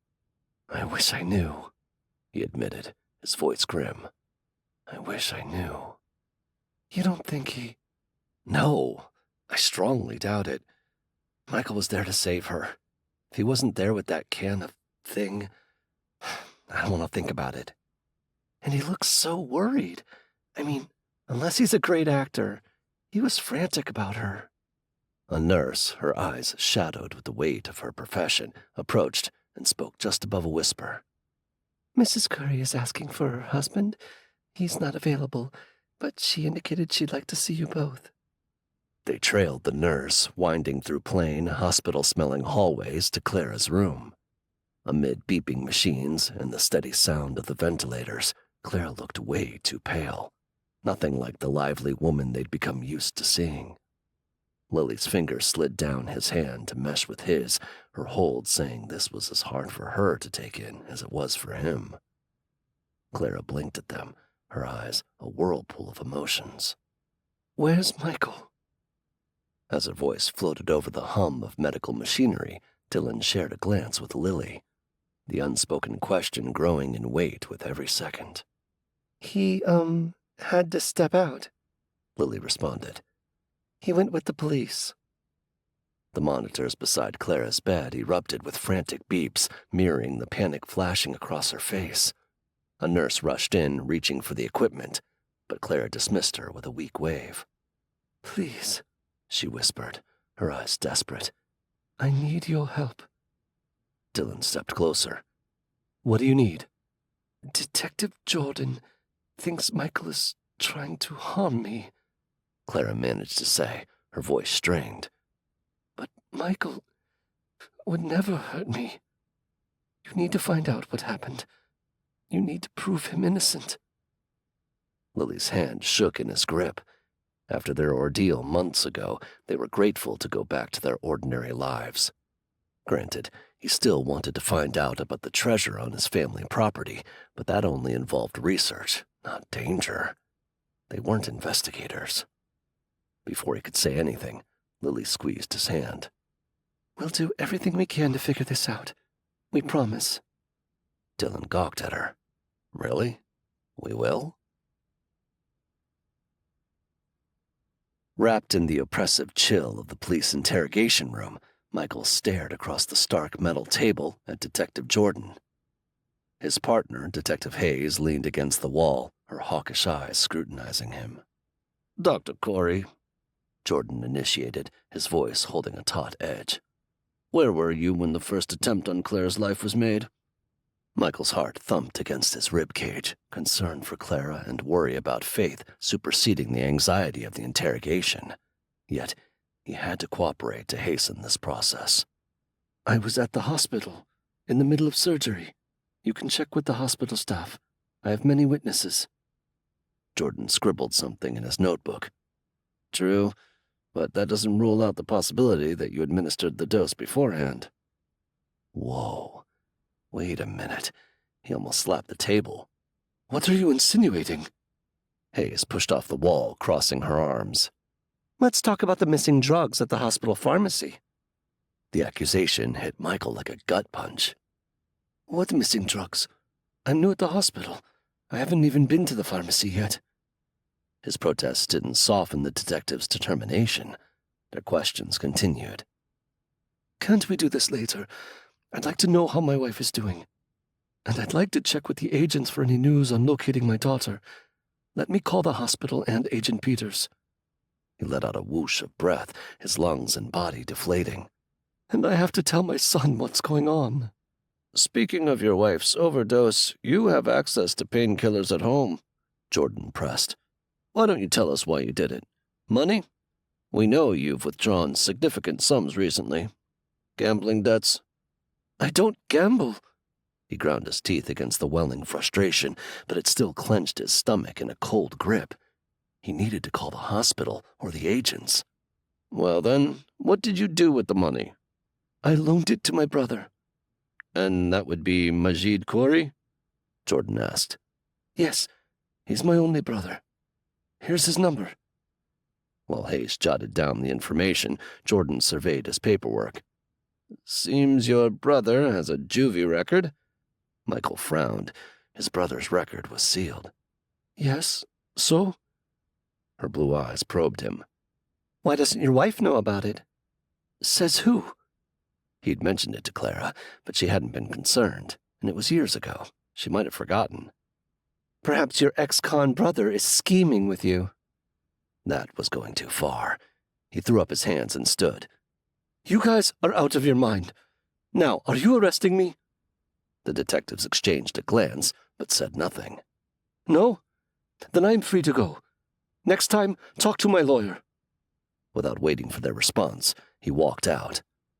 As Michael stepped out into the cool night, he couldn't shake off the icy dread clawing deep in his bones.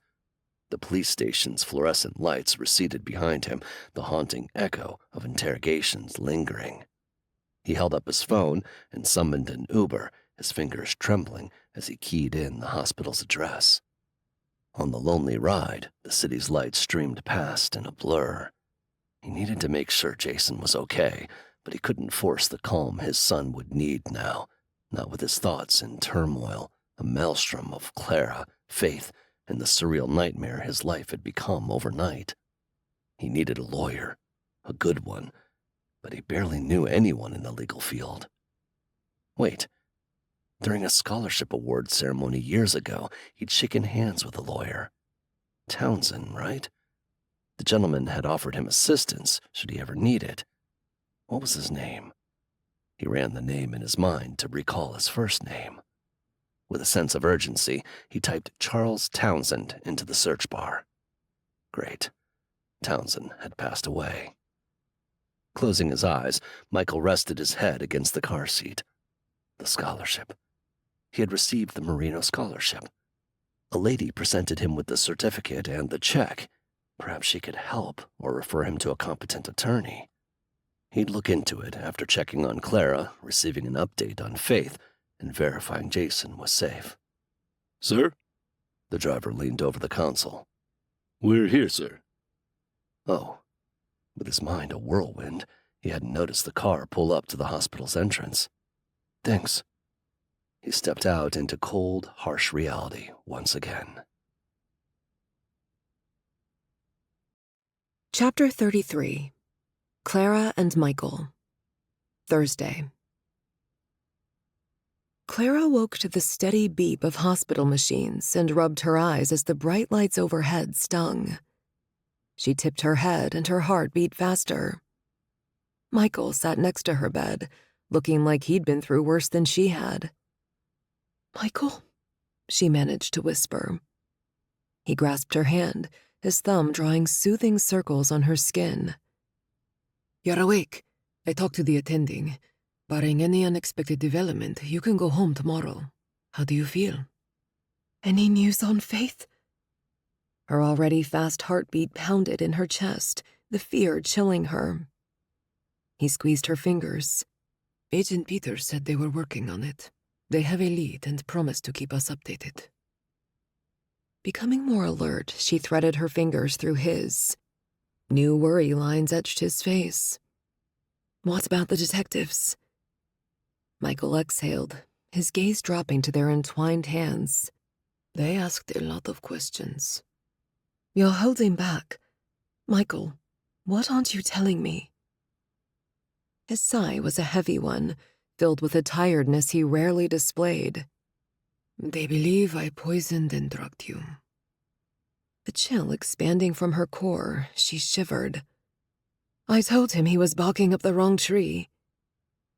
Michael's head jerked up. What do you mean?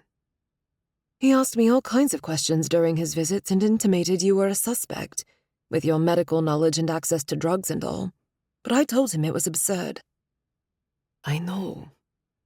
He raked his free hand through his disheveled hair, then kneaded the back of his neck, his stiff-set shoulders displaying an unconquerable tension. But he's relentless. We need to find an attorney before this escalates any further. We need someone who can stand up for us. I agree. I'll start searching. And Jason? You need to pick him up from practice. I've asked Mom to pick him up.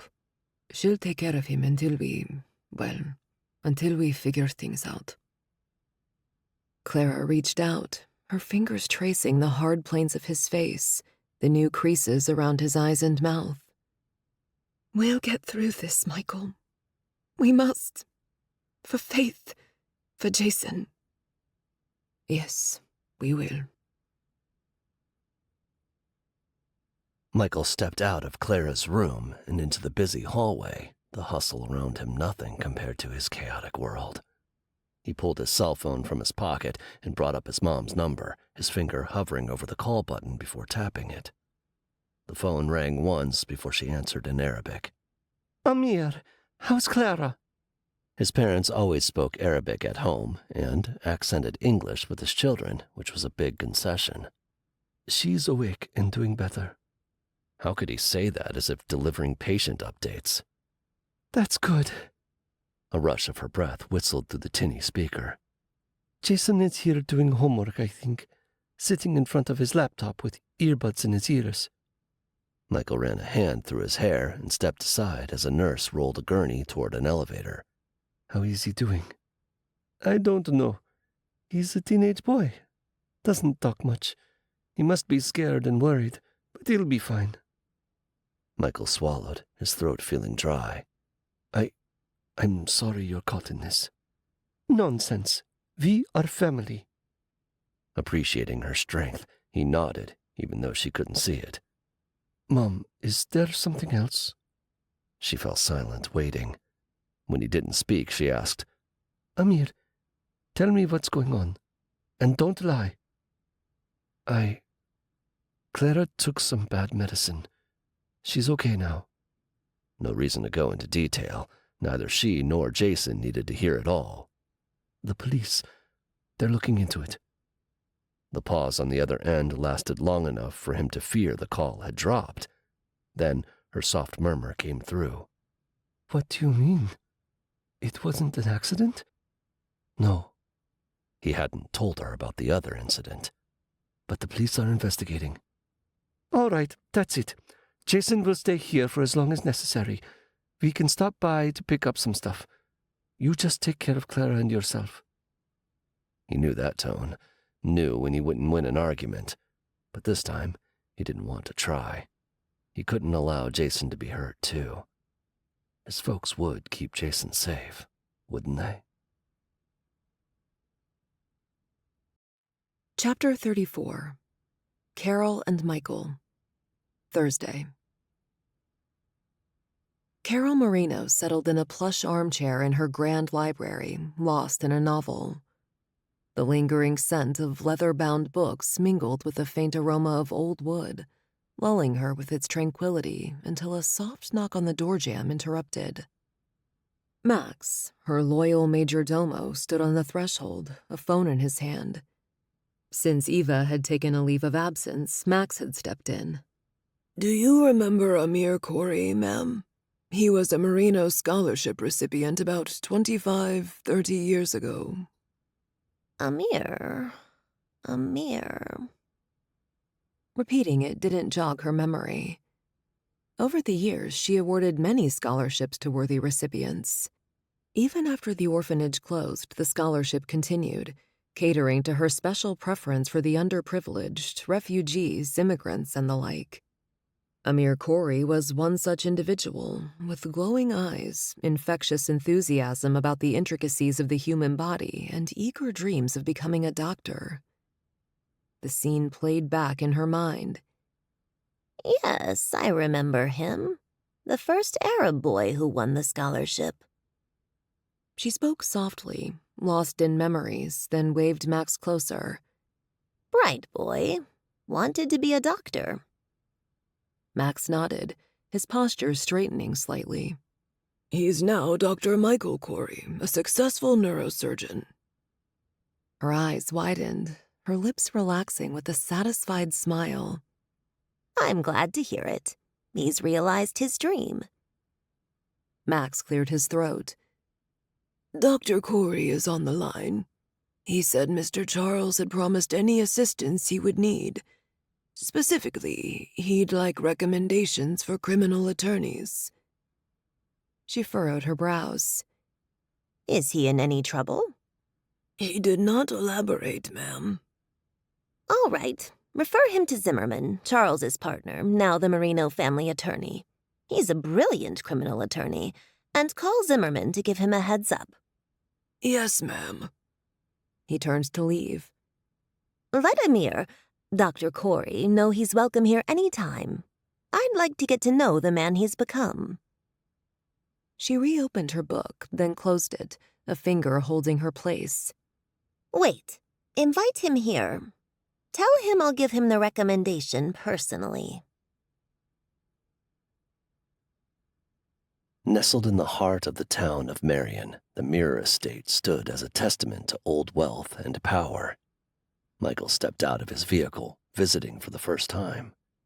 Lush greenery and pristine walkways surrounded a breathtaking structure of Indiana limestone. He followed Max through the grand entrance to the great room, the high ceilings, intricate murals, and regal elegance unsettling him.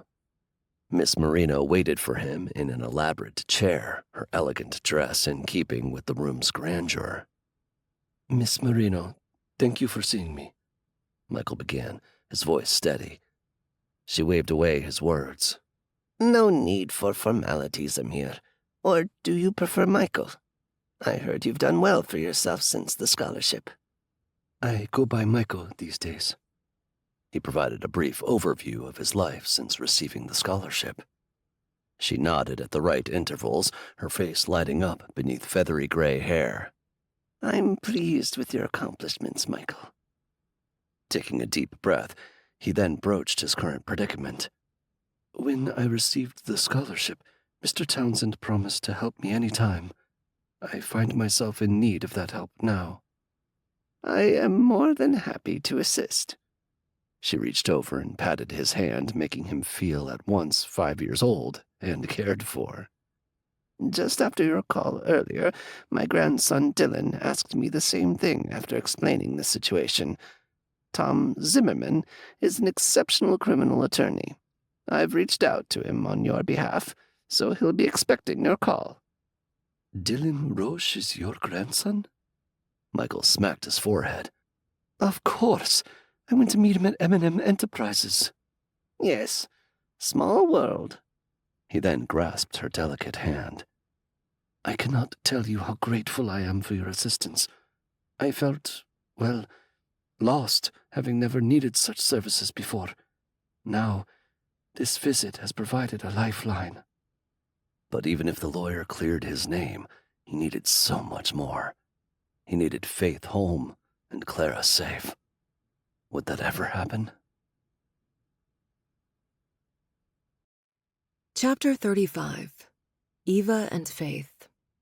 Thursday. Eva's muscles ached, adding to the weariness dragging down her mind as she stood in line with the others, waiting to be driven back to the Chinese restaurant. 4 days undercover, and still no signs of an auction. No whisper, no hint, nothing. But she'd gotten word she needed to be on the lookout for a teenage girl, Faith. The days blended in a monotonous blur. The clang of the alarm before dawn, the grueling work at the fish market, the meager meals. She'd adapted to her role, posing as another trafficked victim, hiding her determination behind a submissive mask. She glanced at her reflection in the van's window. Her face was smudged, her eyes hollow. But behind those tired eyes, the fire of resolve still burned. Inside the van, the conversations were minimal, the air thick with the smell of fish and fear. She'd sat next to Ling, the young girl she'd befriended on her first day. Do you? Ling darted her gaze around. Do you know what's going to happen to us? I don't know. Eva fisted her hands, her soul aching. Her team would help these girls, surely. But what of the others? So many others around the world they would never find, never reach. But we'll get through this together. Just stay strong and follow the routine. The routine. Ling shivered. Wake up, work, eat a little, sleep, repeat. That's right. Eva reached out to squeeze the girl's skeletal hand. But add to that list 2 things. Keep your head down and do what they say. We'll find a way out. Ling's eyes flashed before they dulled. I want to believe that. I really do. But every day feels the same. I'm scared, Mei. Eva's throat tightened. So was she. Imagine how the others here felt, not knowing what she knew. And the others no one was coming for. It was too much to comprehend. But we can't give up. We have to believe something will change. Someone will find us. They spent the rest of the ride in silence, the engine humming a constant droning tune that echoed the repetition of their days. At the restaurant, Eva's mind was still on their conversation. She had to find something, some clue to give to her contacts. Time was running out and the desperation was growing. As they filed out, she glimpsed a new girl. Blood whooshed in her head, her pulse too fast in her ears. The routine had become her prison, but it might also be the key to unraveling the mystery. She had to hold on, stay strong, and keep believing. Was this the girl they were now looking for? The teenager's features suggested Indian or Middle Eastern heritage. All the others were Chinese. Where did they find this girl? If they got another shipment of victims, shouldn't there have been more of them? Perhaps this was the one abducted. Summoning a smile, Eva approached the girl huddled in a corner. Hi, I'm Mei. The girl merely blinked, giving a slight nod, her lips pressed into a tight line. Are you okay? Eva hushed her voice, kneeling beside the girl to bridge the distance in this squalid room. The girl shook her head, tears welling up again. The echo of distant footsteps overplayed her whispered response. I want to go home. The girl spoke perfect American English. She couldn't be one of the undocumented. Now Eva just needed her name to confirm. She reached out, touching the girl's trembling hand. What's your name? Faith, she answered Mei. In the oppressive basement, encircled by unfamiliar faces, dread engulfed Faith. Her heart pounded against her chest, each thud echoing the fear that saturated her being. Cornered in this dismal space, she retreated inward, seeking refuge in her thoughts. Words had abandoned her, stolen away by the fear now dominating her senses. All that remained was a haunting silence, punctuated by her quickened breaths. She glanced around, sizing up the others. Mostly teenagers, mostly looking Asian. Maybe Chinese from the way they were whispering in broken, scared tones. Mei Yi appeared older than the others and mixed race. Why was Mei Yi here with them? Why was Faith, for that matter? You'll be okay. Mei Yi's words cut through the haze, her tone strangely assured, soothing. She sat next to Faith, her touch a light pat on Faith's shoulder, both reassuring and startling. How can you say that? How can anyone be okay in this situation? Yet even as she questioned her, the certainty in Mei Yi's words nudged at Faith, and an unspoken bond began to form. What do you think they'll do to us? Mei Yi hesitated, her vital brown eyes darkening. Whatever happens, we're stronger together. We need to stick together, understand? Faith nodded, the heat of fresh tears swelling in her eyes. I'm scared. They were going to release me, but then they reneged. I saw Daddy with the bag, but then they just snatched the bag and took off. I'm scared too, Mei Yi admitted in a voice barely a whisper. But we have to be brave. We'll find a way out of this, okay? Faith drew a shaky breath, nodding again. Okay. Chapter 36. Olivia. Thursday. Fu Garden's restaurant offered a sensory overload. The rich aroma of Chinese food, the bustle of clattering dishes, and the chatter of patrons in various languages. Olivia and Detective Annie Kwok sat opposite each other at a table, scanning the room. Detective Kwok worked in the Human Trafficking Division and provided the task force with useful intel. Today, they were scoping out the place and checking in with the CI. As a young waiter approached, Olivia recognized Kwok's confidential informant, David Chun, from his file. What would you recommend today? Kwok asked. Olivia knew it was their script. She had repeated many scripts before in her past life. Our chef has prepared a special seafood dish today. Fresh catch from the sea. His English was accented but understandable, and his words meant he understood and was ready to share information. As he handed Kwok a menu, a paper slipped from between its pages, dropping into her waiting hand. She opened the note in her lap and studied the coded observations. I believe it's for you. Olivia took the paper Eva must have written on, her eyes drawn to one entry. A symbol representing Middle Eastern heritage, followed by a series of numerals. The numbers decoded to mean faith. Olivia's pulse quickened. Kwok lowered her teacup, catching the subtle change in Olivia's demeanor. What is it? We have a lead. Olivia slid the paper back to Kwok, keeping it concealed. All Greek to me. It means she's here. We've found Faith. Kwok's eyes sparkled. You want dim sum, or are you ordering from the menu? Dim sum is fine. Olivia mentally compiled her response to Eva.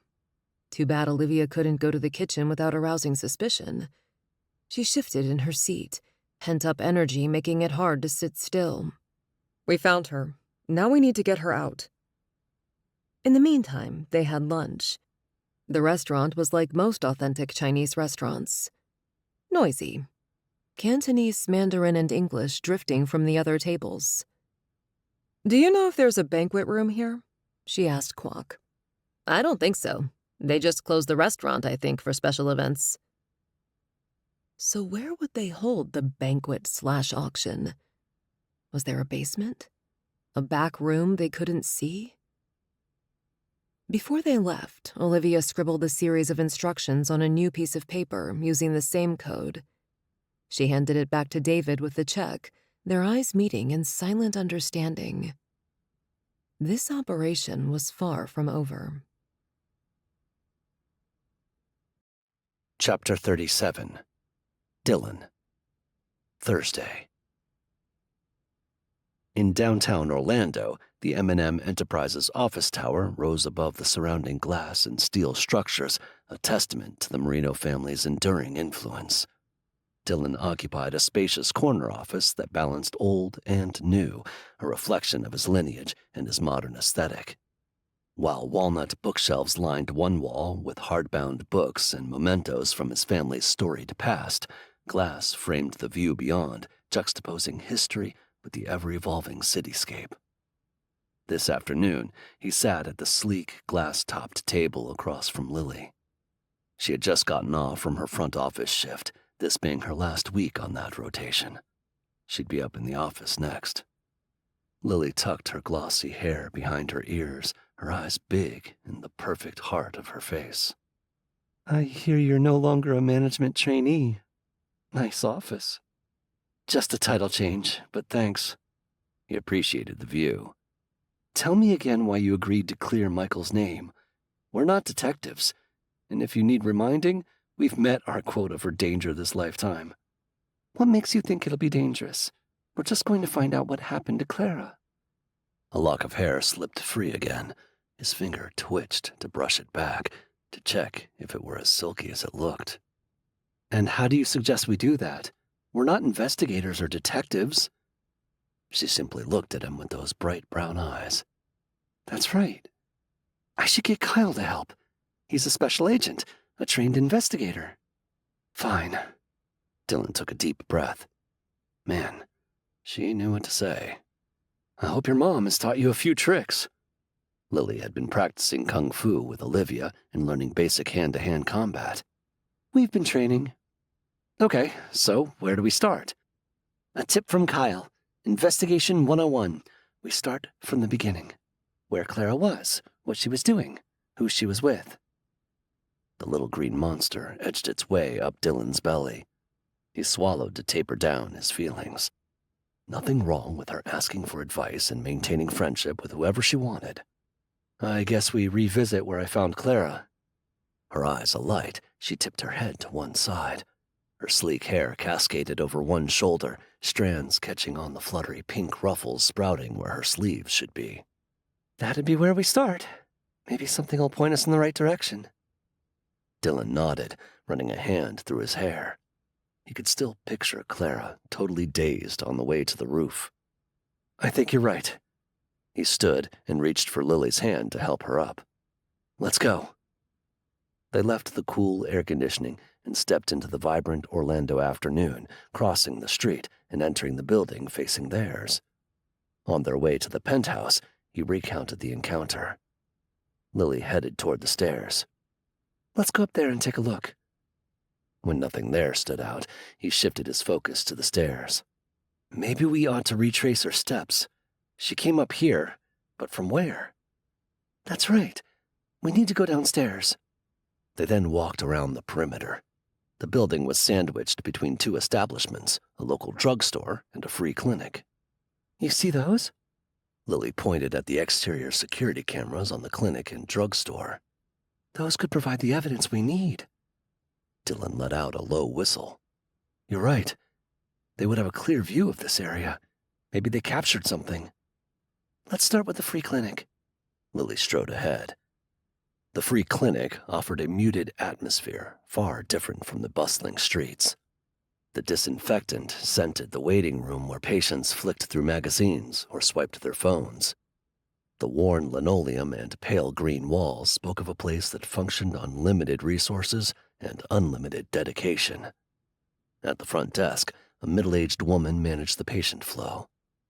Dylan pulled up a picture of Clara on his phone and held it out to her. We're looking for any information about this woman. Her name is Clara Corey. She was found in a bad state near here. He named the day and time. Did anyone see her in here that day? We're not allowed to give out client information. The woman handed back the phone. However, I can say I didn't see her that day, and I don't remember anyone mentioning her. I know her. A man in a white lab coat stepped forward, his face lined with the toll of long hours, but his eyes alert and compassionate. She's Dr. Corey's wife. Lily turned around. You know Dr. Corey? Yes. He used to volunteer at the free clinic in Chicago. I caught some nasty bug when I visited my family last year, and he fixed me up real good. Just heard he moved down here recently. A good doctor. Do you have any news about the missus? Is she okay? She's getting better, Dylan reassured the man. We're trying to piece together what happened. Well, I wish I could help you more. The man gripped his coat lapels, rocking back on his heels. If I hear anything or remember something, I'll get in touch. Thank you. Dylan handed over his card. My cell and office number are on there. Please, don't hesitate to call at any hour. Next, Dylan followed Lily into the pharmacy. Air carrying a medley of sterile antiseptic and mild fragrances wafted from the cosmetics section, contributing to a calming atmosphere. Behind the counter, a woman with spectacles precariously perched on her nose scrutinized a stack of prescription forms. As he approached, he brought out his phone and presented Clara's photo to the pharmacist. We're looking for information about this woman, Dylan started, trying to keep his tone even and professional. She might have been in here on December 8th. Do you remember seeing her? The pharmacist nodded. She was here with another woman. They didn't fill a prescription, but the other woman did buy some over-the-counter pain pills. I believe they were both drinking something, but I'm not sure. Dylan exchanged a glance with Lily. Was this a potential lead? No, but I heard the police were in here while I was on personal leave a few days ago. Was this what that was about? Lily edged up closer, placing her hands on the counter below the prescription pickup sign. Do you have surveillance cameras here? How long do you keep the footage? The pharmacist pointed to a nondescript device tucked away in a corner. Since we have drugs on site, we're at high risk for theft. Our insurance requires cameras. We keep the footage for about a month. Can we? That's wonderful news, Dylan interrupted Lily. I understand you won't be able to show us the recordings, but we will return soon with the authorities to secure the footage.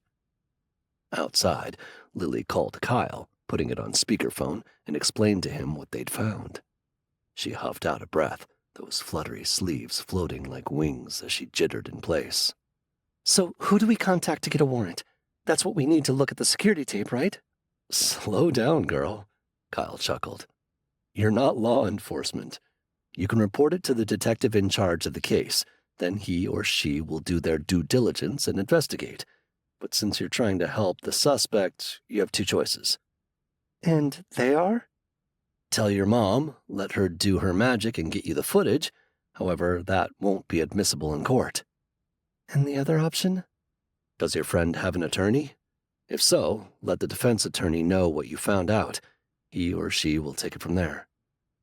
She thanked him, hung up, and eyed Dylan. So? We'll ask Michael if he's retained an attorney yet. Grandma referred him to ours. Lily goggled at him. I didn't know Michael knew your grandmother. I didn't either. He placed a hand on the small of her back to guide her across the street toward his car in underground parking. I'll drive you home. And apparently, he was a Marino scholarship winner way back when. My car's here, so I don't need a ride. Lily stopped abruptly. I bet Faith's friends know something. Yeah, I'm sure the cops talked to them. He pivoted to where she normally parked her car. You know how kids are. They aren't always open to adults. She pointed her key fob to her Toyota to unlock it. Weren't there rules about messing with an active investigation? But this was Lily. So what? We go to the school? Yes, I have a late shift. You don't have an early morning meeting tomorrow, do you? Should he tell her yes and let her deal with the consequences? Nah, he couldn't let her do this alone. Let's do it together. Chapter 38. Lily and Clara. Friday. The next day, Lily stood beside Dylan in the school office, peering through the glass partition at the crammed high school hallways. Wow, she whispered as kids flowed past chatting, laughing, and bumping into each other in their hurry to their next class.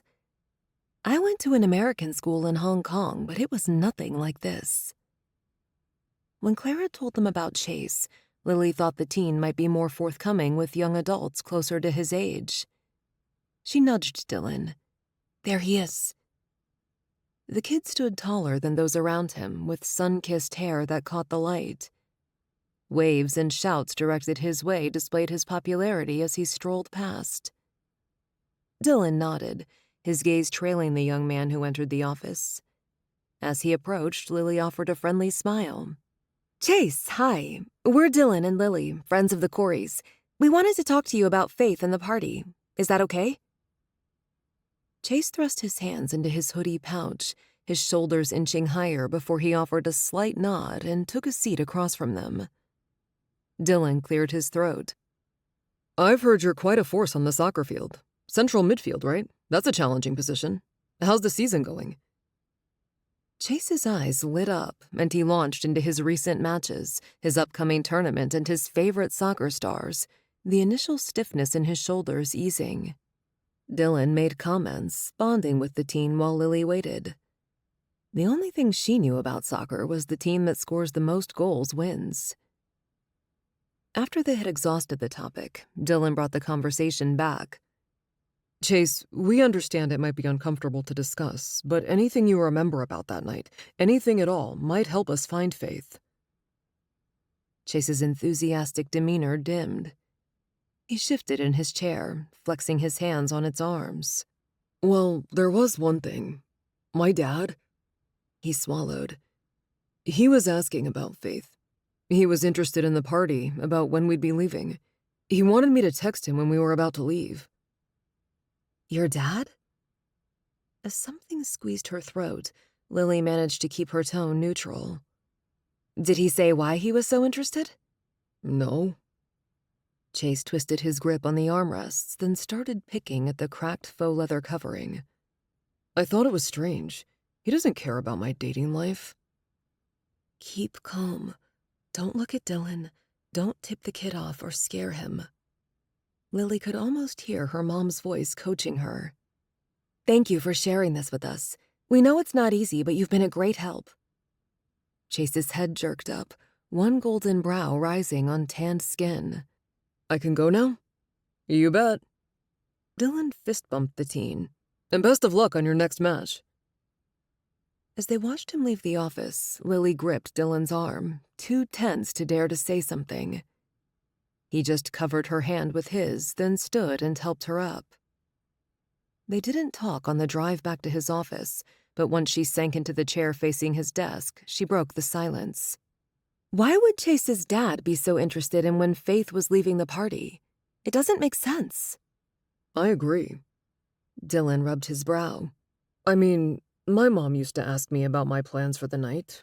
She might ask when I planned to leave, but never my date. I thought you said you weren't popular, she teased. Not popular doesn't mean never going on any date. He kept massaging his temples, his hand shadowing his eyes. But getting back to his dad, why do you think he was so interested in Faith's plan? She shrugged. Don't know. Minutes passed before Dylan lowered his hand, his shielded expression stark. What if his dad had some ulterior motive? Lily jolted in her chair as he voiced what she'd been trying not to think. What? You mean like he, could be involved in Faith's disappearance? Isn't he a doctor? Michael must know him. Why would he do that? I don't know. I'm just throwing it out there. Dylan held up a hand. Well, I can't make sense of it any other way. Why else would he need to know when Faith was leaving? Okay, amateur hour is over. Lily pulled out her phone and called Kyle. The phone rang twice before he picked up. Lily, what's up? I'm putting you on speaker again. You got me and Dylan. We met with Chase today, at his school. We had a talk about the night Faith disappeared. What did he say?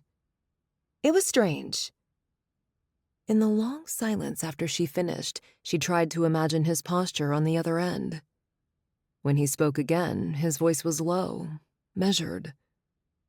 So you're saying Chase's dad asked for the specifics of Faith's movements that night? Yeah. Dylan chimed in. Seriously, Kyle, it was weird. Chase seemed to think it was weird, too. Another beat of silence. A heavy breath. Then a rush of movement. Did he mention anything else? Any other interactions with his father that seemed off? Lily and Dylan exchanged a glance. No, nothing that he mentioned. Lily tightened her grip on the slim piece of technology, the edges cutting into her fingers. But we just thought you should know. An exhale rattled the speakers. Yeah, This could be important. Good job, both of you. I'll pass this on to my dad. He'll know what to do next. Lily ended the call, sinking into a heavy silence. It feels significant, doesn't it? Yeah, a piece of the puzzle. Dylan pushed to his feet and paced to the window, then stood there, one hand braced on the glass 20-some stories above the city. But I'm unsure of what it could mean. She crossed to the kitchenette in the corner and grabbed 2 flavored sparkling waters from the mini-fridge. I guess we'd better call Clara. She handed Dylan one before unscrewing the top on hers. Any chance I can bribe you with this? Not a chance, my friend. He saluted her with his. That's so not a task I'm looking forward to, and you didn't even offer something with caffeine or sugar to pump me up. Right. But Clara deserved to know, needed to know, even if it added another layer of worry. As she dialed Clara's number, Lily took a sip, cool liquid sluicing over her dry mouth and throat. The phone barely rang once before Clara picked up. Lily, any news? Dylan raised his bottled water, winking at Lily, then updated Clara on what they had found at the pharmacy. If Michael's retained an attorney, you need to give this information to him or her. I'll have Michael tell him. Thank you both. You're welcome. Lily is going to talk about what we found at the school. We spoke with Chase today. Clara's breath hitched. Oh?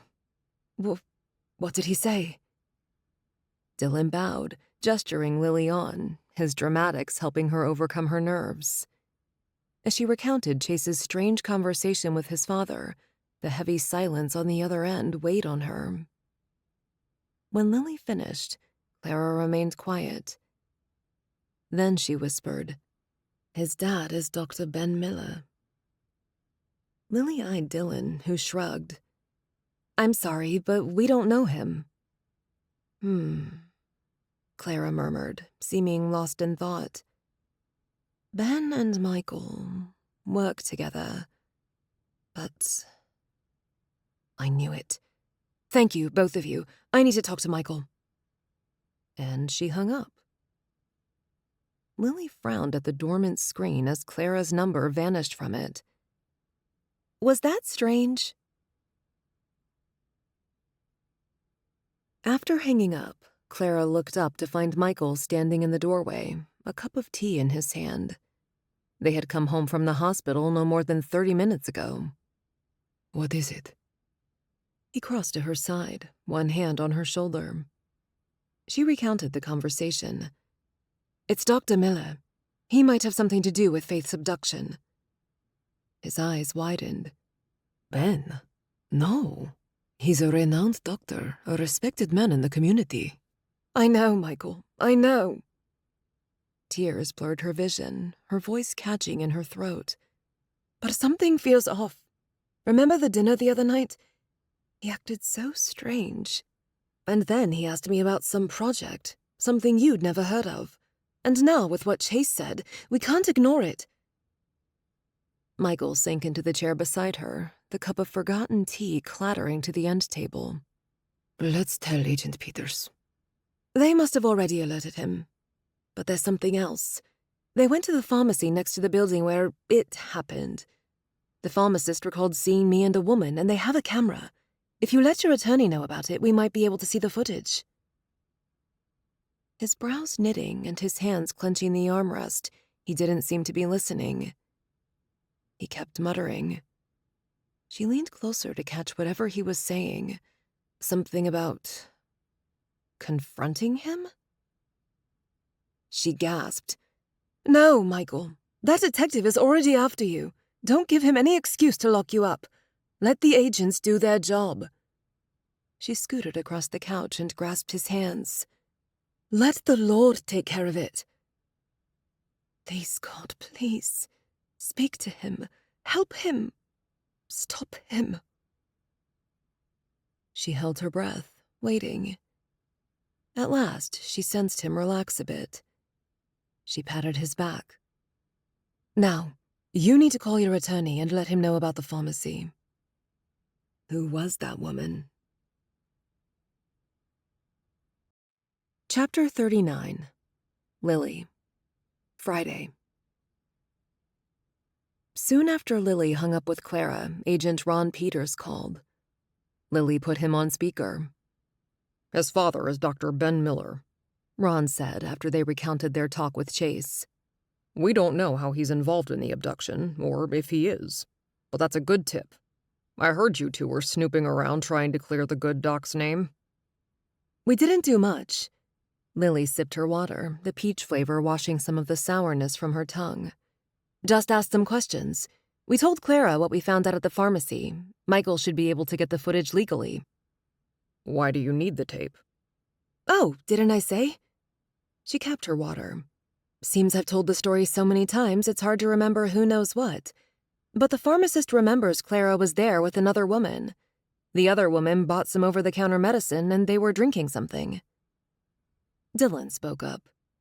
We were hoping the other woman saw something or knew something. Or maybe she drugged her, Ron said. You did the right thing. The defense attorney should be all over it now. With that, they said goodbye. Lily stretched, holding her arms high above her head before tipping her neck side to side. I wonder if I can nap before my shift tonight. You okay?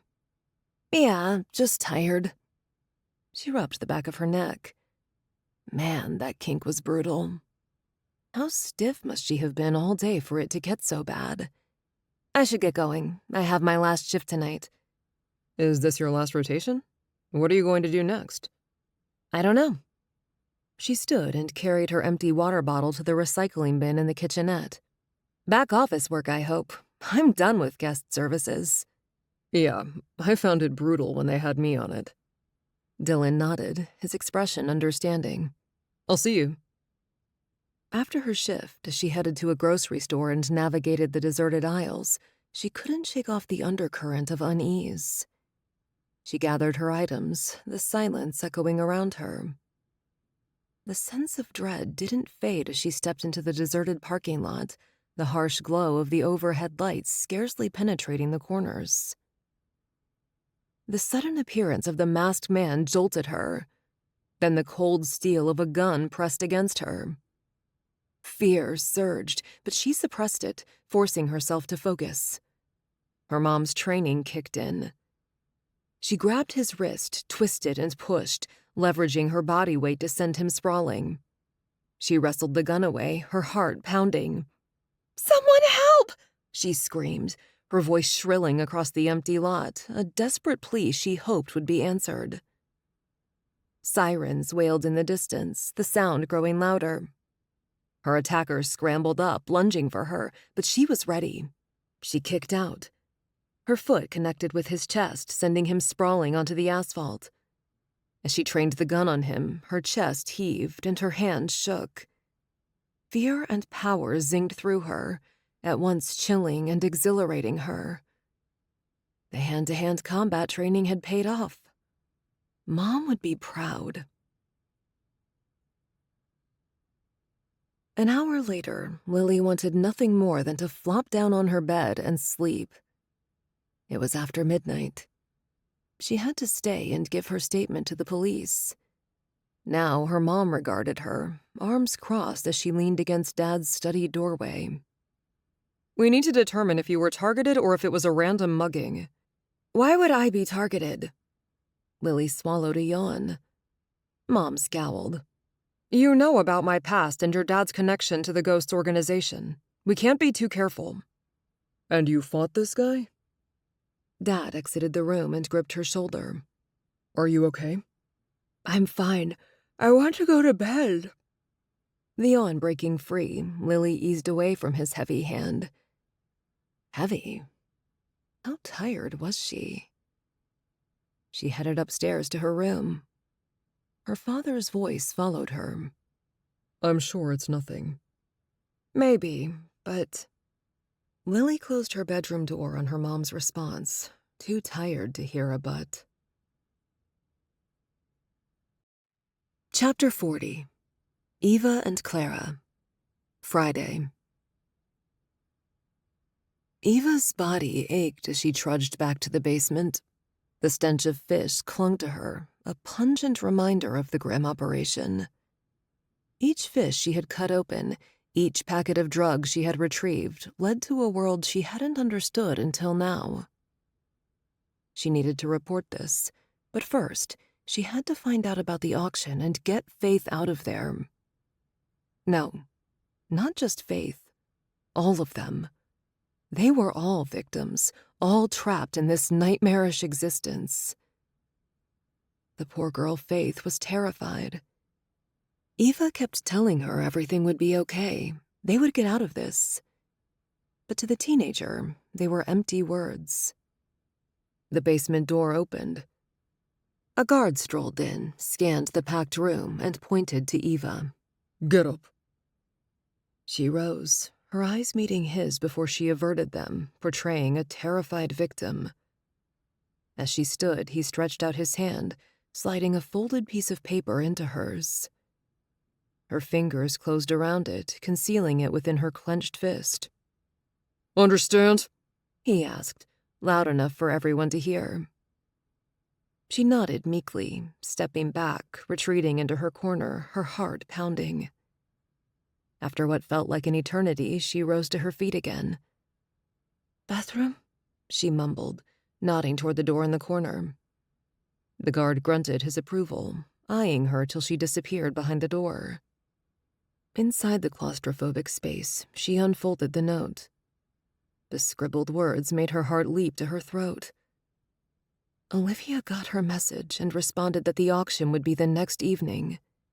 She also outlined the plan to capture Ray Ho and rescue the victim. Eva read it again to ensure she hadn't misinterpreted the coded message. Then she destroyed the note, flushing the remnants down the grimy toilet. Back in the room, she took her spot again, preparing for the plan. When the door opened again, the manager walked in, seemingly pointing to random boys and girls, including Faith and Eva, but not Ling. Eva panicked for a second, then relaxed. Didn't matter. They would all be free when her team stormed the place. Then, hands on his hips, the manager faced the group he'd picked. Tomorrow you'll have the day off. I need you cleaned up and presentable. After the manager left, Faith whispered, "What's happening tomorrow?" "Whatever it is." Eva hugged her young friend. "I think we'll be free afterward." Clara's heart pounded as she hung up the phone, Agent Peters' voice still ringing in her ears. Faith was alive. Safe, for now. The palpable relief lifted a weight from her shoulders, and the same relief animated Michael's eyes. "They have a plan." She crossed to her husband and stopped inches in front of him. "They should get Faith back by tomorrow evening." His face broke into a smile, his dark eyes glistening. He pulled Clara into a hug and rested his chin atop her head, his days-old beard snagging against her hair. She clung to him, his chest rising and falling beneath her cheek. His warm whisper rushed over her. "Thank God." They stood together, savoring the reignited hope. Then they said a quick prayer, their voices united in their plea for their daughter's safe return. He then called his attorney, updating him on the discoveries Lily and Dylan made. Clara checked her emails, still reeling. An email from Stella caught her attention. Her eyes narrowed as she opened it, memories of the Linda Borowski case flooding back. She'd been no closer to finding out what had happened to Linda. Instead, the case uncovered more of her own past.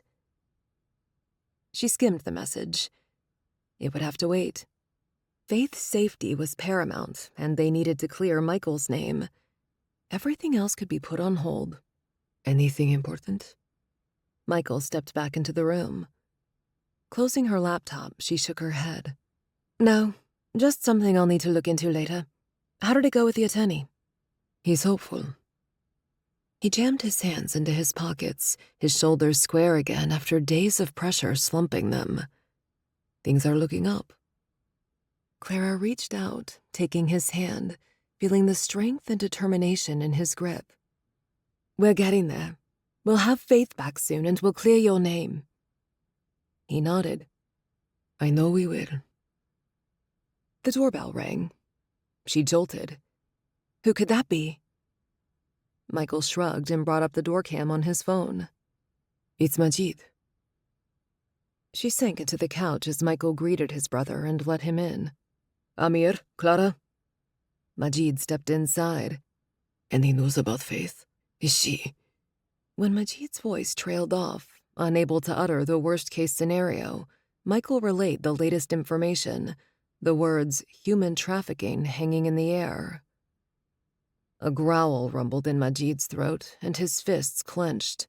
"Those useless cops. They are doing nothing. They have to find her." Michael placed a steady hand on Majid's shoulder. "Calm down," Michael urged. "Did you not hear? The agent said they'd get her back by tomorrow evening. She's alive and safe."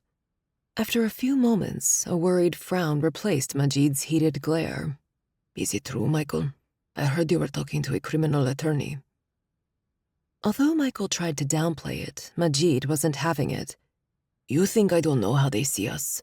They always see us as suspects because of our background, where we're from. I'll tell them what the money was for." "Whoa, hold up." Michael raised a hand. "I don't think that's a good idea." But Majid ground his teeth, his jaw set in stubborn lines. "I know what they think. I have a record, a juvie record. You were only 16. Your record is sealed. But all they see is an ex-con. Add to the fact where we're from, they'll do everything to nail you." Clara shifted on the leather couch, the cushion confining. Now she remembered that Michael had told her about Majid's juvie record a long time ago. But she was more curious about the money. "What money, Majid?" In the unsettling silence, only the ticking clock dared speak up. Finally, Michael exhaled. "Majid has been working as a hairstylist for years. You know that. His dream was always to have his own salon, but he never had the finances for it." Michael palmed his face, grinding his hand against his eyes. "When the opportunity presented itself, his boss wanted to sell the salon. I offered to help him out. Well, it's not a loan. I'm treating it as an investment. You know, a silent partner." Clara blinked. "That's fantastic. But why keep it a secret? Why not tell me?" Majid's lips fluttered as he huffed air. "I didn't want you to know, Clara." "But why?" She eyed them. The brothers exchanged a glance. Then Michael rolled his eyes. "His pride." Now she got it. Both their cultures valued male dominance. She got up and went to her brother-in-law. "Majid, I'm so happy for you. You're a talented stylist. Faith always likes the way you do her hair. Now you'll be doing my hair and her hair for free from now on." Majid chuckled. "I wouldn't charge you anyway. And thank you." Then he clamped a hand on Michael's shoulder. "Seriously, I should tell the cops. They have no more reason to suspect you. I gave them your number. If they haven't called, then I don't know." Michael shrugged. "But I'm gonna let my attorney know." The younger man opened his mouth and closed it a couple of times. "When you mentioned human trafficking earlier, I heard something. A client, blabbered on the phone." "What did you hear?"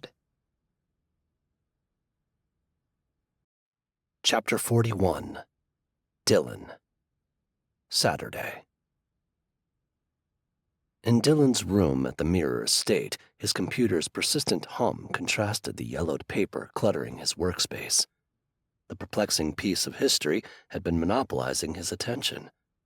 After the recent hullabaloo, he found a chance to dive back into the cryptic mystery. Under the glow of the dim desk lamp, the worn-out map still wouldn't spill its secrets. Beside it, Tommy, his Dr. Watson, leaned over the desk, squinting at the map. A fresh pair of eyes always helped.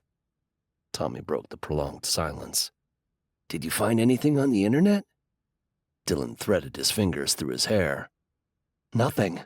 I've searched everywhere I could think of, from obscure history forums to deep diving into digital libraries of old cartography, but there's nothing remotely similar out there. It's unique. Tommy tapped on the desk. Maybe we should bring Lily into this. She's bilingual. Haven't you heard? Bilingual people are smarter. They can think in 2 different languages. I don't want anyone else to know about this discovery. Not yet. I know she's smart. If you count Mandarin, she speaks 3 languages. But she's got enough going on. Plus, she's helping plan her parents' wedding. Okay, whatever you say. Tommy waved him off. It's weird to be planning your parents' wedding. Normally you wouldn't be born yet when your parents got married. Theirs is a little different. I know. It's kind of romantic. He started humming the song Reunited. Dylan shot him a look. Who've you been dating now? Didn't know you were into love songs. Clapping a hand to his heart, Tommy sighed dramatically, then sobered up. What about Father Phil? You said you didn't want anyone else to know about this. He's a priest. He's used to keeping secrets. Okay, your call. The plans are drawn and they're starting construction soon. What happens if we can't break this before your evil aunt moves here? Don't say it like that. She really is evil. Dylan braced his hands alongside the map. Why wouldn't it speak to him? He pushed away from the table. I don't know. Let's hope the security is secured enough. Besides, I'd like to think if we can't decipher the map and find the location of any supposedly buried treasure, she won't be able to either. Yeah, the guy could hope. But she was the ghost. She'd nearly bested him once, and who knew what she was up to now. Chapter 42. Simon and Olivia. Saturday. Tonight, Simon stepped into the serpent's nest.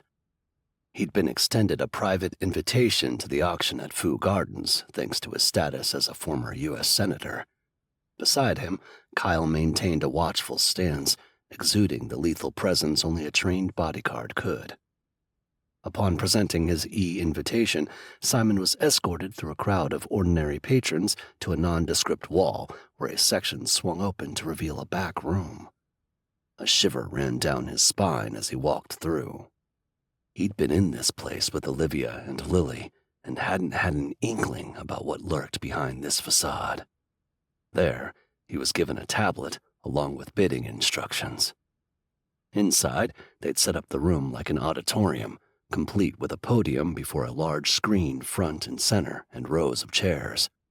He ignored the buzz of hushed conversation to survey the crowd. Aha! A high-profile lawyer known for his ruthless litigation skills, a charismatic TV personality who commanded millions of followers, and a foreign dignitary whose presence could ignite an international firestorm. Too bad the man's diplomatic immunity would likely shield him from any fallout. Recognition flickered in a few eyes as they identified the former senator. However, no one rushed to engage him in conversation, just gave discreet nods of acknowledgement. This wasn't a venue for socialization. It was a marketplace where lives were traded like commodities. Simon chose a seat toward the rear, ensuring his button camera had an optimum vantage point. Behind him, Kyle remained standing, his muscular frame imposing against the luxurious decor. Similarly built men revealed their roles as bodyguards. Simon tried to relax, act natural, in keeping with the melange of nonchalant expectancy, a bizarre juxtaposition considering the dark undercurrents. Still, his gut churned. What a glimpse of the underbelly of society, a place where the rich and powerful came to play. How had he gotten thrust right into its midst, ready to expose their wicked games? Seated inside an unmarked FBI van, Olivia fixed her gaze on the monitor before her. The feed from Simon's button camera provided a live stream, each pixelated image adding to her rising tension. Beside her, Ron was squinting at the screen, his brows furrowed. Meanwhile, a thrum of anticipation kept their team alert. Simon had provided a panorama of the room, capturing the attendees before focusing on the podium where a Chinese man announced the auction's commencement. Electronic bidding began. Images began to flicker on the screen, photos of teenagers, their faces marked by a fear that made Olivia's heart clench. She scanned the faces closely, but neither Faith nor Eva was among the displayed. Ron muttered under his breath. We can't be too late. The doc said his brother's client mentioned the auction was this evening. The radio crackled to life, Tanner's voice cutting through the static. Anna and I could go in, do a quick recon, see if we spot them. For a brief pause, everyone considered the suggestion. The risk of blowing their cover was high. So were the stakes. No, Olivia replied, raising her chin, steady and resolute. We can't risk tipping them off. If Eva and Faith aren't in the room, they might be held somewhere else in the vicinity. Ron, the one in charge, flashed her a thumbs up. Olivia is right. She nodded a silent thank you in his direction. But we can't just sit here doing nothing, Anna chimed in, her frustration crackling over the radio waves. No, we won't, he responded. Simon subtly adjusted the angle of his button camera, providing them with another sweep of the room.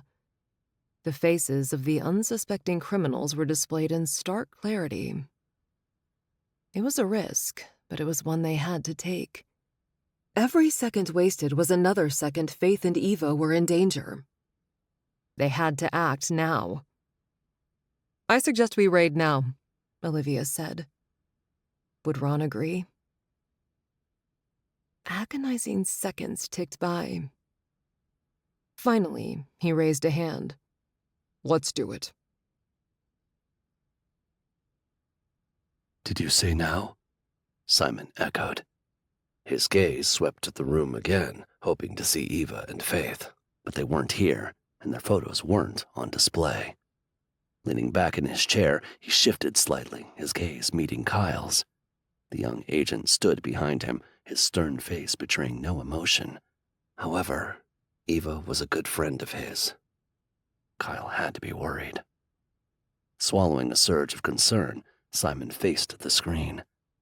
He wasn't supposed to know about Eva and Faith, and he couldn't ask about them. He needed to keep his cover intact for future use. His earpiece crackled to life then, the faint hum of the hidden microphone relayed Olivia's low voice, meant only for his ears, her urgency unmistakable. Bid as planned, but stay alert. Ron just greenlit it. Kyle will get you out. This was it. He tapped his mic once, signaling acknowledgement. With one last glance at Kyle, he braced for the coming chaos. The night came alive as Olivia, flanked by Ron and a team of skilled agents, stood outside the restaurant. Behind the unassuming front was a dangerous world they were about to infiltrate. On my mark, Ron said into his earpiece, his voice steady and commanding. Their backup held positions at other entrances, ready to flood the building at the signal. Olivia was to lead a team to rescue the victims and search for Eva and Faith, while Ron rounded up the auction host and participants. When the command came, the agents surged forward and kicked the doors open. Everybody get down and stay down, Olivia called out in English, Cantonese, and Mandarin, her tone brooking no argument.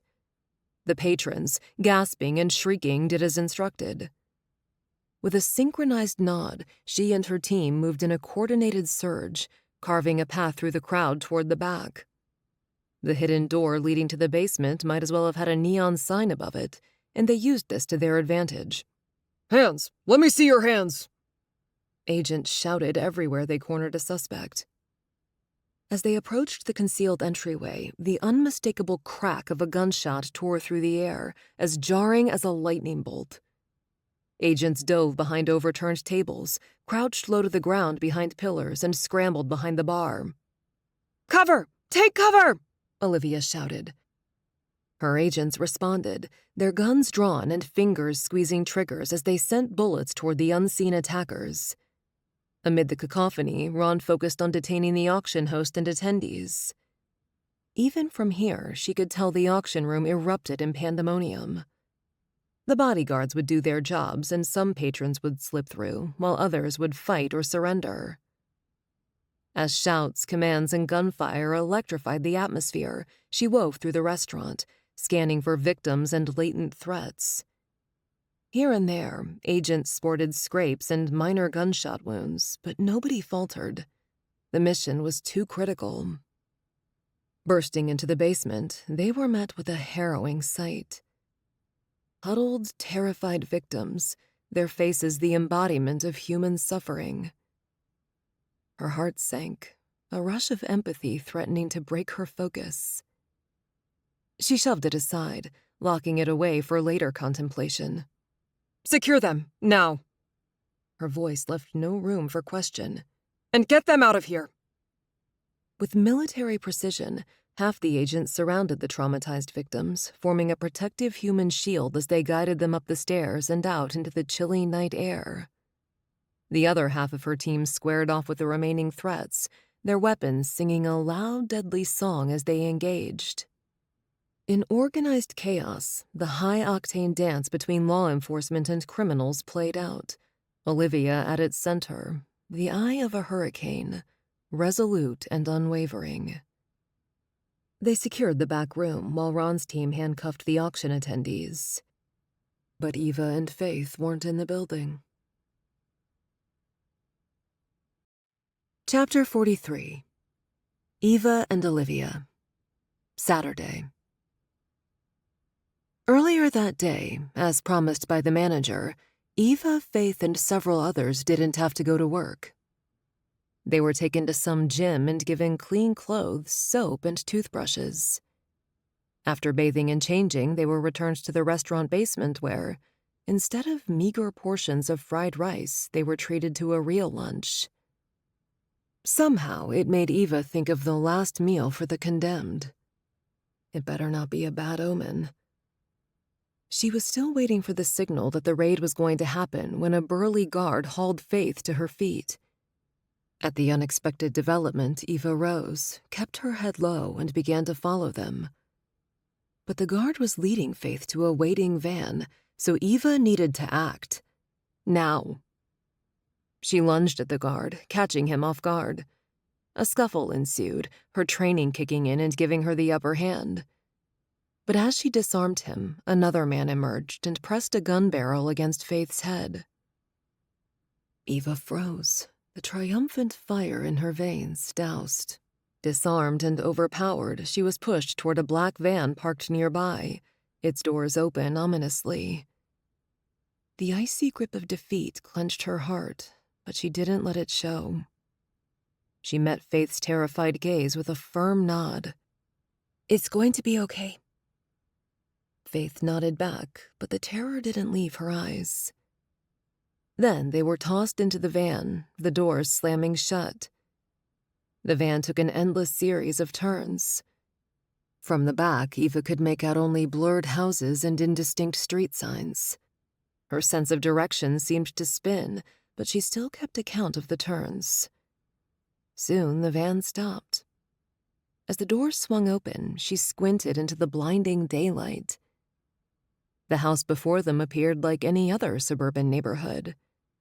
Just a spacious structure, displaying no overt signs of sinister activities. Faith was pulled out of the van, a goon holding a gun to her head.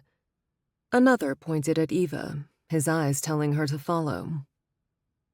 They were made to march up the steps, past flower beds and a bright front porch. As they reached the top, the front door opened with an eerily silent mechanical ease. They stepped inside, the cool air conditioning a stark contrast to the muggy heat outside. Beyond a spacious foyer, stairs led up to the second floor. To their left was a room, a door ajar revealing a glimpse of a home office. To their right was a front room, likely the living room, cozy and inviting with its plush furniture and warm hues. Everything appeared immaculately kept, clean, polished, and tasteful. The men led them up the stairs, the wood beneath their feet creaking. They were directed down the hallway to a door at the far end. An opulent master bedroom with plush carpeting, an expansive bed, and a sitting area. After a cursory look around, the men left them with the final click of the door, and the key turned. Eva took a deep breath, glancing at the petrified Faith. She wanted to comfort her, but what she needed to do was to think of a way to call for help. And she had to think fast. Olivia stalked into the task force office, followed by Simon, Ron, Kyle, and Anna. While the raid had been successful, the letdown of failing to rescue Faith and extract Eva eclipsed the triumph. As Eva's handler, Olivia felt responsible. "I better not regret picking such an inexperienced agent," she muttered. Then she spun to Ron. "I want to question Liu." He shook his head. "You know you can't. You're not a field agent." She scoffed. "But I'm an operative." "We'll do our best." Anna patted Olivia's shoulder in passing. "Don't worry." When Ron and Anna left to question John Liu, Olivia's frustration mounted. She paced. Simon cleared his throat. "They'll get something out of him. Just give it time." "I don't have time," she snapped. "We need to find out who's behind this. Now. It's not good. Eva found Faith, so they were together. They couldn't have vanished. She might have blown her cover." They waited. The minutes dragged on. Tension tautened her muscles. Then Ron and Anna returned, their faces grim. "Nothing." Anna waved in front of her face, her short-cropped brown hair bouncing with her frustrated movements. "He's not talking." As Olivia's heart sank, Ron held up a hand. "We did recover a burner phone on him, though." She perked up. "Anything on it?" "Just one number." Kyle shrugged. "Traces back to another burner." "Seriously?" Olivia stomped to a desk and back. "So we're back to square one." "Not entirely." Simon touched her arm. "Why don't you talk to the victims? Maybe they know something." The hard knots in her relaxed a fraction. "That's a good idea." She left the room, raced to the FBI office where they were holding them, and found herself face to face with a frightened young victim. "What can you tell me?" Olivia asked in Cantonese. Tears glazed the girl's eyes. Mei Yi and another girl were with our group. We got cleaned up and fed. Then a guard took the other girl and Mei Yi followed her." Olivia reached out and almost grabbed the girl. A calming breath helped her maintain her gentle questioning. "Did you see where they went?" The girl's stringy hair swayed with her head shake. "No." Had she hit another wall? Her phone rang. "Olivia." Ron spoke fast when she answered. "Deanna had found a surveillance camera from the establishment across the street. It captured the whole thing. Eva's fight and Faith and Eva being loaded up in the van. Now Deanna's tracking the van." "Finally, some progress. I'm on my way." Chapter 44. Eva, Ron, and Faith. Sunday. The cold gray morning light seeping through the blinds failed to comfort Eva. She'd spent the night in this unfamiliar room with its windows bolted shut, thinking, hoping to find a way to get help. She had no phone and could find no landline. She had no gun or other weapon. All she had was Faith to protect. What was she going to do? How would she get out of this? Heavy footsteps clomping to their door alerted her to move in front of Faith, her protective instincts kicking in as the door creaked open. A man walked in, a handgun resting in his grasp, his face hard. He slid a tray of food across the floor, the clattering sound screeching in the tense silence. His cold gaze darted between them, a subtle threat in it. "Behave," he warned. "The big boss is coming." "Who? John Liu?" The man fixed her with an angry stare. "Shut up. You're the reason he got caught. Wait till the big boss gets here." He pivoted and left. The locks clicked into place. It's got to be Ray Ho. Faith had no appetite, but Eva convinced her to eat. They'd need the strength. After what seemed like forever, the door lock clicked and a notable Chinese man entered. His deep-set eyes narrowed, his gaze pausing a moment longer on Faith. Eva had seen him in photographs at the office. Ray Ho often glared from the front of case files. He was not a man to trifle with, but no way would she let him harm Faith. Sneering, Ho instructed his underlings. I'll be ready in a few minutes. Have the younger girl ready.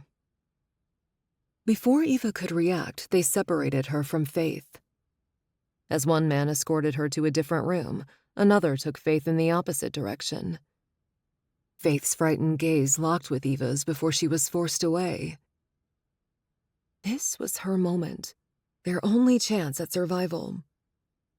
Eva stumbled into the man escorting her, the action seeming accidental. Her hand slipped into his pocket, stealing his phone. She dialed 911, turned the speaker way down, and slipped it back into her pocket. Once she was inside the room and the goon left, she whispered, "This is FBI Special Agent Eva Higgins." Footsteps paused outside. She stopped and kept the call active. Every second counted now.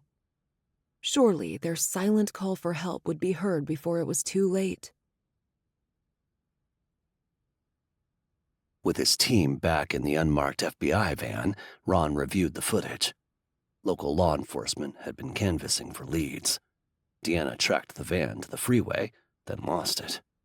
Sir, A police officer approached, his face taut. the 911 dispatch center received a call a few minutes ago. The supervisor said it seemed suspicious and thought we should know. Ron frowned and leaned forward.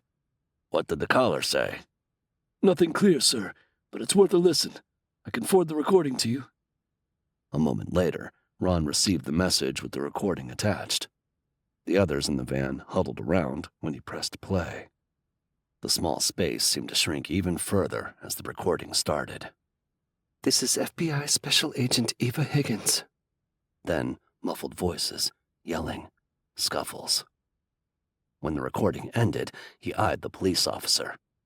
You traced this? Yes, sir. The officer pointed to a location on the digital map projected on one of the screens. The call was made from here.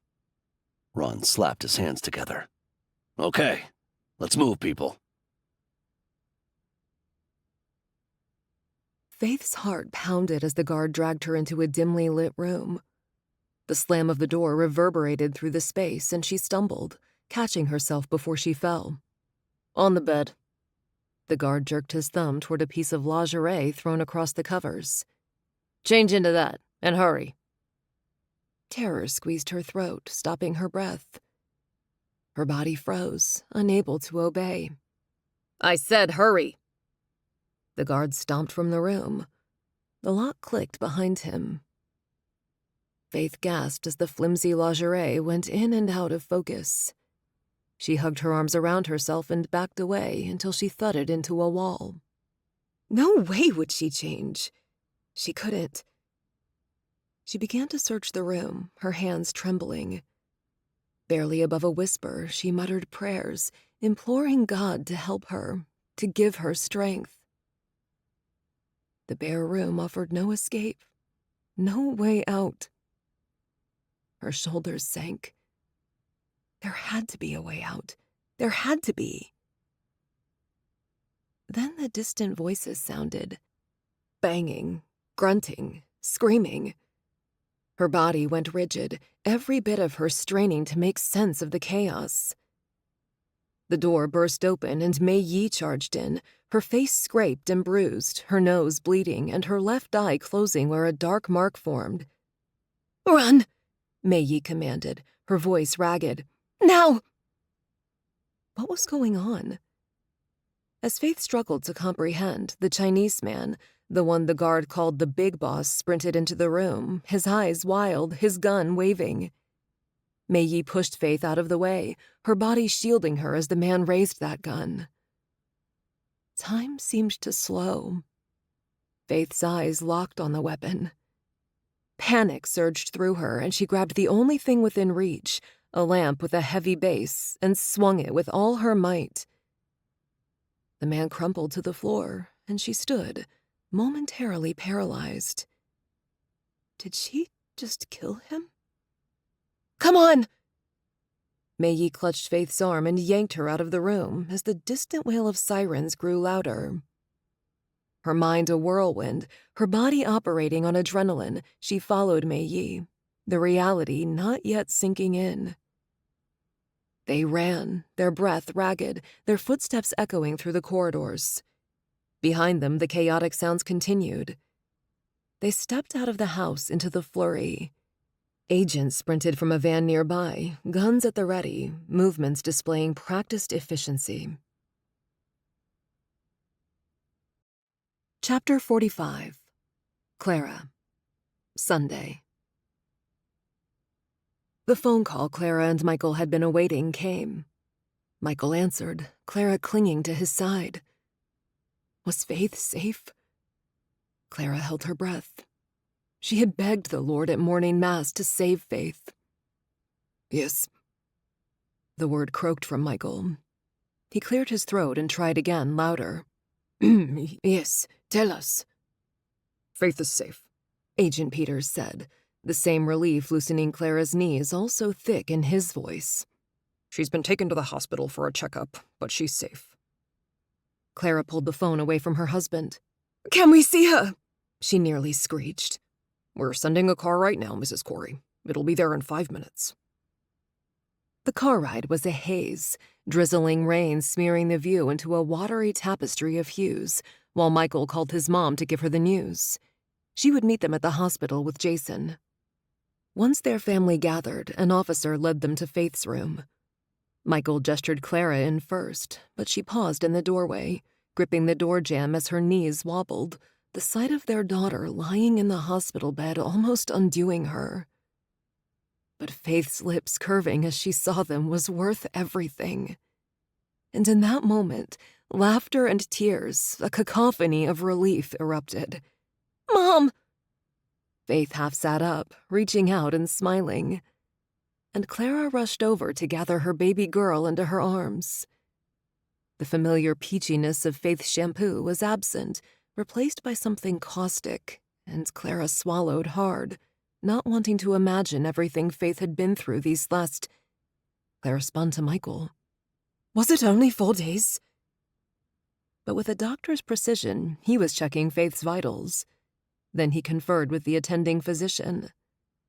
Clara watched him, taking comfort in his calm, methodical demeanor. He was silent until he smiled at her and Jason. She's fine. He crossed the room and hugged Clara. She's been through a traumatic event, but physically, she's fine. A sob escaped Clara. The past few days began to recede, replaced by a bone-deep gratitude. Their daughter was safe and, by some miracle, largely unharmed. Thank you, God. After the family had some time alone, Jason went home with his grandmother, leaving Michael and Clara in the hospital with Faith. Soon afterward, Agent Peters stepped in with a woman of delicate Asian beauty. Her high cheekbones and almond-shaped eyes bore an uncanny resemblance to Lily, imprinting on Clara an immediate recognition. The woman hesitated at the threshold, her gaze riveted on Clara, her eyes wide and questioning. After that flicker of uncertainty, she broke the silence in a voice as soft as the rustling of silk. Clara? Caught off guard, Clara blinked. Yes? The woman then offered a radiant smile. I thought Eva said you were missing. I'm Olivia. It's been forever. Olivia's declaration threw Clara into deeper confusion. Eva? Who's Eva? She asked, the knot of her brows deepening. Before Olivia could respond, Faith's voice cut through the room. How's Mei Yi? Mei Yi is actually Special Agent Eva Higgins, Olivia said, maintaining focus on Clara. It makes total sense. Faith's lips curved up in a big grin. She saved me. Eva will be fine. Agent Peters's gaze traveled from Olivia to Clara and back to Olivia, lingering. I'll leave you now, but you can expect another agent to stop by for Faith's statement. As the door closed behind them, Olivia touched Clara's arm. You don't remember me? Michael stepped forward, extending his hand toward Olivia. Olivia, is it? I'm Michael Corey, Clara's husband and Faith's dad. Why don't we step outside for a chat? As the two of them exited the room, the hospital's harsh fluorescent lights outlined their silhouettes, marking the start of a conversation that might unravel the mysteries. Clara blinked several times, her head facing the door. She'd wanted this for so long. But was she ready? Chapter 46. Eva. Monday. Eva's breath hitched as Lily's last sentence hung in the air, painting a new yet surreal picture of her life. Lying in the stark hospital room, the rhythmic quiet beeping of machines marking the passing seconds, she closed her eyes. I scarcely know what to feel. I'm so relieved, but still bewildered. Opening her eyes, she pushed herself up on one elbow. So Clara, Faith's mother, is my long-lost aunt? Who could have foreseen such an ending? But I thought... She stopped as her throat closed over the words, her voice barely above a whisper. I thought she was an abduction victim. Well, evidently not. Lily bounced in the plastic bedside chair, her animated hands speeding up her tail. Michael found her at the Outer Banks. Neither has any idea of how she got there, and she still doesn't remember anything. Dylan, standing beside Lily, placed his hand on Lily's shoulder. I had a weird feeling when we were at their house. The way Clara looked at you was strange. Now I know why. She saw your mom in you. Subconsciously, she must remember your mom. Eva shook her head. Ouch, that hurt. She pressed a hand to the bandage wrapping her skull. I can't believe this. I wanted to become an agent because of her, because I thought she was a trafficked victim. Kyle stepped forward. Your determination to find your aunt led to the capture of Ray Ho. That's a good thing. Yes, it is, she admitted. I appreciate your perspective. I guess every cloud does have a silver lining. Just saying. He winked. Sometimes the path we think we're meant to walk isn't the one we're supposed to be on. Contemplative silence followed those philosophical words. Wow, that's deep. Dylan finally exhaled. He scratched his head. I usually hear that type of comment from Father Phil. Kyle smirked. I have my moments. Eva let their banter fade. Her Aunt Clara had suffered a gunshot wound. Now she couldn't remember her past. And she was Faith's mom, the girl Eva had fought to save the previous day. So... She drew out the word. I've been spending time with my cousin these last days and haven't known it. Lily's nod jostled her slinky hair, fanning it around her shoulders. Kinda cool, isn't it? Come to think of it, can we not do something about Clara? Eva's twitchy fingers ironed the hospital blanket's hem. Help her recover her memories? Lily reached out to offer a reassuring squeeze on Eva's knee. Oh, they tried. They've done a lot. Michael has consulted multiple specialists, and Clara even tried some hypnotherapy. But memory recovery isn't something you can force. It happens on its own pace, if at all. But there must be something. Eva shifted, not ready to accept Lily's answer. She was an FBI agent. She found solutions. She'd escaped a trafficking ring and rescued an abducted girl, and she wouldn't be powerless in this situation. I've read something about memories. Dylan crossed his arms and rocked back on his heels. Sometimes the mind blocks out memories as a defense mechanism. You know, when the memory's so painful the person just doesn't want to remember. A silent nod was Eva's only response, her gaze fixated on the sterile white floor tiles. But there is something else.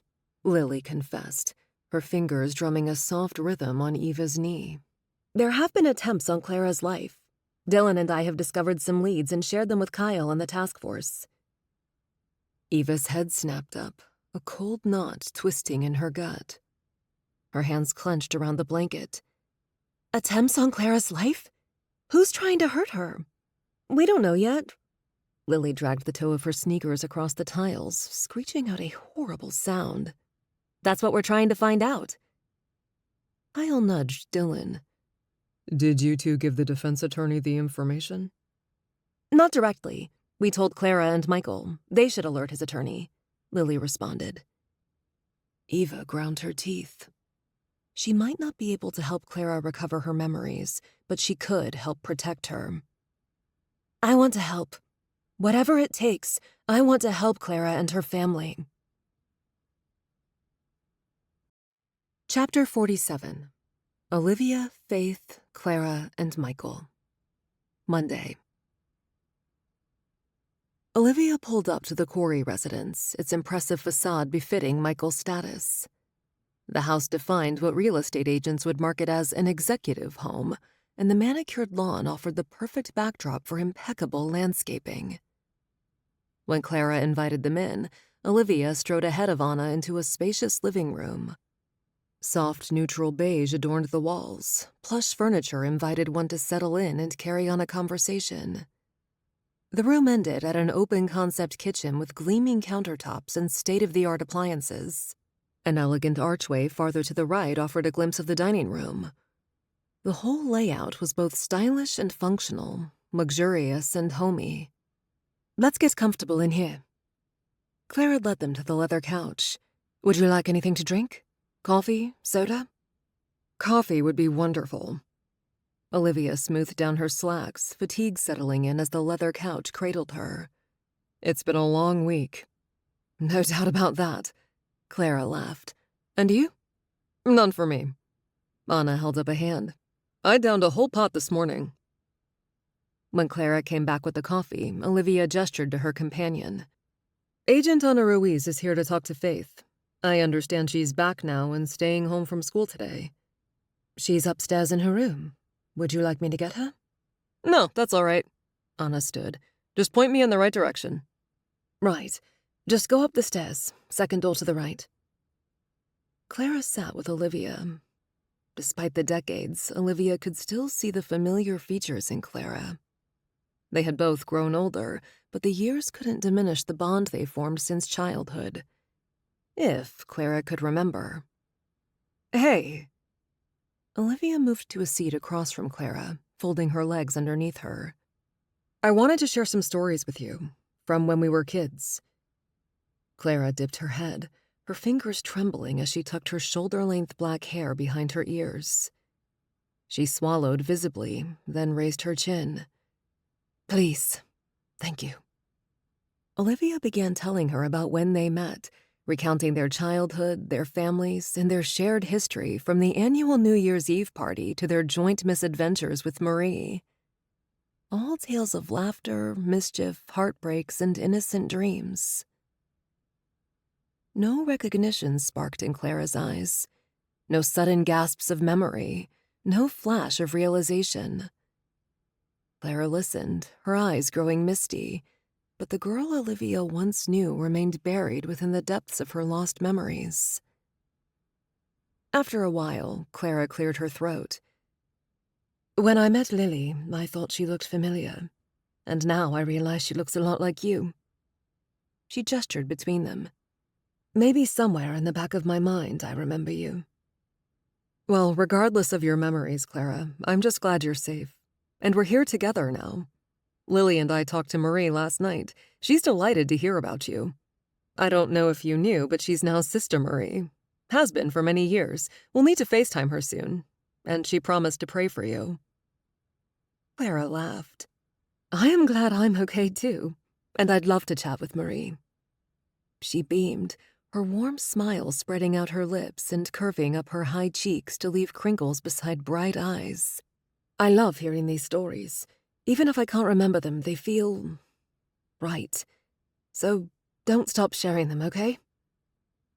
Olivia's chest warmed. She reached across the chasm between them, not only the leather couch cushion, but also the gulf of forgotten past, and grasped Clara's hand. My dear friend, I promise I won't. I'll share all the stories, all the laughter, and all the memories so you know who you were. Our beloved, long-lost friend. Faith? I'm Ana Ruiz with the FBI. May I come in? The door was open, but the agent knocked anyway. Sitting at her corner desk and catching up on her homework assignment, Faith pivoted the chair to face the doorway. She was taking 3 AP classes and couldn't fall behind. She closed her laptop and waved the agent in. Sure. Ana sat on the bed, the only place available, and Faith's sunny yellow duvet billowed with the woman's movement before settling back in place. How are you feeling? Good, thanks. Ana bent forward, elbows braced on her knees, hands clasped before her. Whatever you're feeling is okay. I understand you didn't suffer any physical injuries, but you went through a traumatic experience. Cut yourself some slack. Dad said I could talk to a counselor. That's good. She waited a beat. Do you feel up to telling me what happened? Faith nodded, a chill racing up her spine over her terrifying ordeal. There was a party. Chase was going to be there. Who was the girl so excited to see him? Could she ever be that girl again? A wistful twinge pinched her chest. I thought it would be fun. I didn't know it would turn into a nightmare. Ana held up a hand. Take your time. I remember leaving the party. Faith shivered, her arms sliding around her middle, holding her together even as she raised her chin. Then I was grabbed from behind.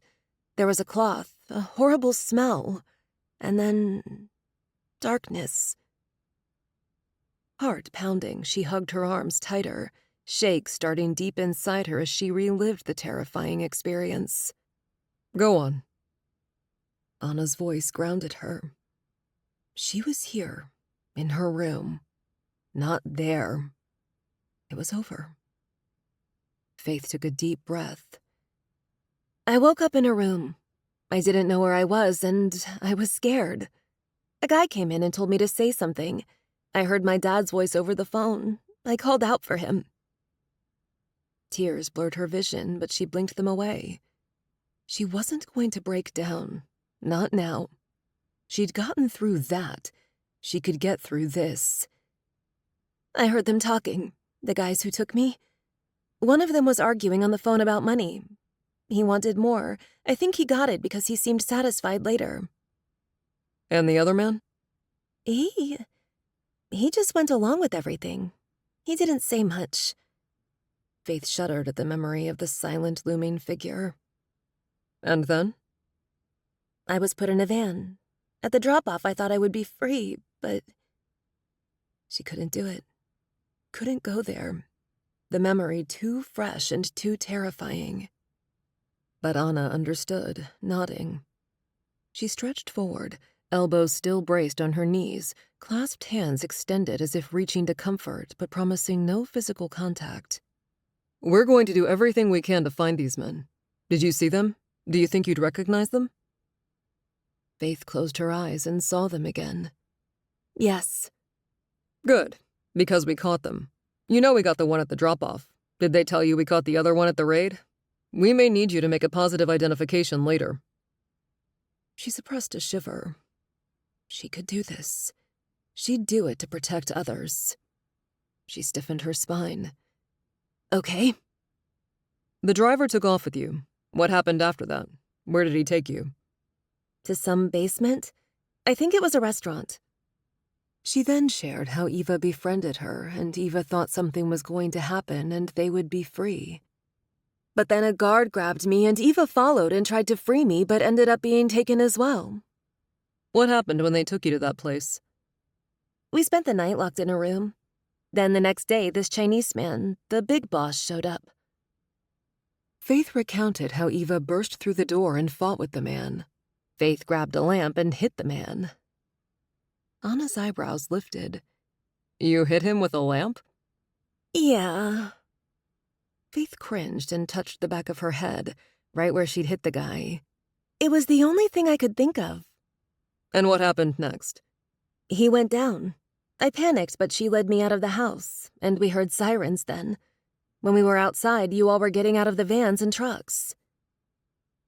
Anna smiled, her gaze full of respect. That was brave of you, Faith. I don't feel brave, Faith confessed, her voice quiet. I was just really scared. Being scared doesn't mean you're not brave. Sometimes bravery is doing what needs to be done even though we're terrified. And you did that. You helped save yourself and Eva. You should be proud. Faith forced a smile. Thank you. You're welcome. I think that's all for now. A laugh burst out. Do you know Eva is my cousin? I had no idea. It's wild. Yes, I heard. I guess it's serendipity. The trip down memory lane was supposed to help Clara. But even though her memory was still locked, it was nice to hear stories about her as a child. If she never recovered her memory, she'd treasure these as her found memories. As young as we were quite a trio, you, Marie, and I. Olivia was smiling nostalgically. Eva, your niece, never believed you just ran away like the police said. Clara tugged her feet up beside her. Even though I heard Eva was my niece yesterday, I still have a hard time processing it. Seriously, Eva, the agent who had rescued Faith, was her niece? She chewed on her lower lip. So many pieces to my past I've yet to discover. So many connections I never knew I had. Yes, Olivia continued. She's got into law enforcement, looking for answers. The doorbell rang. Clara checked her doorcam app and frowned. Salesman? Olivia asked. No, she's... I forgot her name. She works with Michael at the hospital, a neurosurgical fellow. I wonder why she's here. Oh! Clara sprang from her seat. You don't think something happened to Michael? Has he been arrested? Go ahead and see what she wants. I'm going to the bathroom. She padded to the front door. Her hand hesitated on the door handle. Then she pulled the door open. Something happened to Michael? I don't believe so, Clara, the woman said. I'm here for you. Clara's heartbeat jittered. A frown pinched her forehead. I apologize, but your name escapes me. She stepped back to allow the woman entry, hoping her lapse in memory wouldn't betray her growing dread. It doesn't matter.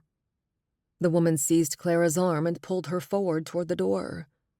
Then the woman stepped behind her. The chilling metal touch of a gun pressed against Clara's back.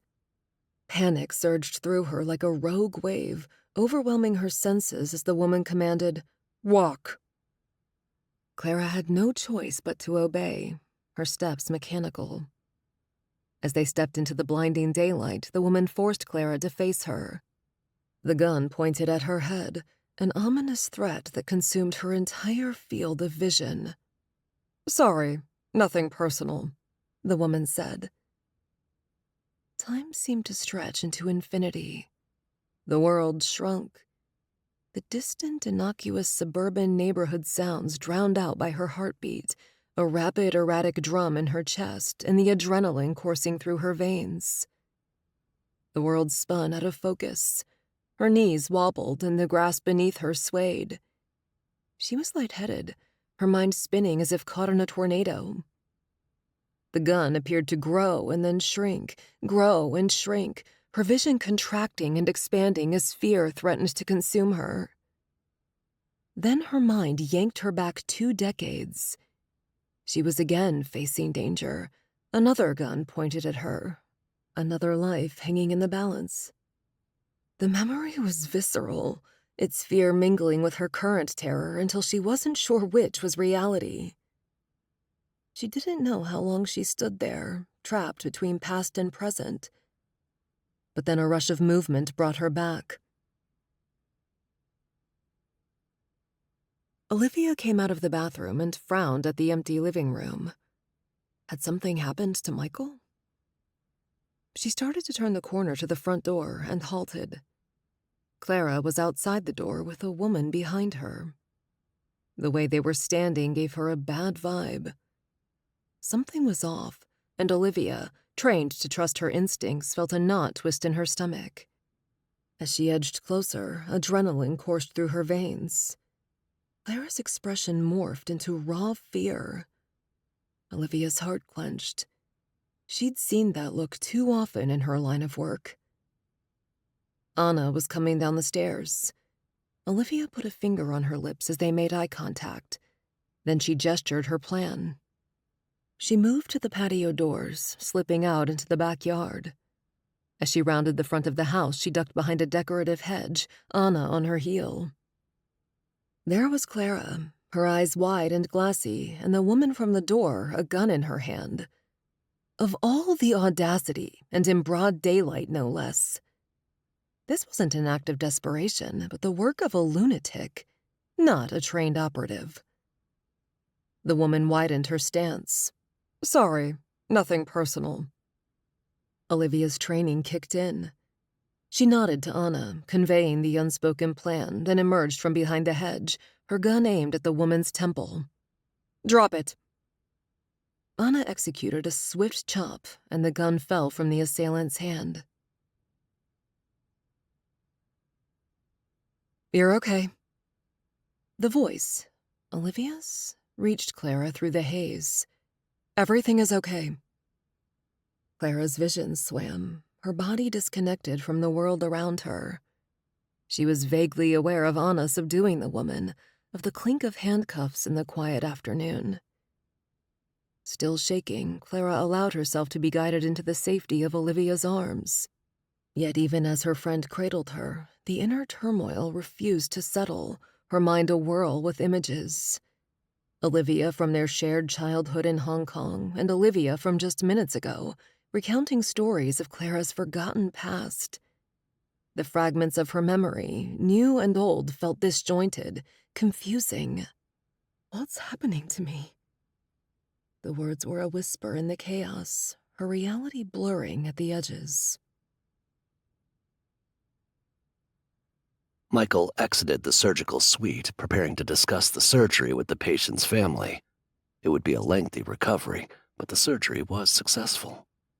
First, he pulled his phone out of his pocket and turned it back on. It buzzed with messages, all from Olivia. Strange. She asked him to call as soon as possible. He called back and started to apologize, but she cut him off. Michael, I'm at your house. Clara's been attacked. You need to come home. The police are here and taking statements. His heart dropped to his stomach, his body frozen. What? Had he heard correctly? Is she all right? Who attacked her? It was Dr. Hill. I don't know why, but you need to get here. Clara's disoriented and confused. He let his assistant know he had a family emergency and requested the surgeon who assisted in the surgery now brief the family. Then he drove home, the car seeming to crawl despite his speeding.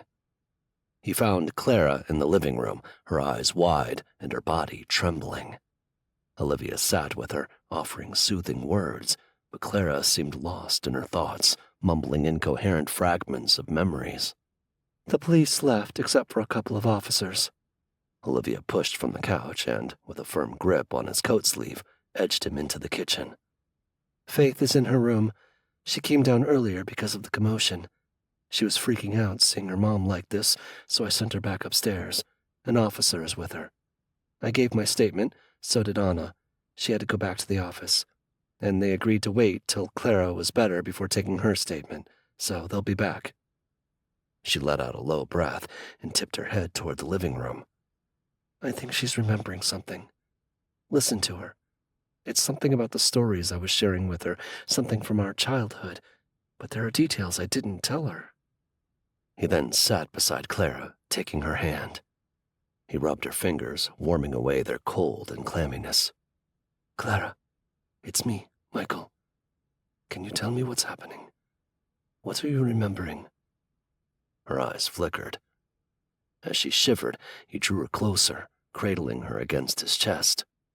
Then her soft breath warmed his neck. Ben, Dr. Miller, something wrong? I saw him, Linda on the ground. The man, the Chinese man, Ray Ho, that voice. Michael stiffened. The other night at the restaurant, Dr. Ben Miller must have recognized Clara, but her attack was... No. He didn't have time to dwell on the details. He only knew Ben was somehow connected. I need to call my lawyer and check on Faith. He slid Clara free, transferring her to nestle into the couch. She didn't seem to notice the difference. Olivia, please stay with Clara. Chapter 48. Clara. 20 years ago. Clara followed Linda into Ben Miller's party. Linda slipped her arm through Clara's. I'm so excited about our double date this coming weekend. It's going to be perfect. Thanks for coming along. Sure. Clara laughed. Linda had met a new guy and wanted to go on a boat ride with him. But because the boat belonged to a guy friend of his, she suggested a double date. Sounds fun, and speaking of perfect, we're going to have perfect weather. Ben, Linda's on-again, off-again boyfriend, stood by the pool, drink in hand, watching Linda. They were technically off, but his possessiveness twisted Clara's stomach. He'd been watching Linda all night. Now, as the crowd began to dwindle, he stomped toward her. What's this about you going off this weekend with another guy? Linda tossed her silky hair over her shoulders, her delicate chin high. What it is, Ben, is none of your business. Besides, it's a double date, not some torrid overnight getaway. Clara cringed. I think I need to visit the restroom. Before her roommate could respond, Clara stepped away from the conversation to give them the space they needed. The marbled bathroom provided a temporary haven. She took her time touching up her makeup. When she emerged, heightened voices came from the pool deck. 2 male voices. Ben's and a stranger's. What did you do? Ben asked. You saw. It was an accident. The other voice said. We need to call the cops. Ben swore. Dad will have a fit. Don't worry. I'll have someone take care of it. Wait. Ben sounded panicky. Clara is still here. She's gonna find out. What were they talking about? And where was Linda? Clara peeked around the corner. But no, she couldn't be seeing right. Linda lay sprawled on the deck, her face pale against the dark teak. Ben was pacing by the pool, his face flushed. Clara didn't see the other fellow whose voice she heard. Rushing over, she kneeled beside her friend, her heart pounding. Linda wasn't breathing. Panic seized Clara, an icy grip on her chest. What happened, Ben? Pain slammed her head a second before her world spun into blackness. Sometime later, Clara blinked, her senses sluggish and disoriented. Her hands were tied together, the coarse rope biting into her skin. The unyielding pressure of duct tape sealed her lips, reducing her protests to feeble mumbles. The room smelled of stale cigarettes and damp upholstery. Ben was nowhere in sight, but 2 men were, their faces as indecipherable as their language. We'll take care of it. One then spoke in English to someone on the phone, his accent rolling the words into unfamiliar territory. Then they hoisted her up and shoved her into the back of a windowless van. Linda's sudden proximity was a gut punch. Her friend was unnaturally still, her face a mask of tranquility eerily similar to death. Tremors racked Clara, her mind spiraling with the worst of scenarios. The only windows were on the back door, and they were smudged with grime and dust, allowing no glimpse of the world outside. The engine roared to life, and the van jolted into motion. Clara was left in the dark, each turn and bump heightening her fear. What felt like an eternity later, her body pitched forward as the van parked. The door slid open and a harsh sliver of light cut through the darkness. One man stepped inside and hauled Linda's body out. The door slammed shut, and Clara was plunged back into darkness, the reality of Linda's lifeless body leaving with the stranger settling in her stomach like lead. The van lurched back into motion. Desperation soon replaced the fear, and Clara prayed fervently for salvation. Against her will, she dozed off. And then the van stopped again. The mechanical screech of the doors protested what was coming before one of the men yanked Clara onto her unsteady feet.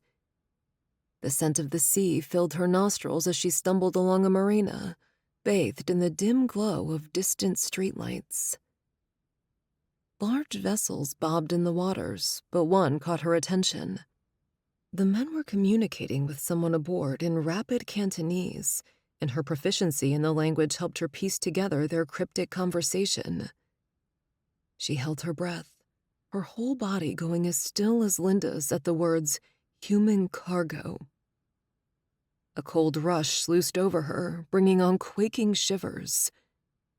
They were trafficking people. Grinding her teeth to stop their clattering, Clara steeled herself. She was not going to be another faceless victim lost to that sinister world.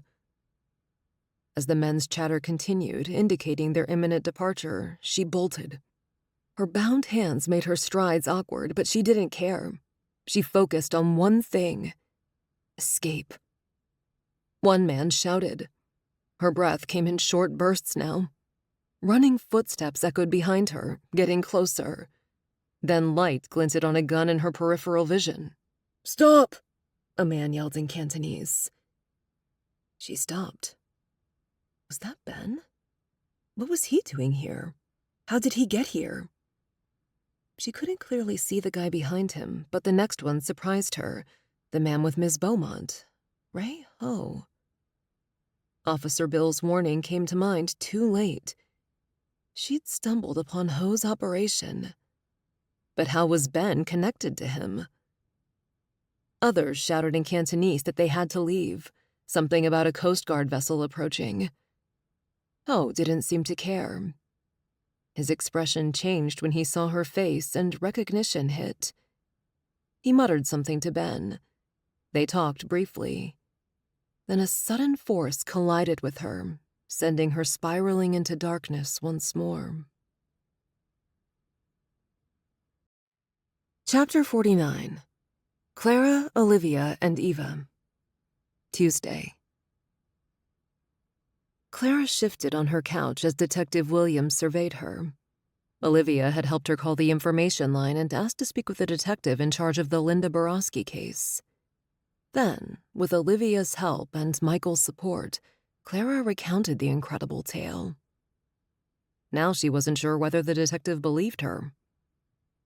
"All right, let me make sure I have everything clear." Williams flipped to the beginning of his notes. "You were present at the murder of Linda Borowski 20 years ago, but a gunshot wound to the head caused you to lose your memories until recently?" "Yes." She shivered, wrapped her arms around her body. "It all came flooding back to me yesterday. I know it's a lot to take in, and it's been so long, but I had to tell someone." Williams skimmed his notes. "We don't have much to go on other than the autopsy results. Ms. Borowski wasn't shot. Her skull was caved in. That fits with what you remember. You were positive the one voice was Ben Miller? But you don't know the other voice, so we don't know who killed her." "I'm sorry. It was so long ago. I don't think I knew that voice then. It sounded like it was an accident." "But they could have called the police instead of covering it up," Williams said. "I imagined the other guy pushed her. Anyway, I didn't see what happened." But even as she was saying it, she thought the voice sounded familiar. Where had she heard it before? Michael gripped her hand. "So what now?" Williams closed his notebook, standing up. "Very well. We'll start verifying your statement and begin our investigation. Thank you for coming forward with this information. Hopefully, we'll be able to bring justice to Linda Borowski and you." Clara spent the next few hours jotting down her old memories. Call it paranoia. She didn't want to lose those memories again. Faith went back to school, but Michael stayed home. You won't believe what Zimmerman found out. Michael clicked to disconnect his phone. He sat on his favorite recliner in the family room. What did your attorney say? Clara sank back into the couch's supportive cushions. He got the pharmacy's feed. It was Dr. Hill. She was with you the day when you were drugged. She may be the one responsible. She has access to narcotics, and the video shows her slipping something in your coffee. Unless you have a perceptive taste bud, you won't likely know it. But the pills I took the other night... Oh! Her hand pressed to her throat. What is it? Michael sat upright. I think she put the bottle in my purse. When we came home from the hospital, the bottle was with my belongings. I didn't pay any attention to it then. Thought I must have brought it with me. But why? That I don't know. Having heard the account yesterday, Olivia was still processing Clara's story as she waited for the gate to be opened at the Mirror estate. The whole situation felt like a puzzle, but she was starting to see how the pieces fit. She reached for her phone, tapping Ron's number into the screen. She needed to share this with him, to hear his thoughts. Ron, she said as soon as he answered, you need to hear what Clara remembers. She's connected Miller to Ray Ho. She waited through his pause, imagining this as hard for him to believe as it had been for her. How? What's the connection? Olivia's hands tightened on the steering wheel. Miller was with Ray Ho and another guy when he shot her 20 years ago. Really? She knew Ray Ho? She snorted. You're gonna love this. She worked as a junior staff writer for the Beaumont Foundation, and she saw Ray Ho with the ghost. Back up. She knew the ghost? The gate opened and she drove up toward the guest house. I doubt she met the real one. Wait, have I told you the ghost has used a body double? Anyway, Clara remembers the Chinese man Ray Ho with Ms. Beaumont. I know about her body double. We picked her up when the ghost was arrested. I'm not sure if any charges have been filed yet against her. And you're now saying Clara remembers Ray Ho mingling with the ghost? That's right. Okay, but that was 20 years ago. How does that tie into Faith's case? I don't know yet. Let me connect a few more dots. Okay, keep me posted. By the way it appears, everything is connected. Assaulting Clara, kidnapping and abducting Faith, even attempting murder 20 years ago. Any chance you can finagle your way into making it your team's case? As if I don't have enough to do. Wait till you hear this. Clara has been researching Linda Borowski's case. She's been talking to people. Would it be too far-fetched to think she rattled some cages? And some people might want to silence her forever. What do you propose? We caught Dr. Hill at the scene. I can discreetly see if she has any connection to the ghost or Miller. By discreet, you mean... Never mind. I don't want to know. She took that to mean yes and ended the call. The connections were there. She just needed to tie the threads together. She exited the car, heading to see Eva so she could confirm a few things with her. Olivia entered the guest house's spacious sitting room and approached Eva, seated by a window overlooking the gardens. Eva seemed right at home in the luxury, her posture relaxed, her eyes bright. Olivia, it's good to see you. What brings you by? Olivia took a seat opposite Eva. You look well, considering everything you've been through, but how are you recovering? Eva smiled. I'm doing good, actually. I could have gone home, but Miss Carroll insisted I stay here. The guest house is nothing short of fancy, and I can't say I mind the pampering.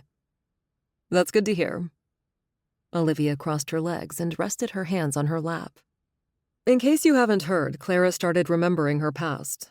But there's still something I need to understand. You first thought of the trafficking connection. What made you think of that? What led you there? Lily mentioned something about a journal. Eva's smile faltered, and she ducked her head, her fingers playing with a linen napkin on the coffee table.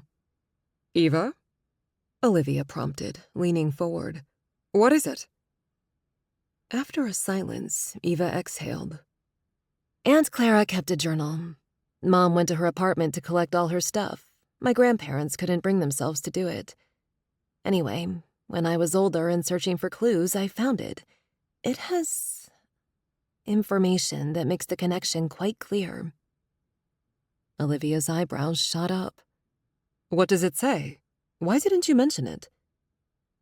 Her shoulders sagging, Eva picked up the napkin, laid it on her knee, and plied her fingers across it, ironing the linen flat, then creasing it. I wasn't sure how to handle it. It's personal. Her private thoughts, her fears, her pain. But it also has details and connections. I didn't say anything because I didn't think it was relevant. Olivia scooted back. Eva, it's relevant now. We need to see it. With Clara's consent, of course. It could be the key to this whole mystery.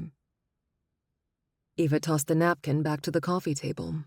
I'll talk to Clara. Make sure she's comfortable with it. I just wanted to protect her, you know? I understand. Olivia placed a reassuring hand on Eva's arm. We'll handle it with care, but we need to follow this lead. We owe it to Clara and everyone involved. Eva excused herself and sat alone in her room at the guest house. The journal, Clara's private thoughts and fears, lay hidden in a drawer, evidence that could change everything. As an FBI agent, Eva knew its importance, the urgency of sharing it. But her promise to Uncle Bill, the trust she had with Clara, it all tangled up inside her. She reached for her phone, her fingers hovering over Clara's contact. Uncle Bill's words echoed in her mind, his stern warning not to reveal anything about him. She wasn't going to. The journal was different. She dialed Clara's number. Hi, dear. Clara's concerned voice came through. I'm so sorry I didn't remember you. It's not your fault. I'm so glad your memories came back, but... A deep breath helped her push the rest out. I need to talk to you about something. I found your journal, the one you used to write in. Clara gasped.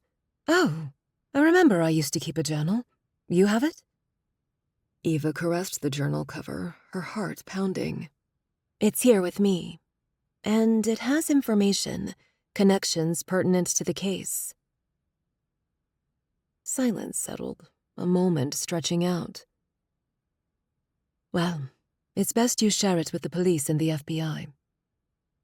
Eva exhaled her relief. I wanted to ask for your consent first. I understand it's personal, private, but it could be vital to finding the truth. I appreciate you checking with me. I'd like it back when they're finished with it, but I think they need to read it. Thank you. They talked a little more, words of encouragement and love exchanged before they hung up. Eva felt lighter, the burden lifted, the path ahead clear. She retrieved the journal from its hiding place, holding it reverently, understanding its significance. Then, journal in hand, she returned to the living room where Olivia was waiting. Olivia looked up, her eyes widening. Is that? It's Clara's journal. She gave her consent. Thank you, Eva. This could be what we need. Olivia took it carefully, then placed it in an evidence pouch. It was the right thing to do. For Clara. For justice. For the truth. In her mind's eye, she saw Clara's last journal entry. Dear Journal, tonight, Linda and I are going to a party, but I find myself preoccupied with thoughts so distant from celebrations and social gatherings. Since the warning from Officer Bill, I've been on edge. It's a strange sensation, as if eyes are watching me, even when I'm alone.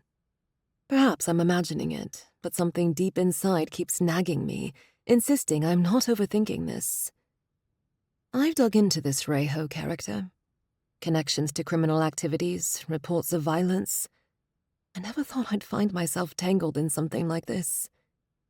Weeks ago, these were matters I'd only read about in newspapers or watched in movies.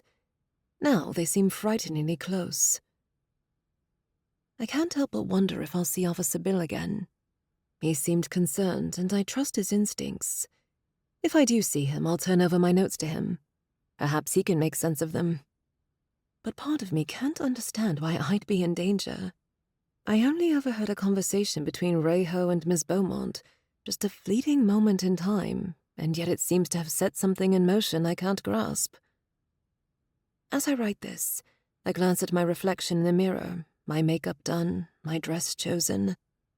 I'm ready for the party. On the outside. Inside, I'm a whirlwind of confusion and anxiety. Linda has been a true friend, standing by me, but I haven't told her everything. How could I? It all seems so surreal. I need to put these thoughts aside for now. The party awaits, and Linda will be back soon. I'll try to enjoy the evening, to lose myself in laughter and music. But I know these questions will linger, shadows at the edge of my mind. I'll write again when I can. Clara. Soon after Olivia left, Kyle showed up, and Eva buzzed him through the gate. Guess I'm popular today. Moments later, he walked in carrying an object that made her heart skip a beat. Her own phone, a tangible connection to her old life. He waved it. I thought you'd want this back. Thanks, Kyle. She took it, her fingers navigating the familiar screen. An unread message caught her eye. Uncle Bill. She wouldn't read it while Kyle was visiting. You didn't come here just to bring me this, did you? He shrugged. Has Lily been by to visit? No, but she called. She doesn't come unless Dylan is here. Oh. Oops. She touched his arm. Have you told her how you feel? Closing his eyes, Kyle rubbed the bridge of his nose. She works with him, and they've been sleuthing together. Has she put you in the friend zone? Technically, we're all just friends. Well then, I suppose you can make a move. Christmas is coming. Have you shopped for her yet? That's where I need your advice. What should I get her? They brainstormed before Kyle got a text alert and had to leave. Then Eva read Uncle Bill's cryptic message, such classic Uncle Bill, veiled and filled with caution. His role in her life had always been shadowy, his presence a constant undercurrent. She hit the call button. How are you, kid? He asked, his voice a distant echo from the past. The conversation flowed smoothly, filled with the coded language they perfected over the years. He implored her not to mention him to anyone, to keep him in the background, to ensure his safety. Clara wasn't trafficked, she blurted out. We found her, and Ray Ho, we've captured him. There was silence on the other end, then a deep sigh. Even so, Eva, I need to stay off the radar. For your safety. For mine. When she disconnected, confusion threaded through her thoughts. But she trusted Uncle Bill, and if he insisted, she'd comply. They said that bad things came in threes. Visitors come in threes for me. Later in the afternoon, Agent Peters arrived. How are you feeling? Ron asked. I'm doing much better. Thank you, sir. Although unease twinged her at his thoughtful expression. There's something I need to ask you. He leaned forward, his forearms resting on his knees. I've heard you mention an Uncle Bill. Who is he? As the question hung in the air, Eva found herself caught between the truth and her recent pledge of secrecy. She took a deep breath. Uncle Bill, he's a family friend, someone I've known since I was a child.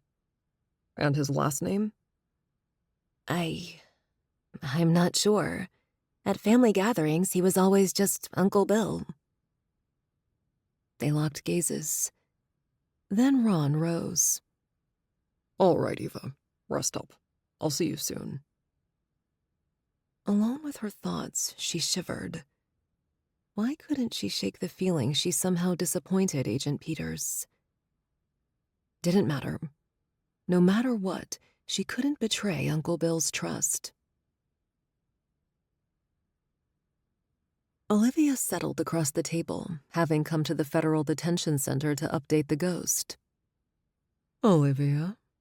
The ghost drawled, her voice echoing in the cramped space. So, how's the weather outside? The banality of the question seemed to amplify the seriousness of their impending conversation. Pretty clear skies, Olivia retorted, matching her humor. In fact, we managed to get rid of a troublesome cloud. Oh? The ghost raised an eyebrow, playing along. We captured Ray Ho. The ghost's demeanor remained unchanged. A troublesome cloud indeed. And what do you plan to do with him? Well, Olivia shrugged. You know, the usual. It's up to the attorneys. But we've got a lovely spot picked out for him. He'll be in a detention center until the powers that be decide where to send him. And you'll be going to the Mirror Estate grounds soon. I've told you they were checking into it, but now they're drawing up plans to retrofit the old orphanage into a secure facility. That's good. A smile twisted the ghost's usually flat-lined lips. Just what was she up to? After the meeting, Olivia headed back to the task force office. It was late in the day. Not many people were around. She settled into a chair at an empty desk to research Dr. Hill, the woman who tried to kill Clara. If the doctor were somehow connected to Miller or Ho, Olivia would find it. The woman had divorced and received a substantial settlement. She noted the attorney's name, Skip Hunter. She glanced around, ensuring no one was paying any attention. Then she transitioned from the normal database queries to the internet's shadier corners, bypassing firewalls and slipping through security protocols. Find anything interesting? Simon spoke from behind her, making her jump. She switched the window. I didn't know you were coming in. Thought you were going to check with the police about Lily's mugging the other night. I had a meeting with Cunningham's law firm. Just stopped by to see if you'd be here. And I did. It's nothing. The guy has a rap sheet. Sexual assault. I'm thinking that's what he was trying to do. It very well could be random, but she'd make sure once this was over. Well, hopefully you feel better about her training with me. His warm hand rested on her shoulder. I guess so. It does come in handy. So, what are you doing? Looking into Dr. Hill's background, trying to make sense of what happened. What did you find? Nothing yet. We'll let you know, though. He squeezed her shoulder. I'm heading out. See you later. Okay. She waited for a beat before clicking the hacked window. Dr. Hill's online locked diary now bared before her, the secret thoughts and musings of a woman spiraling into madness. Delusions and an obsession with Michael Corey crammed her last weeks. One entry detailed a series of misconstrued encounters to justify getting rid of Clara. She even chronicled how she ran into Clara that day and slipped something in her coffee. She then suggested to Clara she needed to jump off the building. When that failed, she put fentanyl-laced pills in a bottle of pain meds and slid it into Clara's purse. So that's it. The attacks were because of a woman's delusions and had nothing to do with the attempted murder 20 years ago, or Ho, or Miller. She'd let the detective in charge know. Then she sucked in a sharp breath.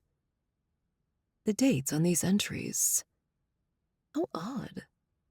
Their timestamps were much later than the posts were supposed to have been written. Chapter 50. Clara and Olivia. Wednesday. They'd canceled their planned Christmas party for the previous weekend. Was that her fault? Clara shifted on her desk chair. Miss Marino invited them to Mirror Estate for a Christmas celebration. Michael's family didn't celebrate Christmas, but they always had a get-together during that time. Clara, Michael, and the children would always attend Mass as a family, then visit his folks. And then the big moment was tomorrow. She would go see her parents. Eva promised she hadn't revealed anything and made sure they weren't out of town. She'd go with them to lead the way since Clara's dad's health wasn't that good, and something so shocking would need a little cushioning. Clara's phone rang, jolting her out of her reverie. She glanced at the screen. Professor Evans. Hello, is this Clara? I'm sorry to... His voice brought a rush of memories, filling in yet another piece of the puzzle that was her past. Professor Evans, I remember you now. She laughed, almost clapping. Thank you for calling, and please, no apologies are necessary. How can I help you? Well, Clara, my dear. You see, my wife insisted I finally clean out some of my junk, as she calls it, and I came across a research paper by Clara Wu. I thought you might like to know the student I thought you resembled was indeed Clara Wu. A chill ran down Clara's spine. Excitement or trepidation? Maybe both. Yes, Professor, that's me. I'm Clara Wu. I lost my memories due to a brain trauma. No reason to mention the gunshot, but I've since remembered. I remember you quite well. After a stunned silence on his end, he exclaimed, My goodness, Clara, this is astonishing news. I can't begin to express how pleased I am. But what a journey you must have been on. They fell into a comfortable conversation, catching up on each other's lives and reminiscing about the university. With Professor Evans as engaging and insightful as she now remembered, she found herself relaxing in the conversation. The professor's genuine interest in her well-being was a balm to her troubled soul. As they chatted, she savored a sense of connection to her past, a reminder of who she'd been and the path she'd taken to become who she was now. Eventually, they wound down the conversation. Merry Christmas, Clara, Professor Evans said. I'm grateful to have reconnected with you. Please don't hesitate to reach out if you ever need anything. Merry Christmas to you too, Professor. And thank you. This call has meant more to me than you can imagine. Now, would seeing her parents be as smooth as reconnecting with Professor Evans? The low hum of conversation, punctuated by the occasional clatter of a coffee mug or a ringing phone, offered a steady constant in the task force office where a team of agents and consultants gathered. Olivia cleared her throat, commanding attention. Eva has turned over Clara Corey Nay Wu's journal. It appears there's a connection between Clara's assault case, Linda Borowski's murder, and Faith Corey's recent abduction. She clicked the remote, and Miller's picture popped up on the screen. Ben Miller, our primary suspect, is believed to have either killed Linda Borowski or helped cover up her murder. After Olivia shared the full details, Tanner took the remote and flipped to the whiteboard where everything was listed.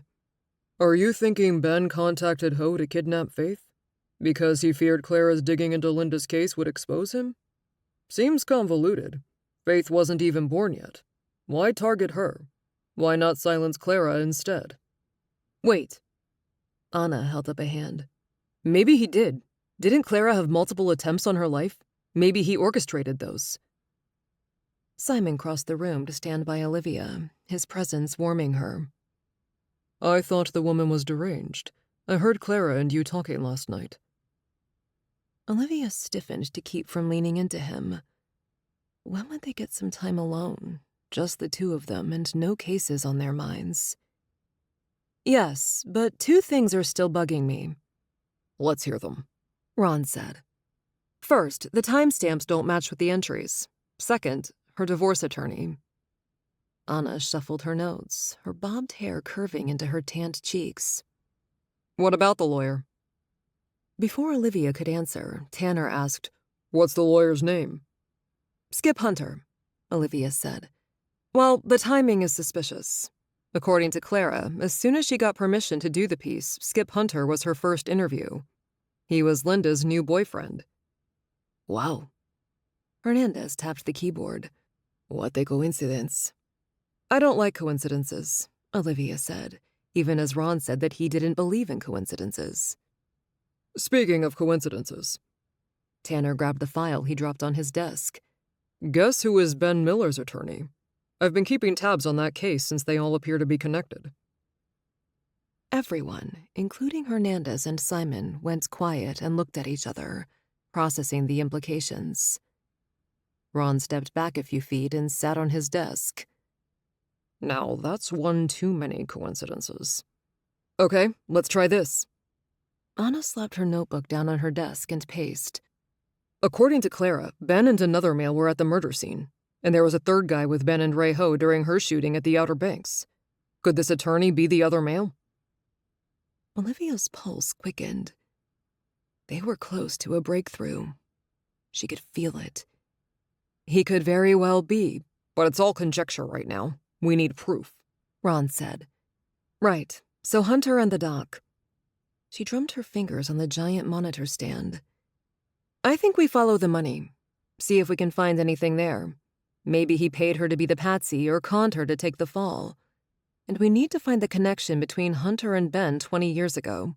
Confirm if they knew each other then. I have an idea. Ron crossed his arms, lifting one foot off the ground as he adjusted his seat on the desk. We'll send Dylan and Kyle to talk to Chase and see if the boy knows Hunter. Kyle had been quiet until now. He cleared his throat. Dylan is not an agent. Yeah, but he has a rapport with the boy. Ron's gaze softened on his son. Yes, sir. Anna, any update? Ron asked. She pointed her pen toward Hernandez. I think he's got something to share. The junior agent straightened as if at attention. According to the trackers Olivia planted, there has been no movement from Aroche, which doesn't add up. What if he found the trackers? Kyle suggested. Olivia shook her head. If he found them, he'd have led us on a wild goose chase, put it on a different vehicle to throw us off. More likely, he's changed vehicles, maybe even clothes. It strengthens my suspicion he's a trained operative. He knows the game too well. It takes one to know one. Simon patted her shoulder. Phoenix is a legend in the intelligence community, I heard. She is. Everyone in the room knew Olivia was Phoenix. And yes, not too long ago, she'd been in the thick of things. Thanks for the confidence. Let's check the cameras around the area where he was last seen. I suspect we'll spot him in a different vehicle or on foot with different clothing. Let's get to work. Ron gathered up his papers. Chapter 51. Kyle. Wednesday. Kyle leaned against Dylan's car in the high school parking lot. 8 years since he graduated high school, he already felt out of place. The teenage angst and euphoria couldn't be further from his adult world of criminal investigations.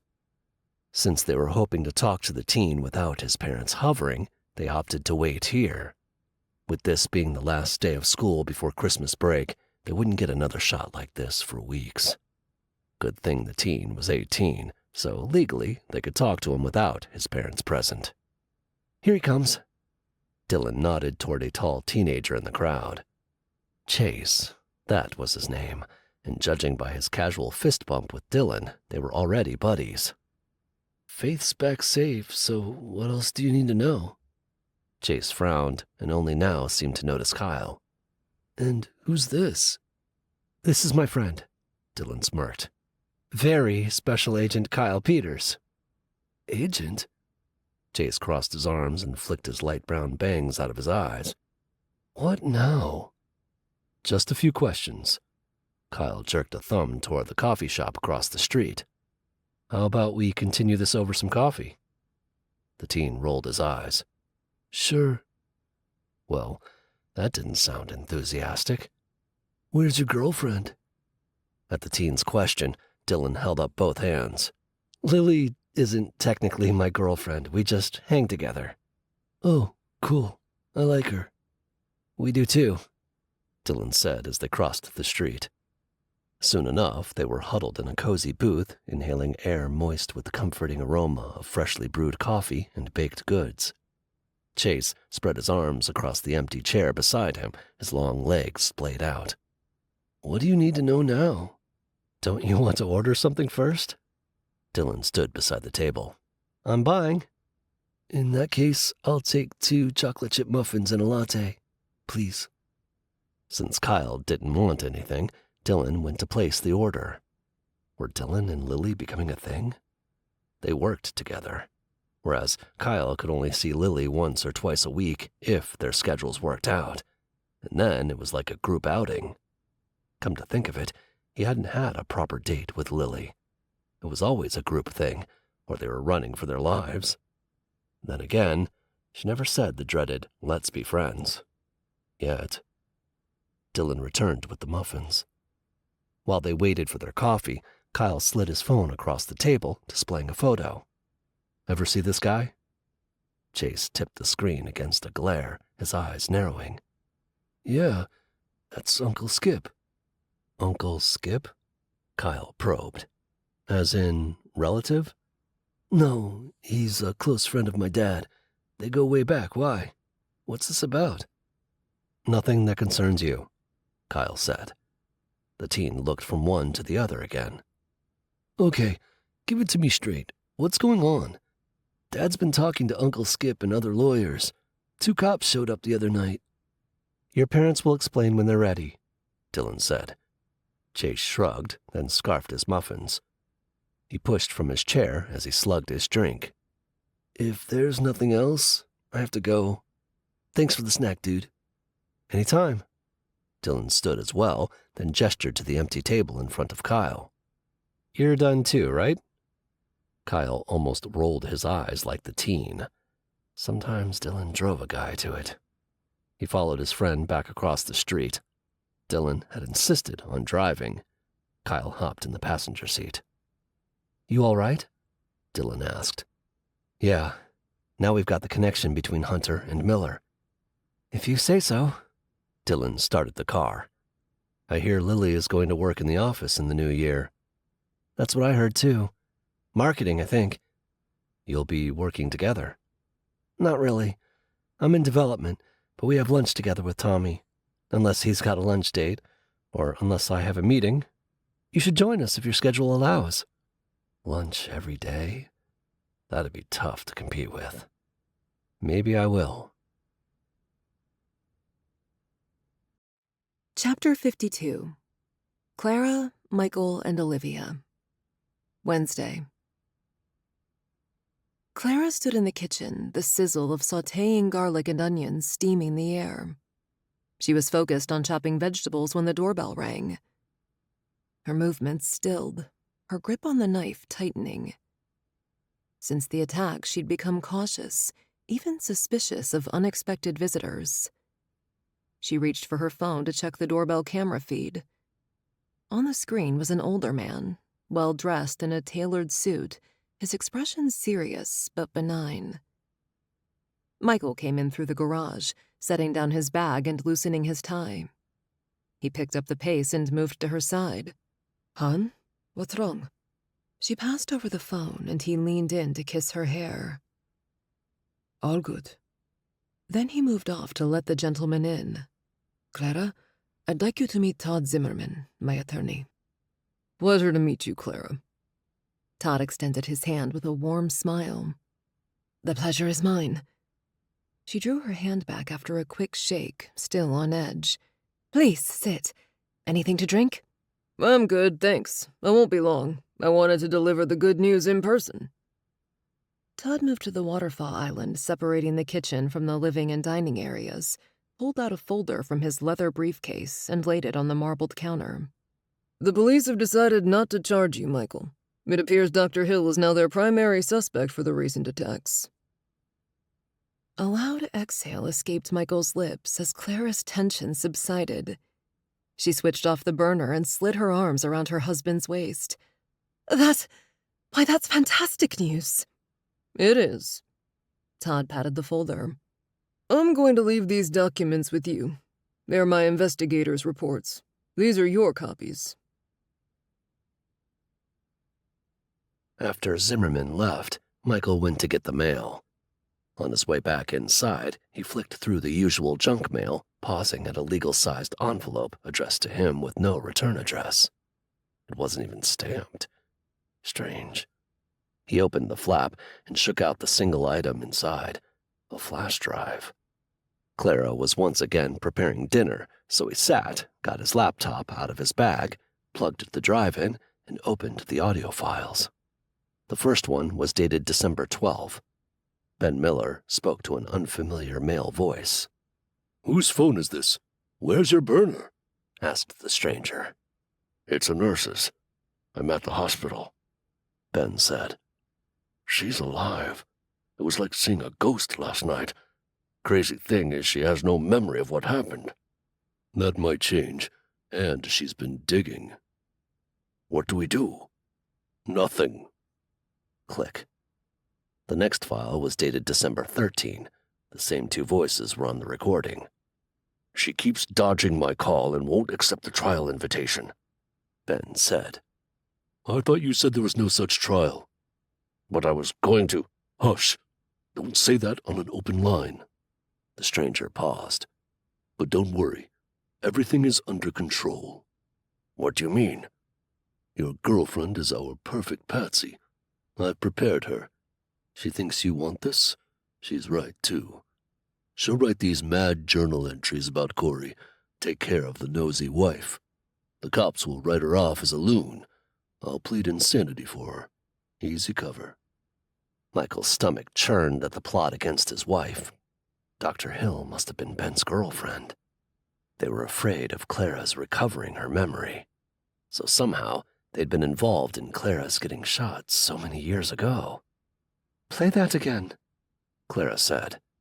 Caught off guard, he paused the audio. "Sorry, I didn't know you were listening. We don't know. I need to hear that voice again. Just play it." Michael replayed the section, letting that disembodied tone spill from the laptop speaker. "I know who that is," Clara said. "You do?" Maybe they would get some answers. "We need to call Olivia, right now. She'll know how to handle this." Clara's call left Olivia's mind racing as she steered through the winding roads. "Call Simon," she ordered her hands-free device. "Hey, hon," she spoke when he answered. "I'll be home late. Why don't you and Lily grab dinner without me?" Once Simon acknowledged, she called Ron. "I'm headed to the Corey residence. Can you meet me there? Something's come up. Big. I'm on it." After she parked in the Corey's well-manicured driveway, she almost sprinted to the front door. It swung open before she knocked, and Michael ushered her inside. Ron arrived minutes later and wasted no time. "Okay." He clapped his hands together in his signature gesture. "Let's hear it." After the audio, Ron let out a low whistle. "What do you know? Your hunch was right, Olivia." "Sometimes I don't want to be right." Her shoulders slumped, heavy with the weight of the implications. Apparently, Ron knew how that felt. He rubbed the back of his neck. "So, Michael, this is Ben Miller?" "Definitely." "And the other voice? Clara, any ideas?" Ron prompted. "It's Skip Hunter." An underlying layer of emotion Olivia couldn't quite place tinted Clara's flat voice. Perhaps it was triumph, or perhaps fear. "I'm sure of it. I interviewed him for Linda's story. Listen for yourself." She tapped her phone and the recordings played. "Wow." Olivia nodded. "You've got a good ear, my friend. Good memory, too. I agree. The voices sounded alike." "I'll have the lab do the voice comparison. If it's a match, we're good." Ron then held up a hand. "But where'd you get the recordings?" Michael cleared his throat. "It was in the mailbox." He picked up the envelope and held it toward Ron. "This is the envelope." Ron pulled out a pair of gloves and took the envelope. "You're the only one who handled it? If so, maybe we'll get some prints, and we'll need the drive, too." "Wait, you have a doorbell camera, right?" Olivia asked. "Can you check?" Clara didn't touch the package or drive. As for a camera, I don't think it points to the mailbox. Michael fished out his phone. "Let me see." They watched a replay of his car pulling into the garage and another car pulling into the driveway. Fast-forwarded to the attorney leaving. Michael was right. The mailbox was out of range. Once outside, after saying their goodbyes, Olivia stopped Ron with a hand on his sleeve. The file is date-stamped. You can pull the phone records and verify the call. I don't suppose either would be recording the conversation if they were using burners. Chances are one of them was on a landline. We get the voices verified. Then we can get a warrant for the records for their phones. Chapter 53. The Ghost and Olivia. Wednesday. Marge Beaumont, a.k.a. the Ghost, sat in the visiting room's sterilized bleakness, waiting for Olivia. Usually, she'd only be brought in when the visitor was already there. But Olivia had called ahead. Now the woman kept her waiting. Other than Phoenix, Marge's obsession was to avenge Jade's death. Jade had been loyal. Apparently, 2 agents had been on the scene of her demise. Ron Peters and Ana Ruiz. Peters was an old nemesis, but Ruiz? She was a new name. Rook was now digging into Ruiz's past for any information to aid the quest for retribution. What would be the best course for revenge? Swift and final, or prolonged, a testament to the torment Marge endured from Jade's loss? The soft grating of the door opening broke in. "I apologize." Olivia crossed the room. "Got held up in traffic." Marge shrugged. "As if I had a better place to be." "Good news for you. The AG has signed off on the deal, so it's now official. Plans are drawn. Work will begin soon."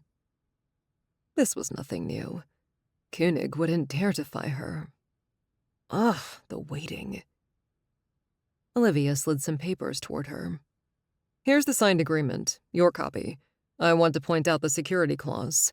No exceptions will be made for the monitor. It will be mandatory." An ankle monitor and other security measures didn't concern Marge. Arrangements were already in motion. She had people doing her bidding. After a lengthy pause came the perfect time to say, "I'd like to see Dylan." Olivia blinked, probably wondering why and what game she was playing. "Why?" Yep, the woman was easy to read. "He's my nephew. Isn't that a good enough reason?" "Whom you tried to kill." Marge would never kill Dylan before he told her everything about the hidden treasures, if they existed and where they were buried. But nobody needed to know that. "It was all a misunderstanding." "I'm not sure if that's how Dylan sees it." "Well, would you ask?" "I'll see what I can do." After her meeting, Olivia returned to the office to update the team. She stood near the main desk, her arms crossed as she faced Ron and his team. Tanner and Anna were on a video call while Hernandez was huddled over a computer. "So, the ghost wants to see Dylan," Ron repeated. "Yeah." Olivia nodded. "And Dylan should consider it. Better to know what she's planning up front." "I doubt he'd want to see her. Remember she wanted to kill him? Pointed a gun at him?" "Maybe, but I have a feeling he'll do it. He can get a read on her. It's the best way to get inside her head." "Boss, you're gonna want to hear this." Tanner beckoned, the video call evidently over. "We've been in touch with our counterparts in Hong Kong and southern China." Anna rolled her chair back from her desk, her perky bob feathering her tanned cheeks. "They've been on a rampage seizing Reiho's properties, from residences to offices." "And?" Ron asked. Anna smiled. "And they found something. Big," Tanner finished. "Miller has been supplying him with girls and boys for years." Uncrossing her arms, Olivia clenched her fists, her pulse quickening. "What did they find?" "Hernandez, beam it up," Tanner told the junior agent, also a tech wizard. Documents lit up on the big screen. The first one looked like some sort of record. Tanner pointed to a spot. "It appears this criminal keeps immaculate records of his suppliers and customers. Look here. Olivia, you'll need to confirm, but our contact said this one was the Chinese version of Ben Miller's name." Olivia stepped closer. The Chinese characters literally say American doctor. We'll need stronger evidence to support that. Here's a case of the right hand not knowing what the left hand is doing. Our counterparts have a wiretap on all Ho's phones. Anna tucked her hair behind her ears. And a phone call logged on the 14th is very interesting. Hernandez, please do the honor. Voices from the audio file boomed over the speaker. Impossible. That must be Ray Ho's voice, given his accent. I saw her. She is alive. See for yourself, I took a photo of her. Ben Miller's voice. She doesn't remember anything. There you go. Problem solved. But she's been digging in the past. We can take care of her once and for all, but we'd need your help. There was a pause. She's got a daughter, though. Beautiful, Middle Eastern look. Do you have a market for her? I'm sending you a photo. If we can get her to you, will you mark us as even? Okay. Wait for my text. She looked to the side. It appears Miller was telling Ho Clara was alive. Does that mean he was asking him to get rid of her? You know, he said, if we can, and mark us. Ron tapped the speaker. He might have been trying to pay his and Hunter's debt to Ho. Here's my take. He or Hunter asked Ho for help 20 years ago, and they've been in his debt all this time. Perhaps they pay by supplying young girls and boys to Ho. Then he does the dirty work for Hunter. And this time, Miller was hoping to give him faith if Ho would wipe their debt clean. But it appears Miller has been supplying Ho with girls and boys all these years. You'd think their debt would be paid off. Olivia frowned. Though, of course, once you're involved in that racket, you never get out, do you? It's always just one more, like blackmail. If all the kids he'd abducted in the past hadn't freed him from his debt, adding one more wouldn't. Seems we're still missing something.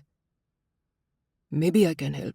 Maybe he truly had gotten free of that and this debt had nothing to do with the other kids. Hernandez tapped a key to send an image to the screen. You're looking at the ledger. It appears Miller borrowed 50 grand from Ho some years ago. With their outrageous interest, he now owes him more than $500,000. That might account for the debt he wanted wiped out. Olivia drummed her fingers on Hernandez's desk, then held up a finger, raising her point. There's still personal vendetta here. I mean, yes, they also wanted to keep Clara distracted until they figured out how to handle her.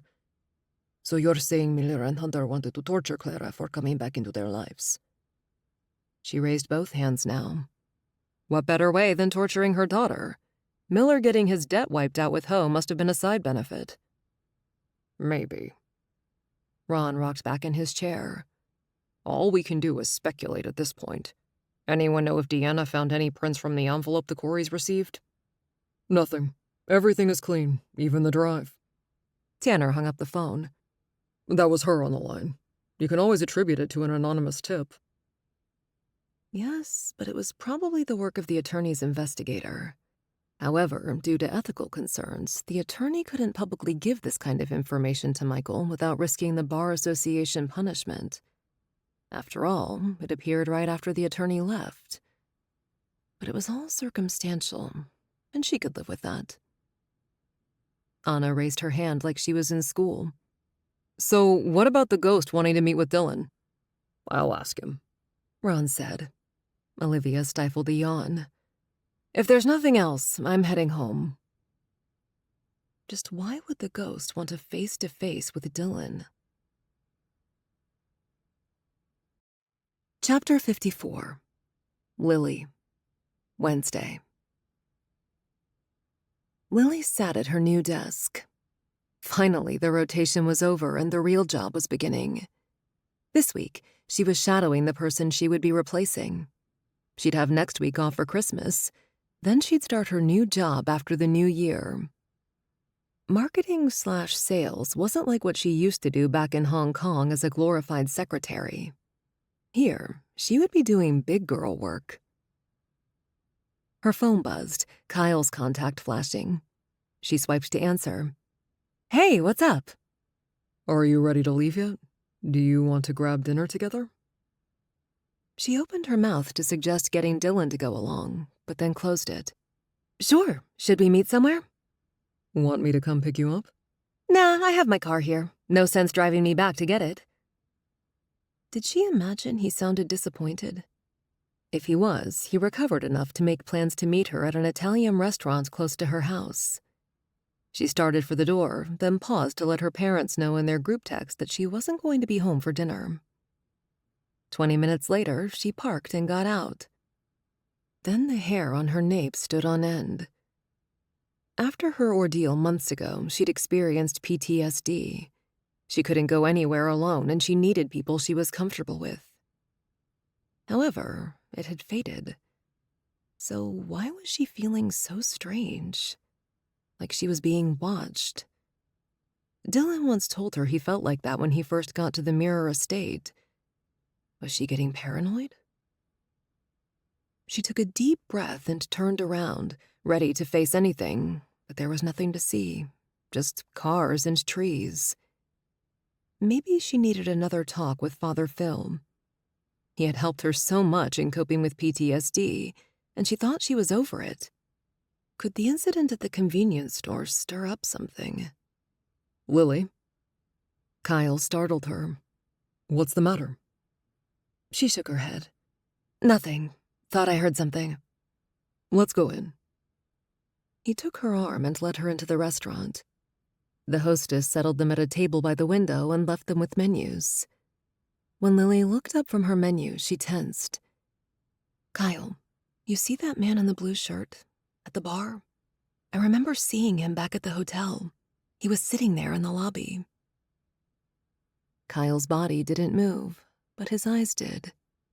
You work at the concierge desk. You must have seen lots of people coming and going. Besides, it's not a crime to be at a hotel. He might have been waiting for someone and had time to kill. It's probably a coincidence. My mom doesn't like coincidences. Dad doesn't believe in coincidences either. For all we know, he's a tourist and likes Italian. Isn't this one of the restaurants you guys would recommend to tourists? She took another glance at the guy. She'd let it rest for now. However, she would keep an eye out for him.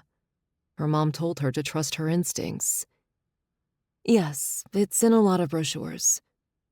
Let's enjoy our dinner and forget about the tourist. Chapter 55.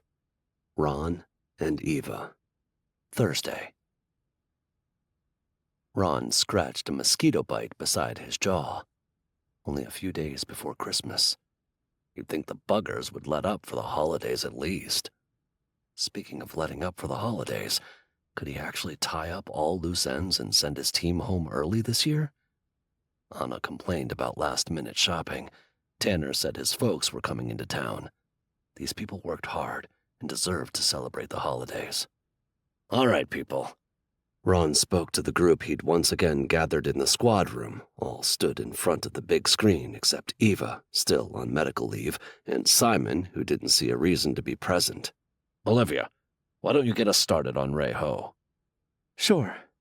Olivia sauntered closer to the screen. His case is wrapped up. We've got witnesses, we've got evidence seized from his properties in Hong Kong and southern China, and best of all, we've got John Liu ratting him out. Detective Kwok is happy. She's been trying to nab Liu and Ho for a long time. When Faith's face appeared on the screen, Tanner picked up the remote. Let's start with Faith's abduction. Initially, it wasn't our case, but we picked it up once the kidnapping unit notified us of the Liu connection. Eva did a good job of saving her and subduing Ho. Moving on. Olivia picked up the narrative. When Clara began digging into Linda Borowski's murder, it brought her to Skip Hunter. Can you imagine that? A woman he thought dead came to see him, and he put on a great show. Didn't even blink. Of course, she didn't remember anything then. Anna sat on the corner of a desk. And Hunter started plotting her murder then? Ron's index finger twitched to the bite again. The anti-itch cream hadn't helped. He crossed his arms to keep from tearing into the welt. I think so. She took the remote from Tanner and flipped to show the slides in sequence. Clara's first incident at the rooftop was right after she visited Hunter. As for Miller, he called Hunter after he saw Clara in real life. Now, this is based on our discussion. When Hunter didn't seem that concerned, or maybe he just didn't want to say it on the phone, That's based on the audio file. Miller figured he could kill 2 birds with 1 stone. You know, canceling his mounting debt and exacting vengeance on Clara. He might have even been hoping he could stop supplying girls and boys after cleaning up Ho's mess on this. Though, I doubt Ho would ever let him out. There are some merits to that. Hernandez fiddled with the keyboard. Payments to the kidnappers traced back to Miller. Those 2 idiots only received 10 grand each for their trouble. Those guys aren't pro.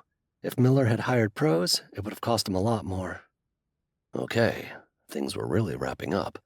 Maybe they would get to walk out of here today and for the holidays. Ron exhaled.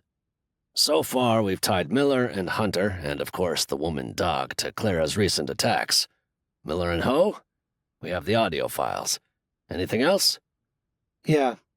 Anna shifted, bouncing the legs she dangled off the side of the desk. Ho's records, financial and otherwise, all link Miller to Ho. Ron scratched a square around the heated area of the bite. Linda's case isn't our jurisdiction, but do we know if Hunter or Miller was the killer? And was Hunter the other male Clara recalled? Olivia took that one. Now that Clara has had time to think about it, she believes it was Hunter. She says it sounded like it was an accident. They could have been fooling around or arguing, and Hunter pushed her.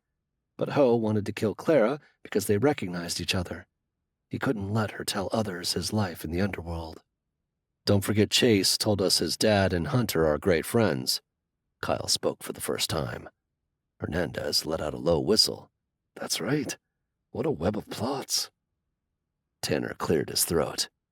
The local police have decided not to charge Michael Corey, and they're preparing charges against Skip Hunter and Ben Miller.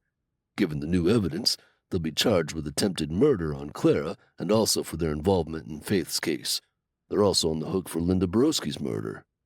Good work, everyone. Ron dug at the bite itself. Maybe he'd try some cortisone on it. Let's go home and get some rest. Wait. Olivia held up a hand in a stop motion. Sorry, but we still haven't found the leak. Right, the fake Adam O'Shea. Anna, who'd pulled her hair free of her ponytail when Ron said they could go, now fingered through her released bob, then started texting someone. A shopping buddy? Or perhaps she was going on a date. Have you reached out to your contacts? Olivia looked up. Yes, but I haven't heard back. I read Clara's journal. I suspect the officer Bill Clara knew is Ava's so-called Uncle Bill. We need to get in touch with this guy. All right. I'll talk to Eva, Ron said. Anything else? This time, nobody said anything. Eva reclined on the plush guest house couch, her gaze drifting over the book she was pretending to read. She missed work. This sucked. She closed the book, giving up on her forced relaxation. Then her phone buzzed on the coffee table, flashing Agent Peters' contact. Sir? Hey, Eva. I hope you're feeling better. Got a minute? Sure. Her feet thudded to the floor as she sat up, suddenly alert. I've been trying to get a beat on Uncle Bill. Got some questions he might be able to answer. Any chance you can connect us? Her stomach tightened. Uncle Bill had always insisted on secrecy, and now her duty to her job clashed with her loyalty to him.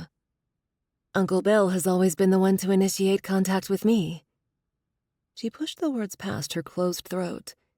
I've never reached out to him for anything. Are you sure you've never had to contact him in any way? Dead drop, maybe? Her heart skipped a beat.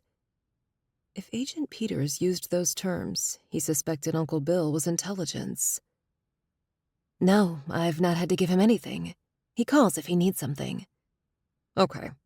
Let him know we'd like to talk to him. Will do. As she hung up, Eva sat in conflicted silence, wrestling between duty and trust. Chapter 56. Lily. Thursday. Adrenaline quickened Lily's pace through the corporate chic lobby. Her heels clicked on the marble floor, echoing her determination. The man had been popping up too often. Time to confront him and end this. Tess, The friendly receptionist with a penchant for oversized flower brooches scrunched her nose when Lily asked about the man. Sorry, don't know him. Do you want me to call security? Lily shook her head. It's fine, just curious. When she refocused on her quarry, he rose from his stool at the lobby bar and abandoned his half-finished drink. He eyed her before he headed to the elevators. This is it, she muttered.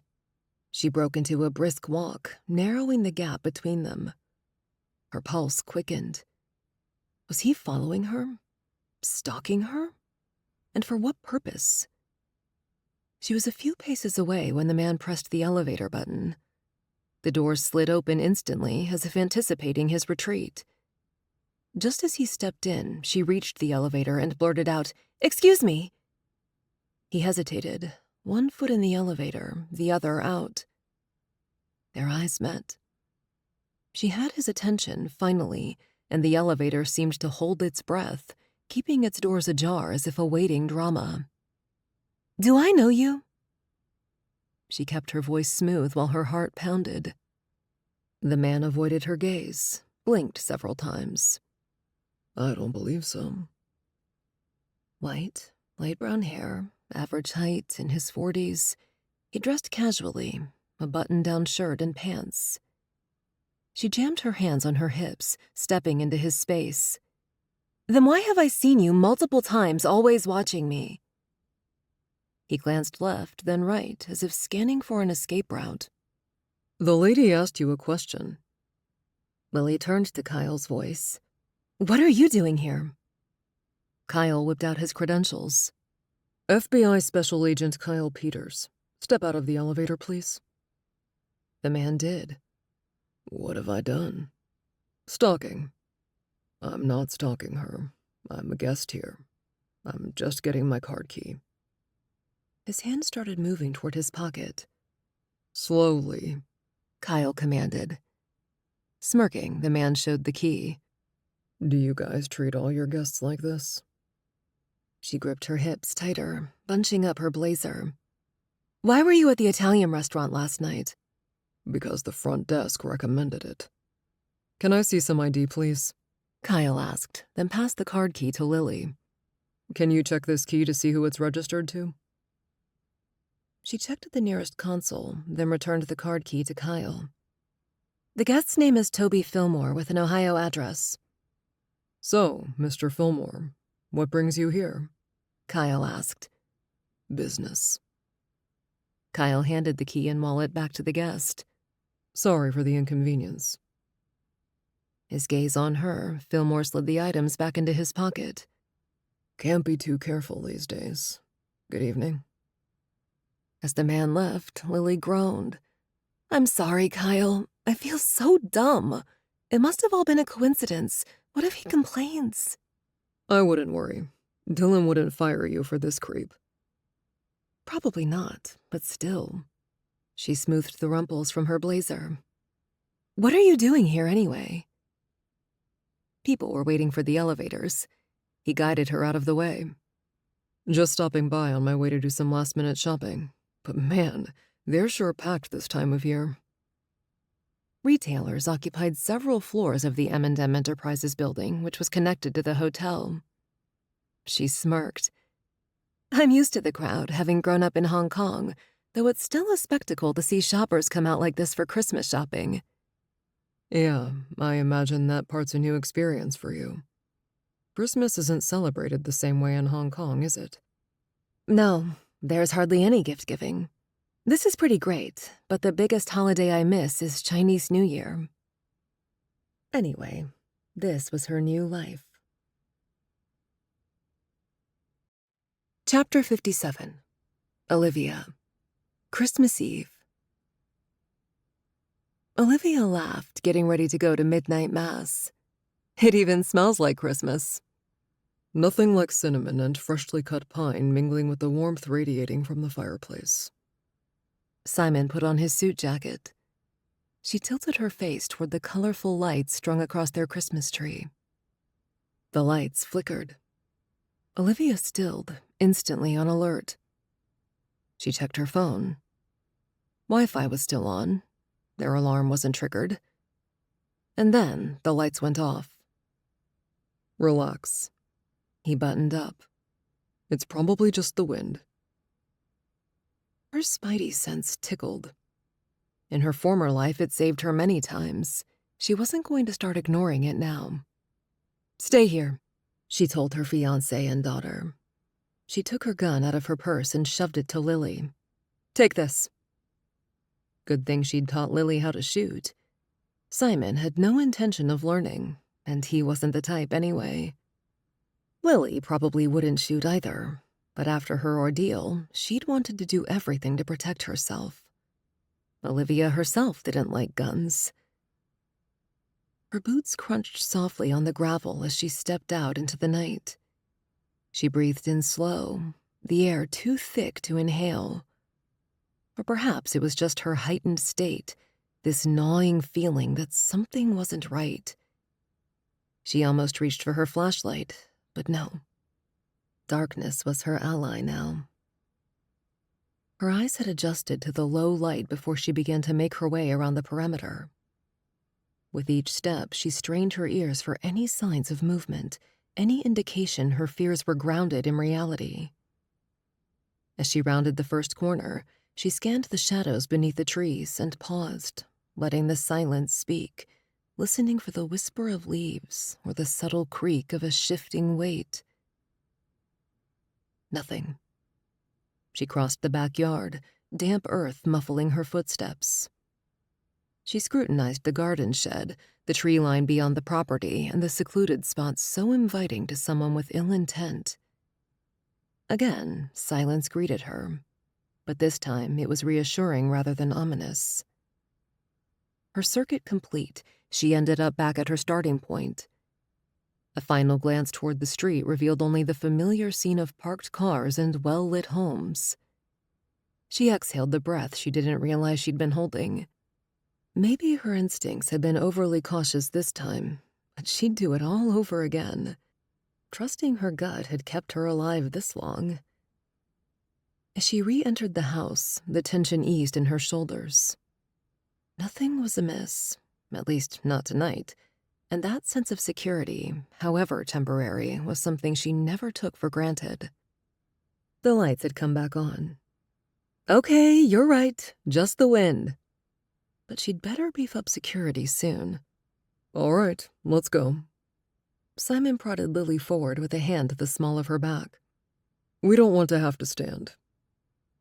As they buckled up in the car, he started the engine. Hey, Mom, did they arrest that doctor? Lily asked. Ben Miller? Yes, that's what I heard, Olivia said. She'd heard more than that, but she wasn't about to discuss ongoing investigations with her daughter. Evidently, Miller had met Ray Ho at one of those high society functions his father used to curry favor with the likes of governors, senators, CEOs. Of course, Ho had maintained a businessman persona, but somehow he'd enticed the young Miller with cash and girls if he would lure young, unsuspecting girls and sometimes boys into Ho's network. Miller insisted he had no idea what Ho's operation was. Olivia snorted. Yeah, right. And Miller claimed that once he got sucked into the dragnet, he couldn't get out. At one point, Ho made Miller watch him execute someone who wanted out of the life. What's going to happen now? He already lawyered up. Simon turned into the almost full parking lot. Cunningham is representing him. The reputable firm, Cunningham, Hoyt & Powers, had extended an invitation to Simon to discuss a possible partnership. However, he didn't seem interested. Okay, go. He stopped at the entrance. And I'll park. Chapter 58. Clara and Ron. Day after Christmas. The day after Christmas, the Mirror estate gleamed with lights and decorations. Clara and her family were invited to a gathering at the mansion. She craned her neck now, scarcely resisting lifting onto her toes for a better view as she whispered, "I've never seen anything so magnificent." Michael introduced her and their children to Miss Carroll, the matriarch. I'm pleased to meet you, Clara. The woman spoke in a voice rich and kind as she clasped Clara's hand in her cold one. I've heard so much about you from Eva. And I've heard so much about you, Miss Carroll.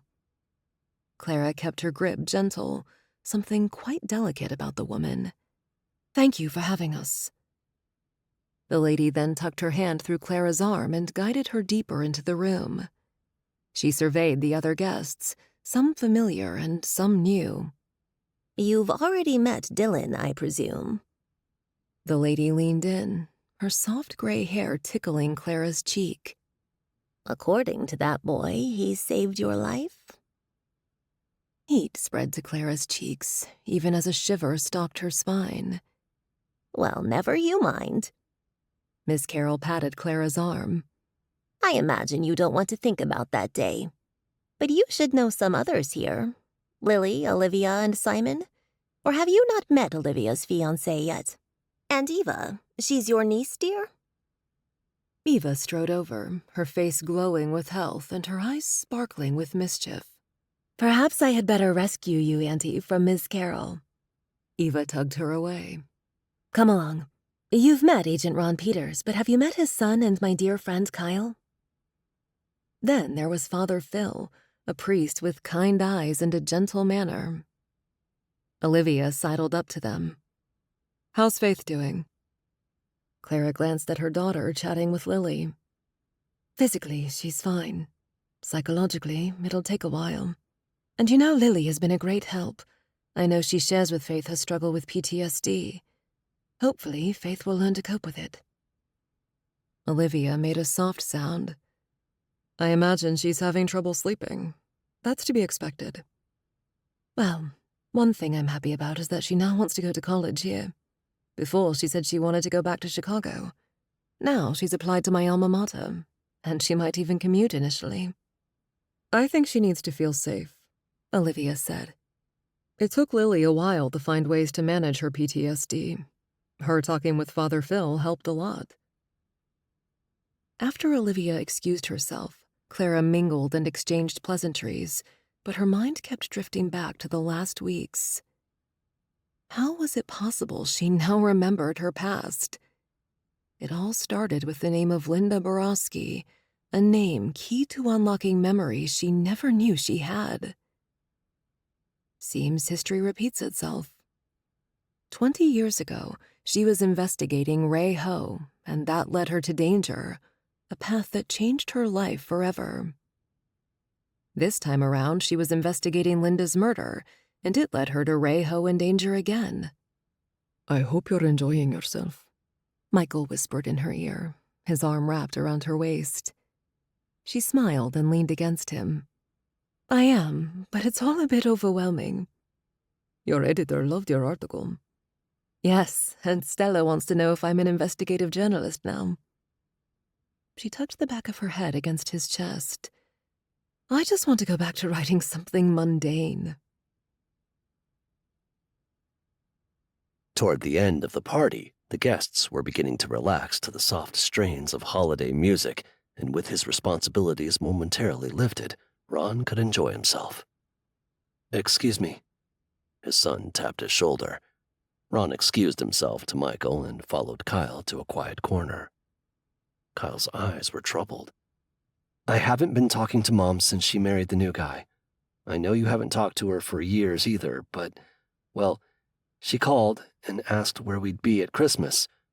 I told her our plans, but she has other ideas. Ron's eyebrows shot up. He and Sheila had parted amicably, but the distance had grown over the years. What do you mean? Kyle's phone buzzed, and he glanced at it, his face turning paler. Dylan's app just alerted him of a guest at the gate, and Dylan wants to check with me if the woman is who she says she was. Who is it? Ron asked, though he had a sinking feeling he knew. It's Mom. Kyle's voice dipped to barely above a whisper. She's at the gate coming up here. Why would Sheila come here? What did she want? Ron pressed cold fingers to his churning temples. He needed to stay calm, for Kyle's sake and his own. He gripped Kyle's shoulder, giving it a reassuring squeeze.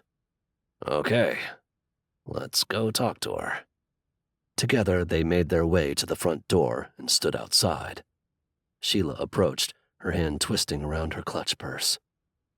Ron, She ducked her head, and her soft lips quivered. I know this is unexpected, but I need to talk to you. Both of you. Ron exchanged a quick glance with Kyle, then nodded. All right, let's talk. I need help. I think my husband might be a spy. We hope you've enjoyed listening to Forgotten Secret by S.F. Baumgartner. Narrated by Paige Reisenfeld and P.J. Freeborn. Audio production by A.B. Book Services. Text copyright by S.F. Baumgartner, 2024. Audio copyright by S.F. Baumgartner, 2025. This has been an FB Publishing presentation. All rights reserved. 2025. The end.